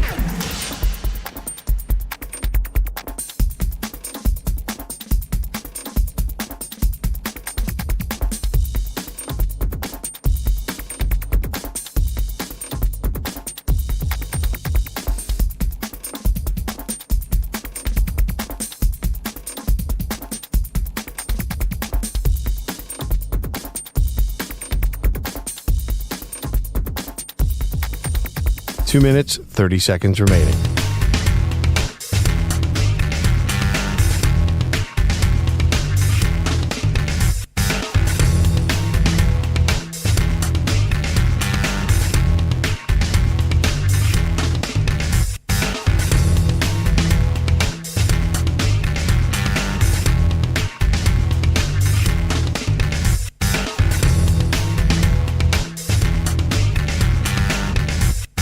2 minutes remaining.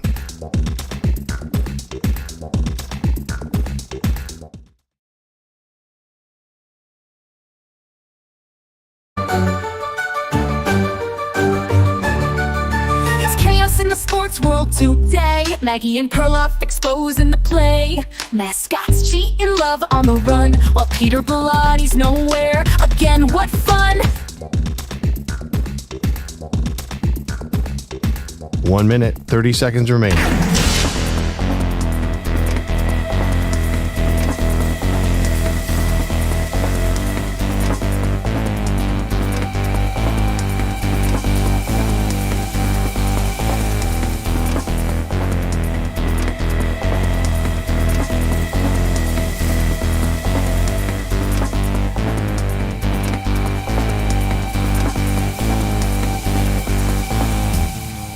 One minute remaining.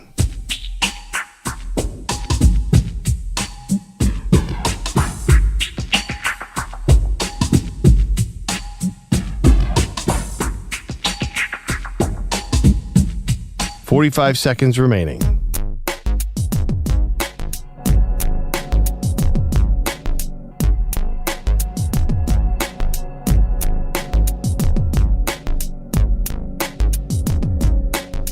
"30 seconds remaining.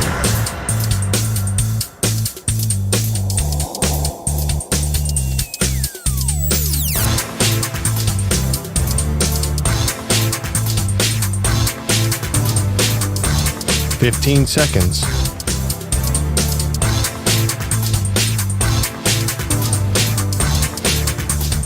Break ends in 5 seconds.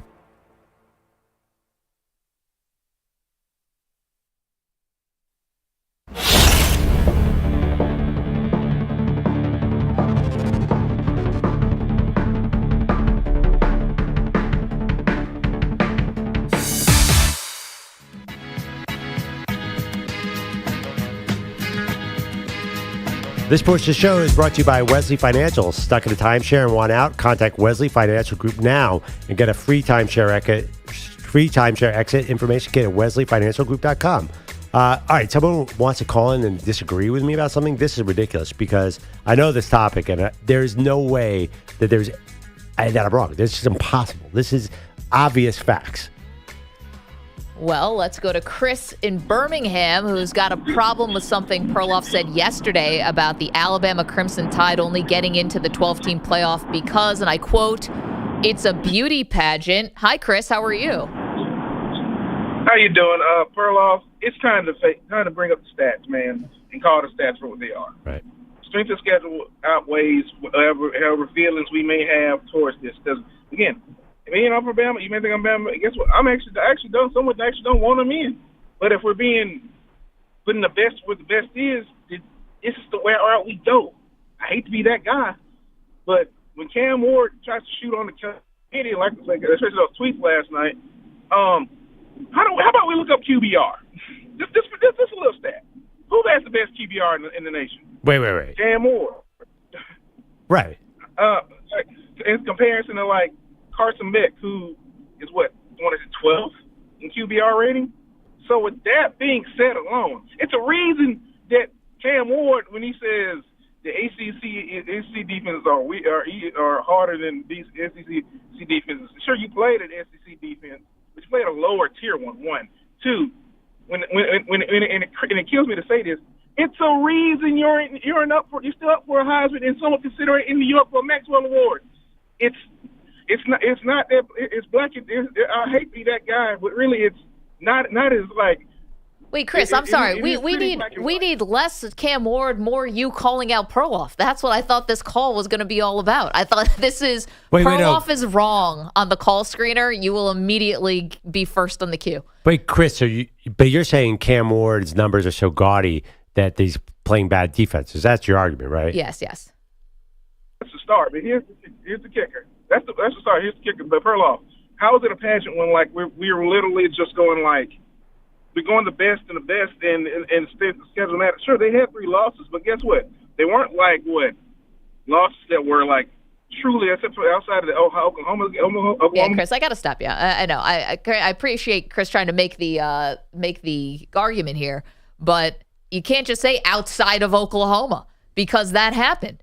And Miami did not have a loss that was as lopsided as Alabama and Oklahoma. And I think Oklahoma is worse and would probably beat Georgia Tech. Excuse me, Georgia Tech might beat Oklahoma, and Syracuse might beat Oklahoma. So, but I thought he was going to call you out.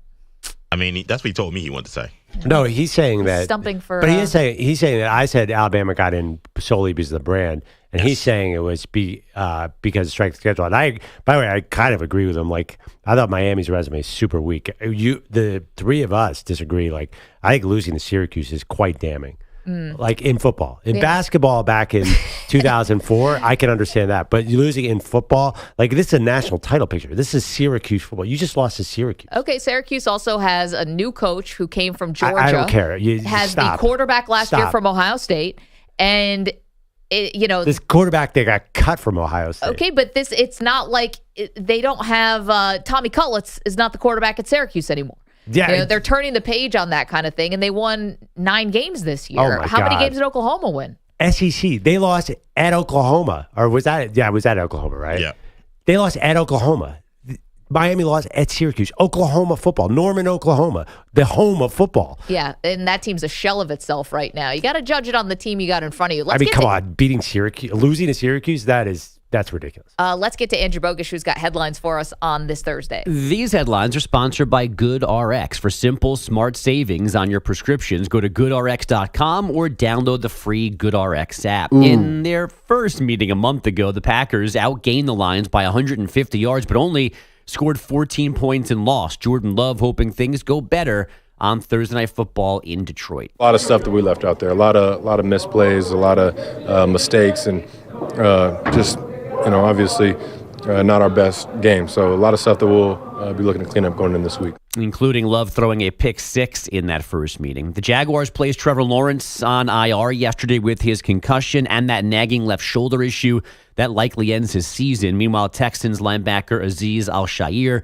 lost the appeal of his 3-game ban yesterday. Drew Lock makes a second straight start for the Giants Sunday against the Saints. New York's following game is against the Ravens. They, yesterday, suspended wideout Deontay Johnson for that game because he refused to take the field last weekend against the Eagles. I saw a good social media post yesterday that there needs to be a deep dive investigation about what happens to wide receivers when they leave the Steelers. Now, Antonio Brown was crumbling even at the end of the Steelers. Oh, there's no doubt. Yeah. Like, what happens? All of a sudden, guys just become Deontay Johnson wasn't a Saint in Pittsburgh. That's why he's a former Steeler, right? By the way, Ben Roethlisberger had 2 more good years into him. Deontay Johnson ruined his last years. He was so awful in Pittsburgh. I've never seen worse drops than Deontay. I've always said that guy's the worst receiver in the NFL. It does not surprise me. But the list of my favorite thing is if the Steelers offer you a wide receiver, just run for the how hill. many people have been hoodwinked by Chase Claypool? Santonio Holmes. Remember how bad he was as a Jet, EJ? Everybody. It's incredible. It's like the Braves in pitching. The Steelers, no wide receiver. Just stay away. But Deontay Johnson, oh my God, that annoyed me so much because how many snaps has he had?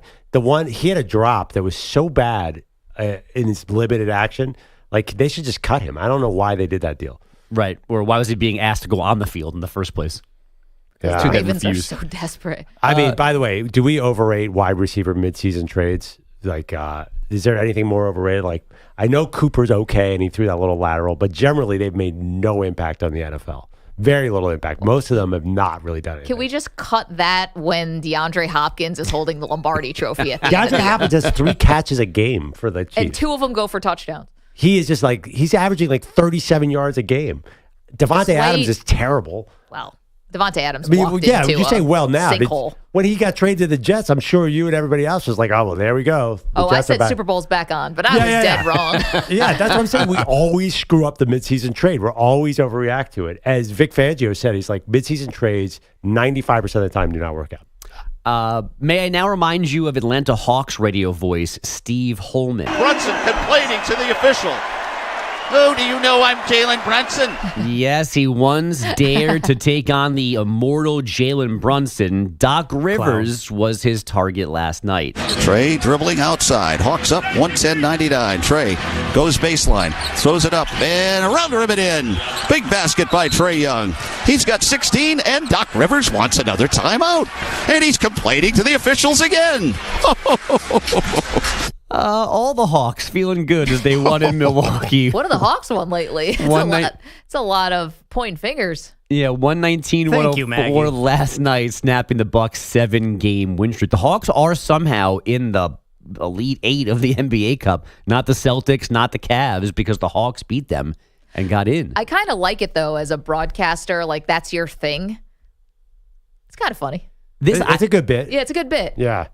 I'd have to get the timeline of it. I don't remember calls like this before. I don't know why it feels like this is a new bit. Maybe it's an old one and we've just missed it. Maybe he just needed something to freshen up the act. Maybe reinventing yourself, Bogues, right? Maybe it's his last year, so he doesn't care anymore. Oh, and this is him mailing it in? No, not mailing it in. This is him taking no prisoners. Yeah, this is what I really think of all of you? Yeah.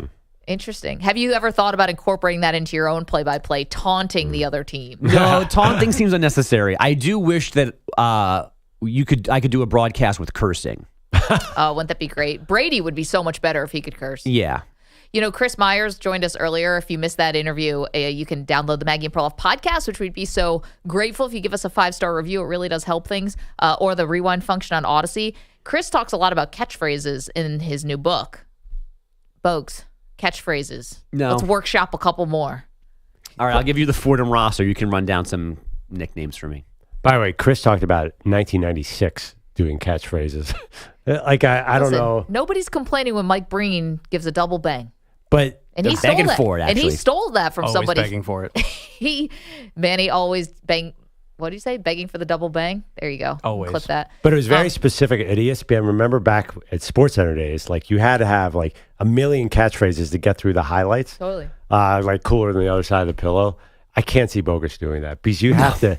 I'm not cool enough, funny enough, none of those things. Just, you really have to. It's a little cheesy. It's hard. Oh, you think the Bogusch too proud for that? Yeah, I just too think. much of a pro. Yeah, I mean, think about it. It's a fine line. Even the bang. It's a fine line. If a catchphrase doesn't work, there's nothing worse. You're basically going towards a boom goes a dynamite territory. No, I'm listening to a guy who's been in Phoenix for 100 years going Shazam. I mean, you can just keep doing it. Yeah, you have to have a certain. I don't know. Certain people get away with it. You know what I mean? Certain people cannot. I don't think Bogusch doing Shazam would work, for you example. think that Bogusch is above a catchphrase? Yeah, I think or Bogusch below. is too. I'm not sure where you're going here. I think it's too cool for a catchphrase. You got to, I'm telling you, a catchphrase gone wrong is terrible. I stole that one, too. Deeper. That could be your catchphrase. I don't like how many clips Manny has that sound like they're actually from the middle of something naughty. That could be your thing. Accidentally filthy? I'm sure everyone would love that on a college broadcast for a Catholic university. Mm-hmm. Oh, college, yes. Yeah. Catholic, maybe not so much. That's what ESPN Plus is signing up for. Sultry Atlantic 10 men's basketball. Get a call from the Pope. No, I think the best catchphrase in football right now, the announcers, is just when Tony Romo yells Jim Nance's name. Jim! That's his catchphrrise, right? No, his catchphrase is, I don't know, Jim. Sorry, I can't even go as high as Romo does. My voice doesn't go down. Yeah, I know. I don't know about this, Jim. Jim. Here we go, Jim. There's 8 minutes left to go in the third quarter. We got a lot of ball game left, Tony. The Lakers slump now includes a 134-93 loss in Miami. They've dropped 6 of 8. The T-Wolves snapped the Clippers' 9-game run to 108-80. And men's number 1, Kansas, took a 76-63 tumble at Creighton last night. Guys, back to you. I'm going to look up and ChatGPT. We're going to use artificial intelligence. I'm surprised Kaplan hasn't done this yet. To find Andrew Bogusch a suitable and worthy catchphrase for his distinguished demeanor. Mom, Dad, back to you. There we go. Okay, let's turn our attention. We'll get that to you. Let's turn our attention to one of our favorites. Jori Epstein is an NFL writer for Yahoo. Massive interview with Dak Prescott this week, getting a lot of headlines. Jori, thanks so much for your time and coming back on the show. How you doing? Maggie, Andrew, great to see you and great to be back. I am doing well. How are y'all doing? We're doing great. So, okay, anytime something happens with the Cowboys, a team that you've covered for a long time, everyone tries to read a double meaning into it. So you do this interview with Dak Prescott where he's very effusive with his praise of Mike McCarthy, and we'll get into that in a moment.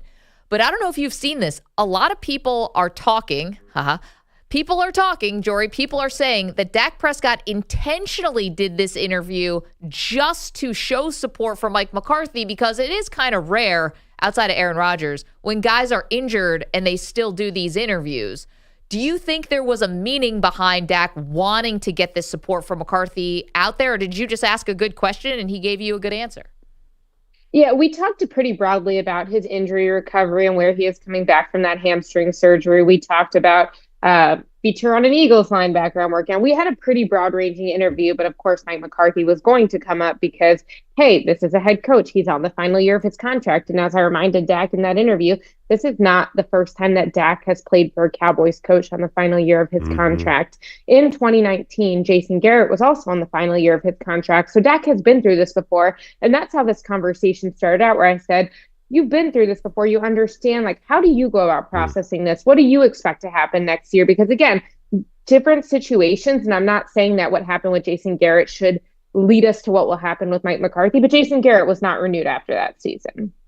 So when Dak does support his coach, is that just quarterback speak and doing, because Dak can be politically astute, or do you think he genuinely is supportive of his coach and really does want Mike McCarthy back?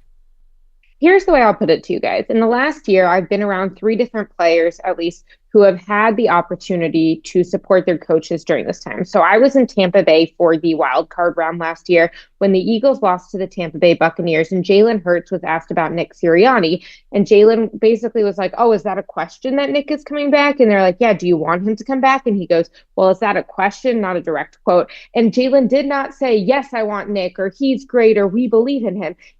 And again, Jalen Hurts has lots of cryptic ways that he speaks, but he did not say that. Now, fast forward to last month, I'm in Dallas for the Philadelphia Eagles at Dallas Cowboys game, and I asked Micah Parsons what the pulse of the locker room was during this time. This was their first game without Dak Prescott. They were, I believe, it was something like 3-6 at the time. And I asked him, and he didn't say, like, we want Mike back. He was like, look, if Mike isn't coaching here next year, he'll be fine. He can get a job elsewhere. The guys I really feel bad about is someone like Zach Martin, their all-pro right guard, who is likely to retire after this year. So when you contrast a guy saying, well, is that even a question? Or I feel more bad for my right guard, with Dak Prescott saying, I have full confidence, wholehearted confidence. I want him back. I think he should get an opportunity not only to come back, but to come back on his own terms, which was a very intentional and interesting phrase that Dak used. I do think this is more than being politically correct, because I've been around players who have not chosen to take that direction. Jori Epstein is a senior NFL reporter for Yahoo Sports. Got a big interview with Dak Prescott, making a lot of headlines, so we want to go straight to the source. So, Jori, it was interesting the way that Dak put it. Majorly supportive of Mike McCarthy, wants him to get another contract, and also said to kind of let him coach on his terms, which everyone is taking as a shot at Jerry Jones and how meddling Jones can be. But then Mike McCarthy comes out and says, I've had more input on this roster than I ever did before. So what do you think Dak was talking about when he said that? And do you think Mike McCarthy just gave the politically correct answer, kind of supporting his boss? Yeah, that's the best part, is that, like, Mike doesn't really need to be like, yeah, Dak's right, I have no say. And I give Mike McCarthy credit for not taking that route, because I think accountability is really important. I mean, we're seeing that with the Chicago Bears right now. We're seeing that with the New York Jets when Aaron Rodgers is like, well, I'm not the only one who doesn't have their details right. And I think that it's really noticeable when a guy does try to put blame or accountability elsewhere.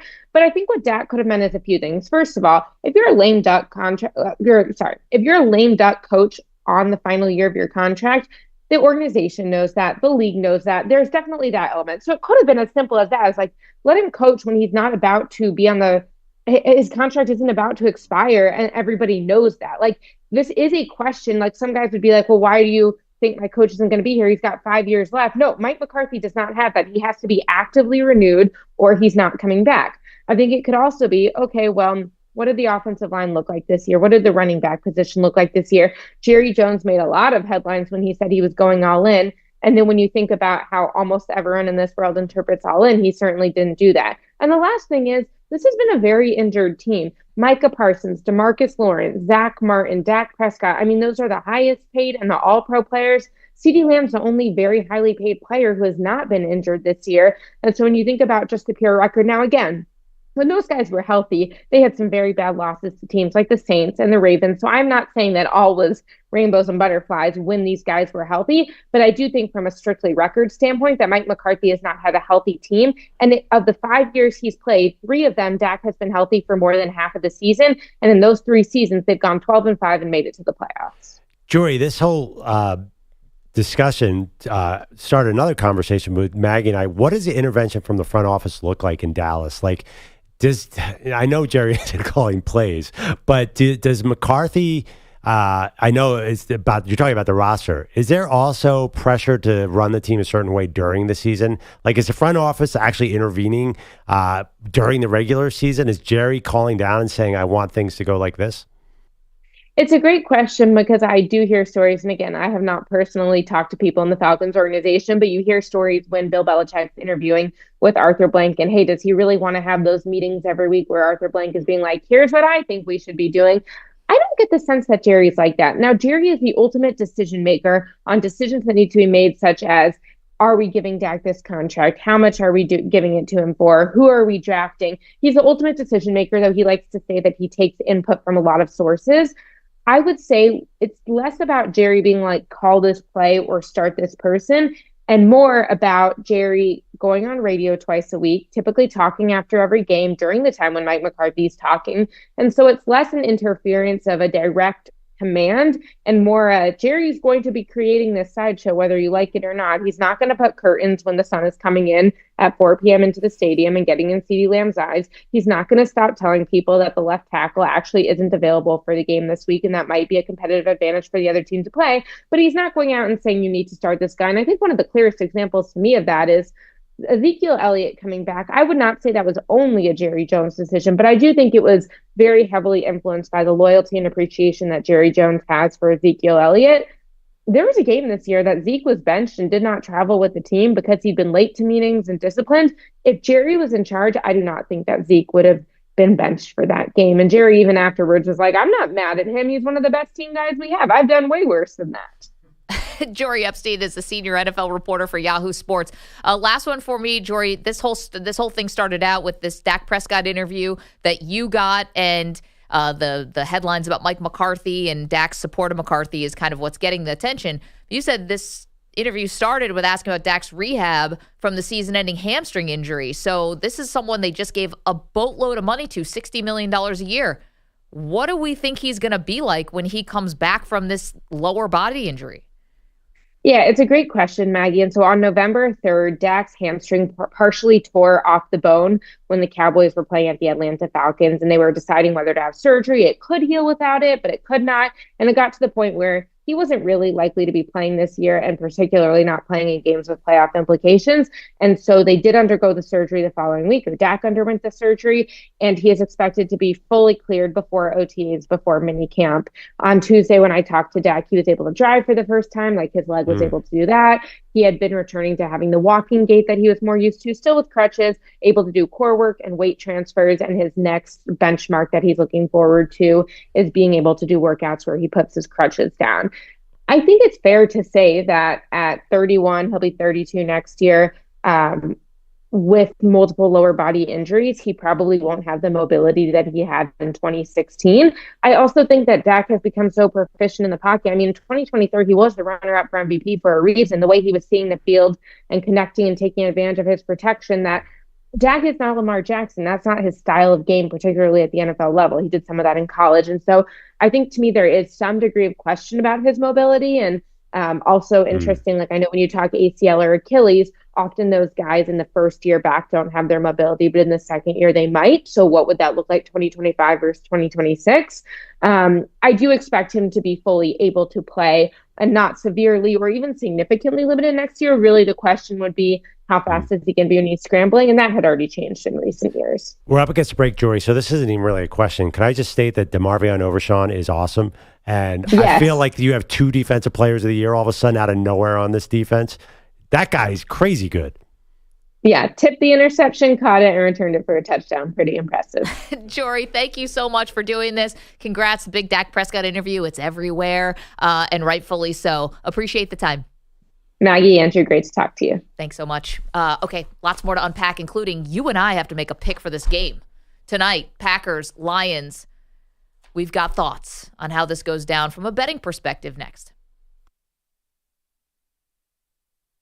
You're in a 5-minute break.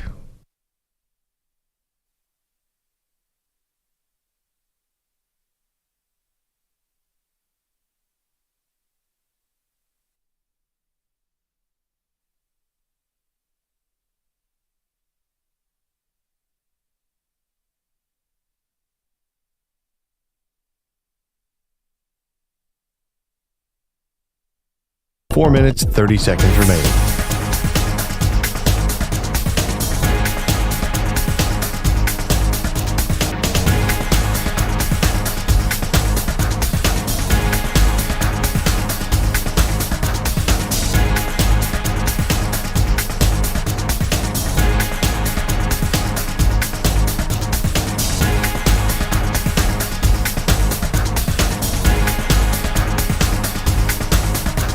Four minutes remaining.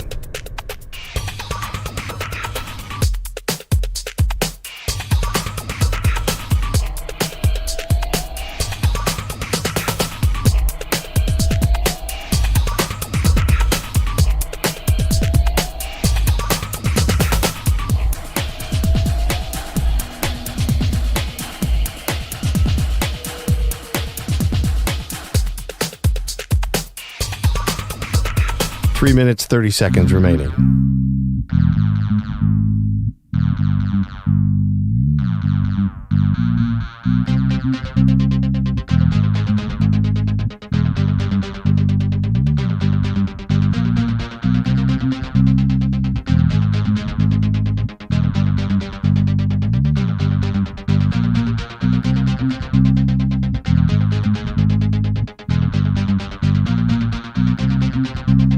Three minutes remaining.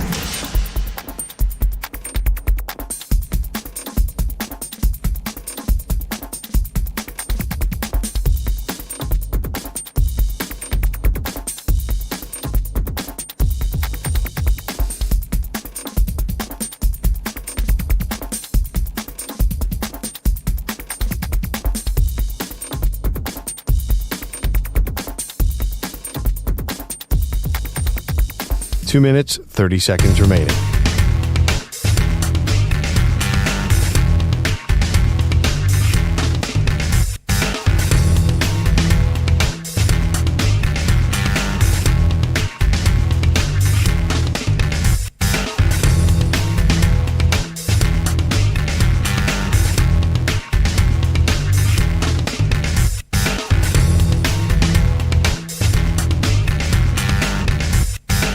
Two minutes remaining.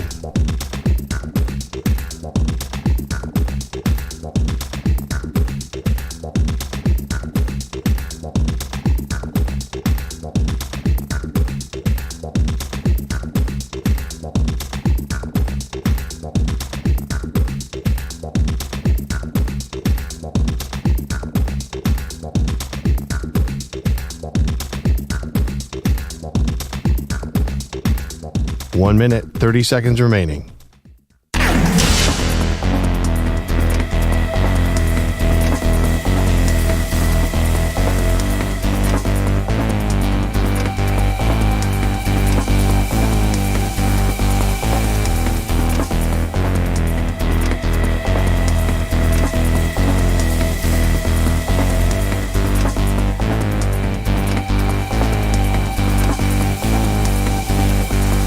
One minute remaining.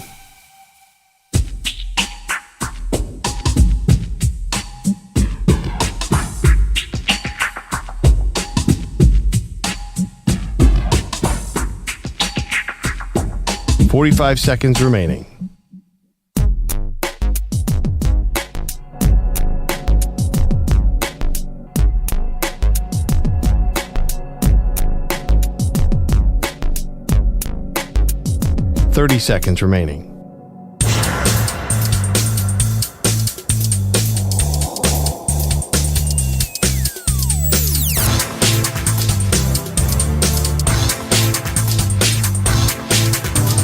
15 seconds.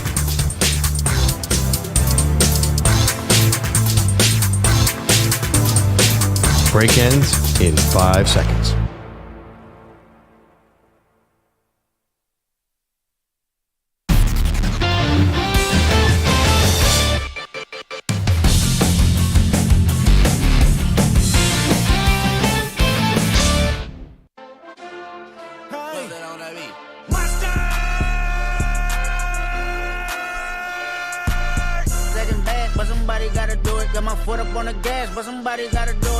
This is what happens when you let young people take the aux cord. Manny and EJ running the music here. Yeah. Listen, I've been trying to catch up, Maggie. I drive home and I listen. Do you know this song? No, but I listen to 97.1. And Perloff with Hot 97? Hot 97. I think you should be listening to Infinity Sports Radio. I'm just kidding. Well, it's after the show. And I got to tell you, like, it's a lot. I don't think I know what EJ listens to, and that's not what it's on Hot 97. It's a lot more. You're right about that. It's a lot more pop music and just like it's. I don't know. What do you think? When of are Hot you going to 97? get into your rap era, Perloff? I had a rap era in not LL Cool J. 1991. Yeah, 91. Listen to Eric B. and Rakim. Oh yeah, it takes two to make a thing go right. Are you kidding me? That was That's rock based, amazing. okay. Where do you think the Beastie Boys came from? But you're complaining that it sounds like pop music. What do you think that was? That was more close to pop than hardcore rap. It's kind of Grandmaster Flash. Like, this is dancey, fun music. Yeah. No, I'm saying a lot of stuff on Hot 97 is kind of garbage. Is that? Yes. Yes, facts. I 100% co-sign this Perloff take. Are we about to get into a radio beef with the people from the hip hop station? Let's That bring might in- not be a good idea, Let's guys. bring in Power 105. What do we think about Power 105 now, guys? No, actually, by the way, that being said, the talk on Hot 97 is amazing. I was going to say, That's really good. On Saturday mornings, I listened, our buddy Pete Rosenberg and all do those you guys. realize if we get into a beef with a rap station, how much better equipped they are to deal with said beef than us? No, we got Peter Schwartz, Maggie. I'm not ducking any smoke. Yes, the Dion laugh track times 1,000 for that. Let's make a pick for tonight's game, shall we? So this is a big one. Lions are hosting the Packers.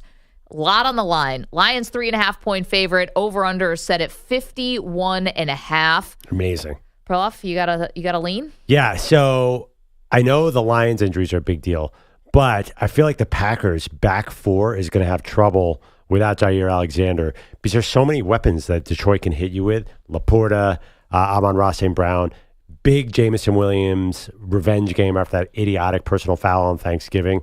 I feel like if it gets into a shootout, Detroit's better equipped for that. I like Detroit to cover. I'll tell you what, the Lions were the masters of covering spreads, and it almost felt like the bigger the spread, the easier they were going to cover it. I think 3.5 is too much. I hear you. I'm going to take the Packers and the points with this one because you said it's so much for everyone to play for. You could say for Jameson Williams, but I could also say the same thing for everyone on the Packers. Sure. The number one seed, the division, everything is up for grabs, and I strongly believe the Packers would much rather have the playoffs run through Lambeau. So yeah, I think you get everything in this game. I bet you. Okay, I'm going to see a 70-yard touchdown from Williamson, and then a big break run by Jahmyr Gibbs, 50-yard touchdown, which is, by the way, not even like a hot take. Like, he covers that longest run bet every week. Yeah, you're right about that. Yeah. Oh, I just had what did I have here? Oh man, what happened to my DraftKings account? Hold on one second. Yeah, I've you've got got a good prop too. Yeah, I do. Crap. What do you think about the 51.5? While I find this prop, I like. Oh my God! I mean, if you bet under on this game, like, you really shouldn't even be allowed to watch it because, like, what are you doing? What is the point of betting under on a big primetime matchup? So you're going to root against scoring, and also too, I do think it does. I would bet over it. Feel comfortable about it. I like the Jaden Reed over 4.5 catches. Yeah, I think he's the one who's emerged as really the guy they trust the most. Obviously. They might do that handoff to him again too. He's great in the open field. That would be my prop. How about an anytime touchdown for him? Who would you like? Well, for Jaden Reed, I wonder how the numbers are on that one. He is anytime touchdown score plus 135. That's nice. If you want to take it. That's okay. I mean, it's a prop. You're not betting the mortgage on this. Yeah, no, but I'd like a plus 280 or something in a anytime touchdown. I can give you Dontavian Wicks at plus 260. Yeah, except they might bench him because he's had a big case of the drops. No Dobbs tonight. That helps with him. Are you picking over or under? What do you think? I mean, I'd probably lean towards the over. Yeah. But you want to know why? And this is a personal thing. I've been getting burned on unders left and right. So it's the worst. Yeah. Also, too, in my head, I'm picturing the great primetime Jared Goff games. Jared Goff versus Patrick Mahomes, LA versus Chiefs. Like, I think these lines are similar to the greatest show on turf. Like, they are an all-time offense. An all-time offense is show out in prime time. The one thing, we had Lomas Brown on the show earlier, Lions great and Super Bowl champ with the Bucs. One thing you didn't get the chance to ask him, Jared Goff threw 3 picks in a game that they still won, by the way. Yeah. 5 picks in a game. When I say picks. 3, Yeah, I was 5 picks in a game, pardon me. 5 picks in a game, 5 interceptions in a game. They still won the game. That just took him out of the MVP conversation. But should it have? Well, it doesn't feel like he's a bit of a very, very, very high-end system quarterback. I mean, the best offensive so line. So was Brock Purdy, and he was in the MVP conversation. Yeah, but he came in 4th. I mean, I think Goff will probably be top 5, similar to Brock Purdy. I think that people are going to weigh his weapons against him. Enjoy the game tonight, everybody. Thank you, EJ Stewart. Thank you, Manny Rodriguez, Andrew Bogusch, Andrew Kaplan. Thank you to Lomas Brown, to Chris Myers, and to Jori Epstein. Big guest day today. You can find all of those on the Maggie and Perloff podcast. You can download wherever you get your pods. And on the absolutely free to download Odyssey app. See you tomorrow.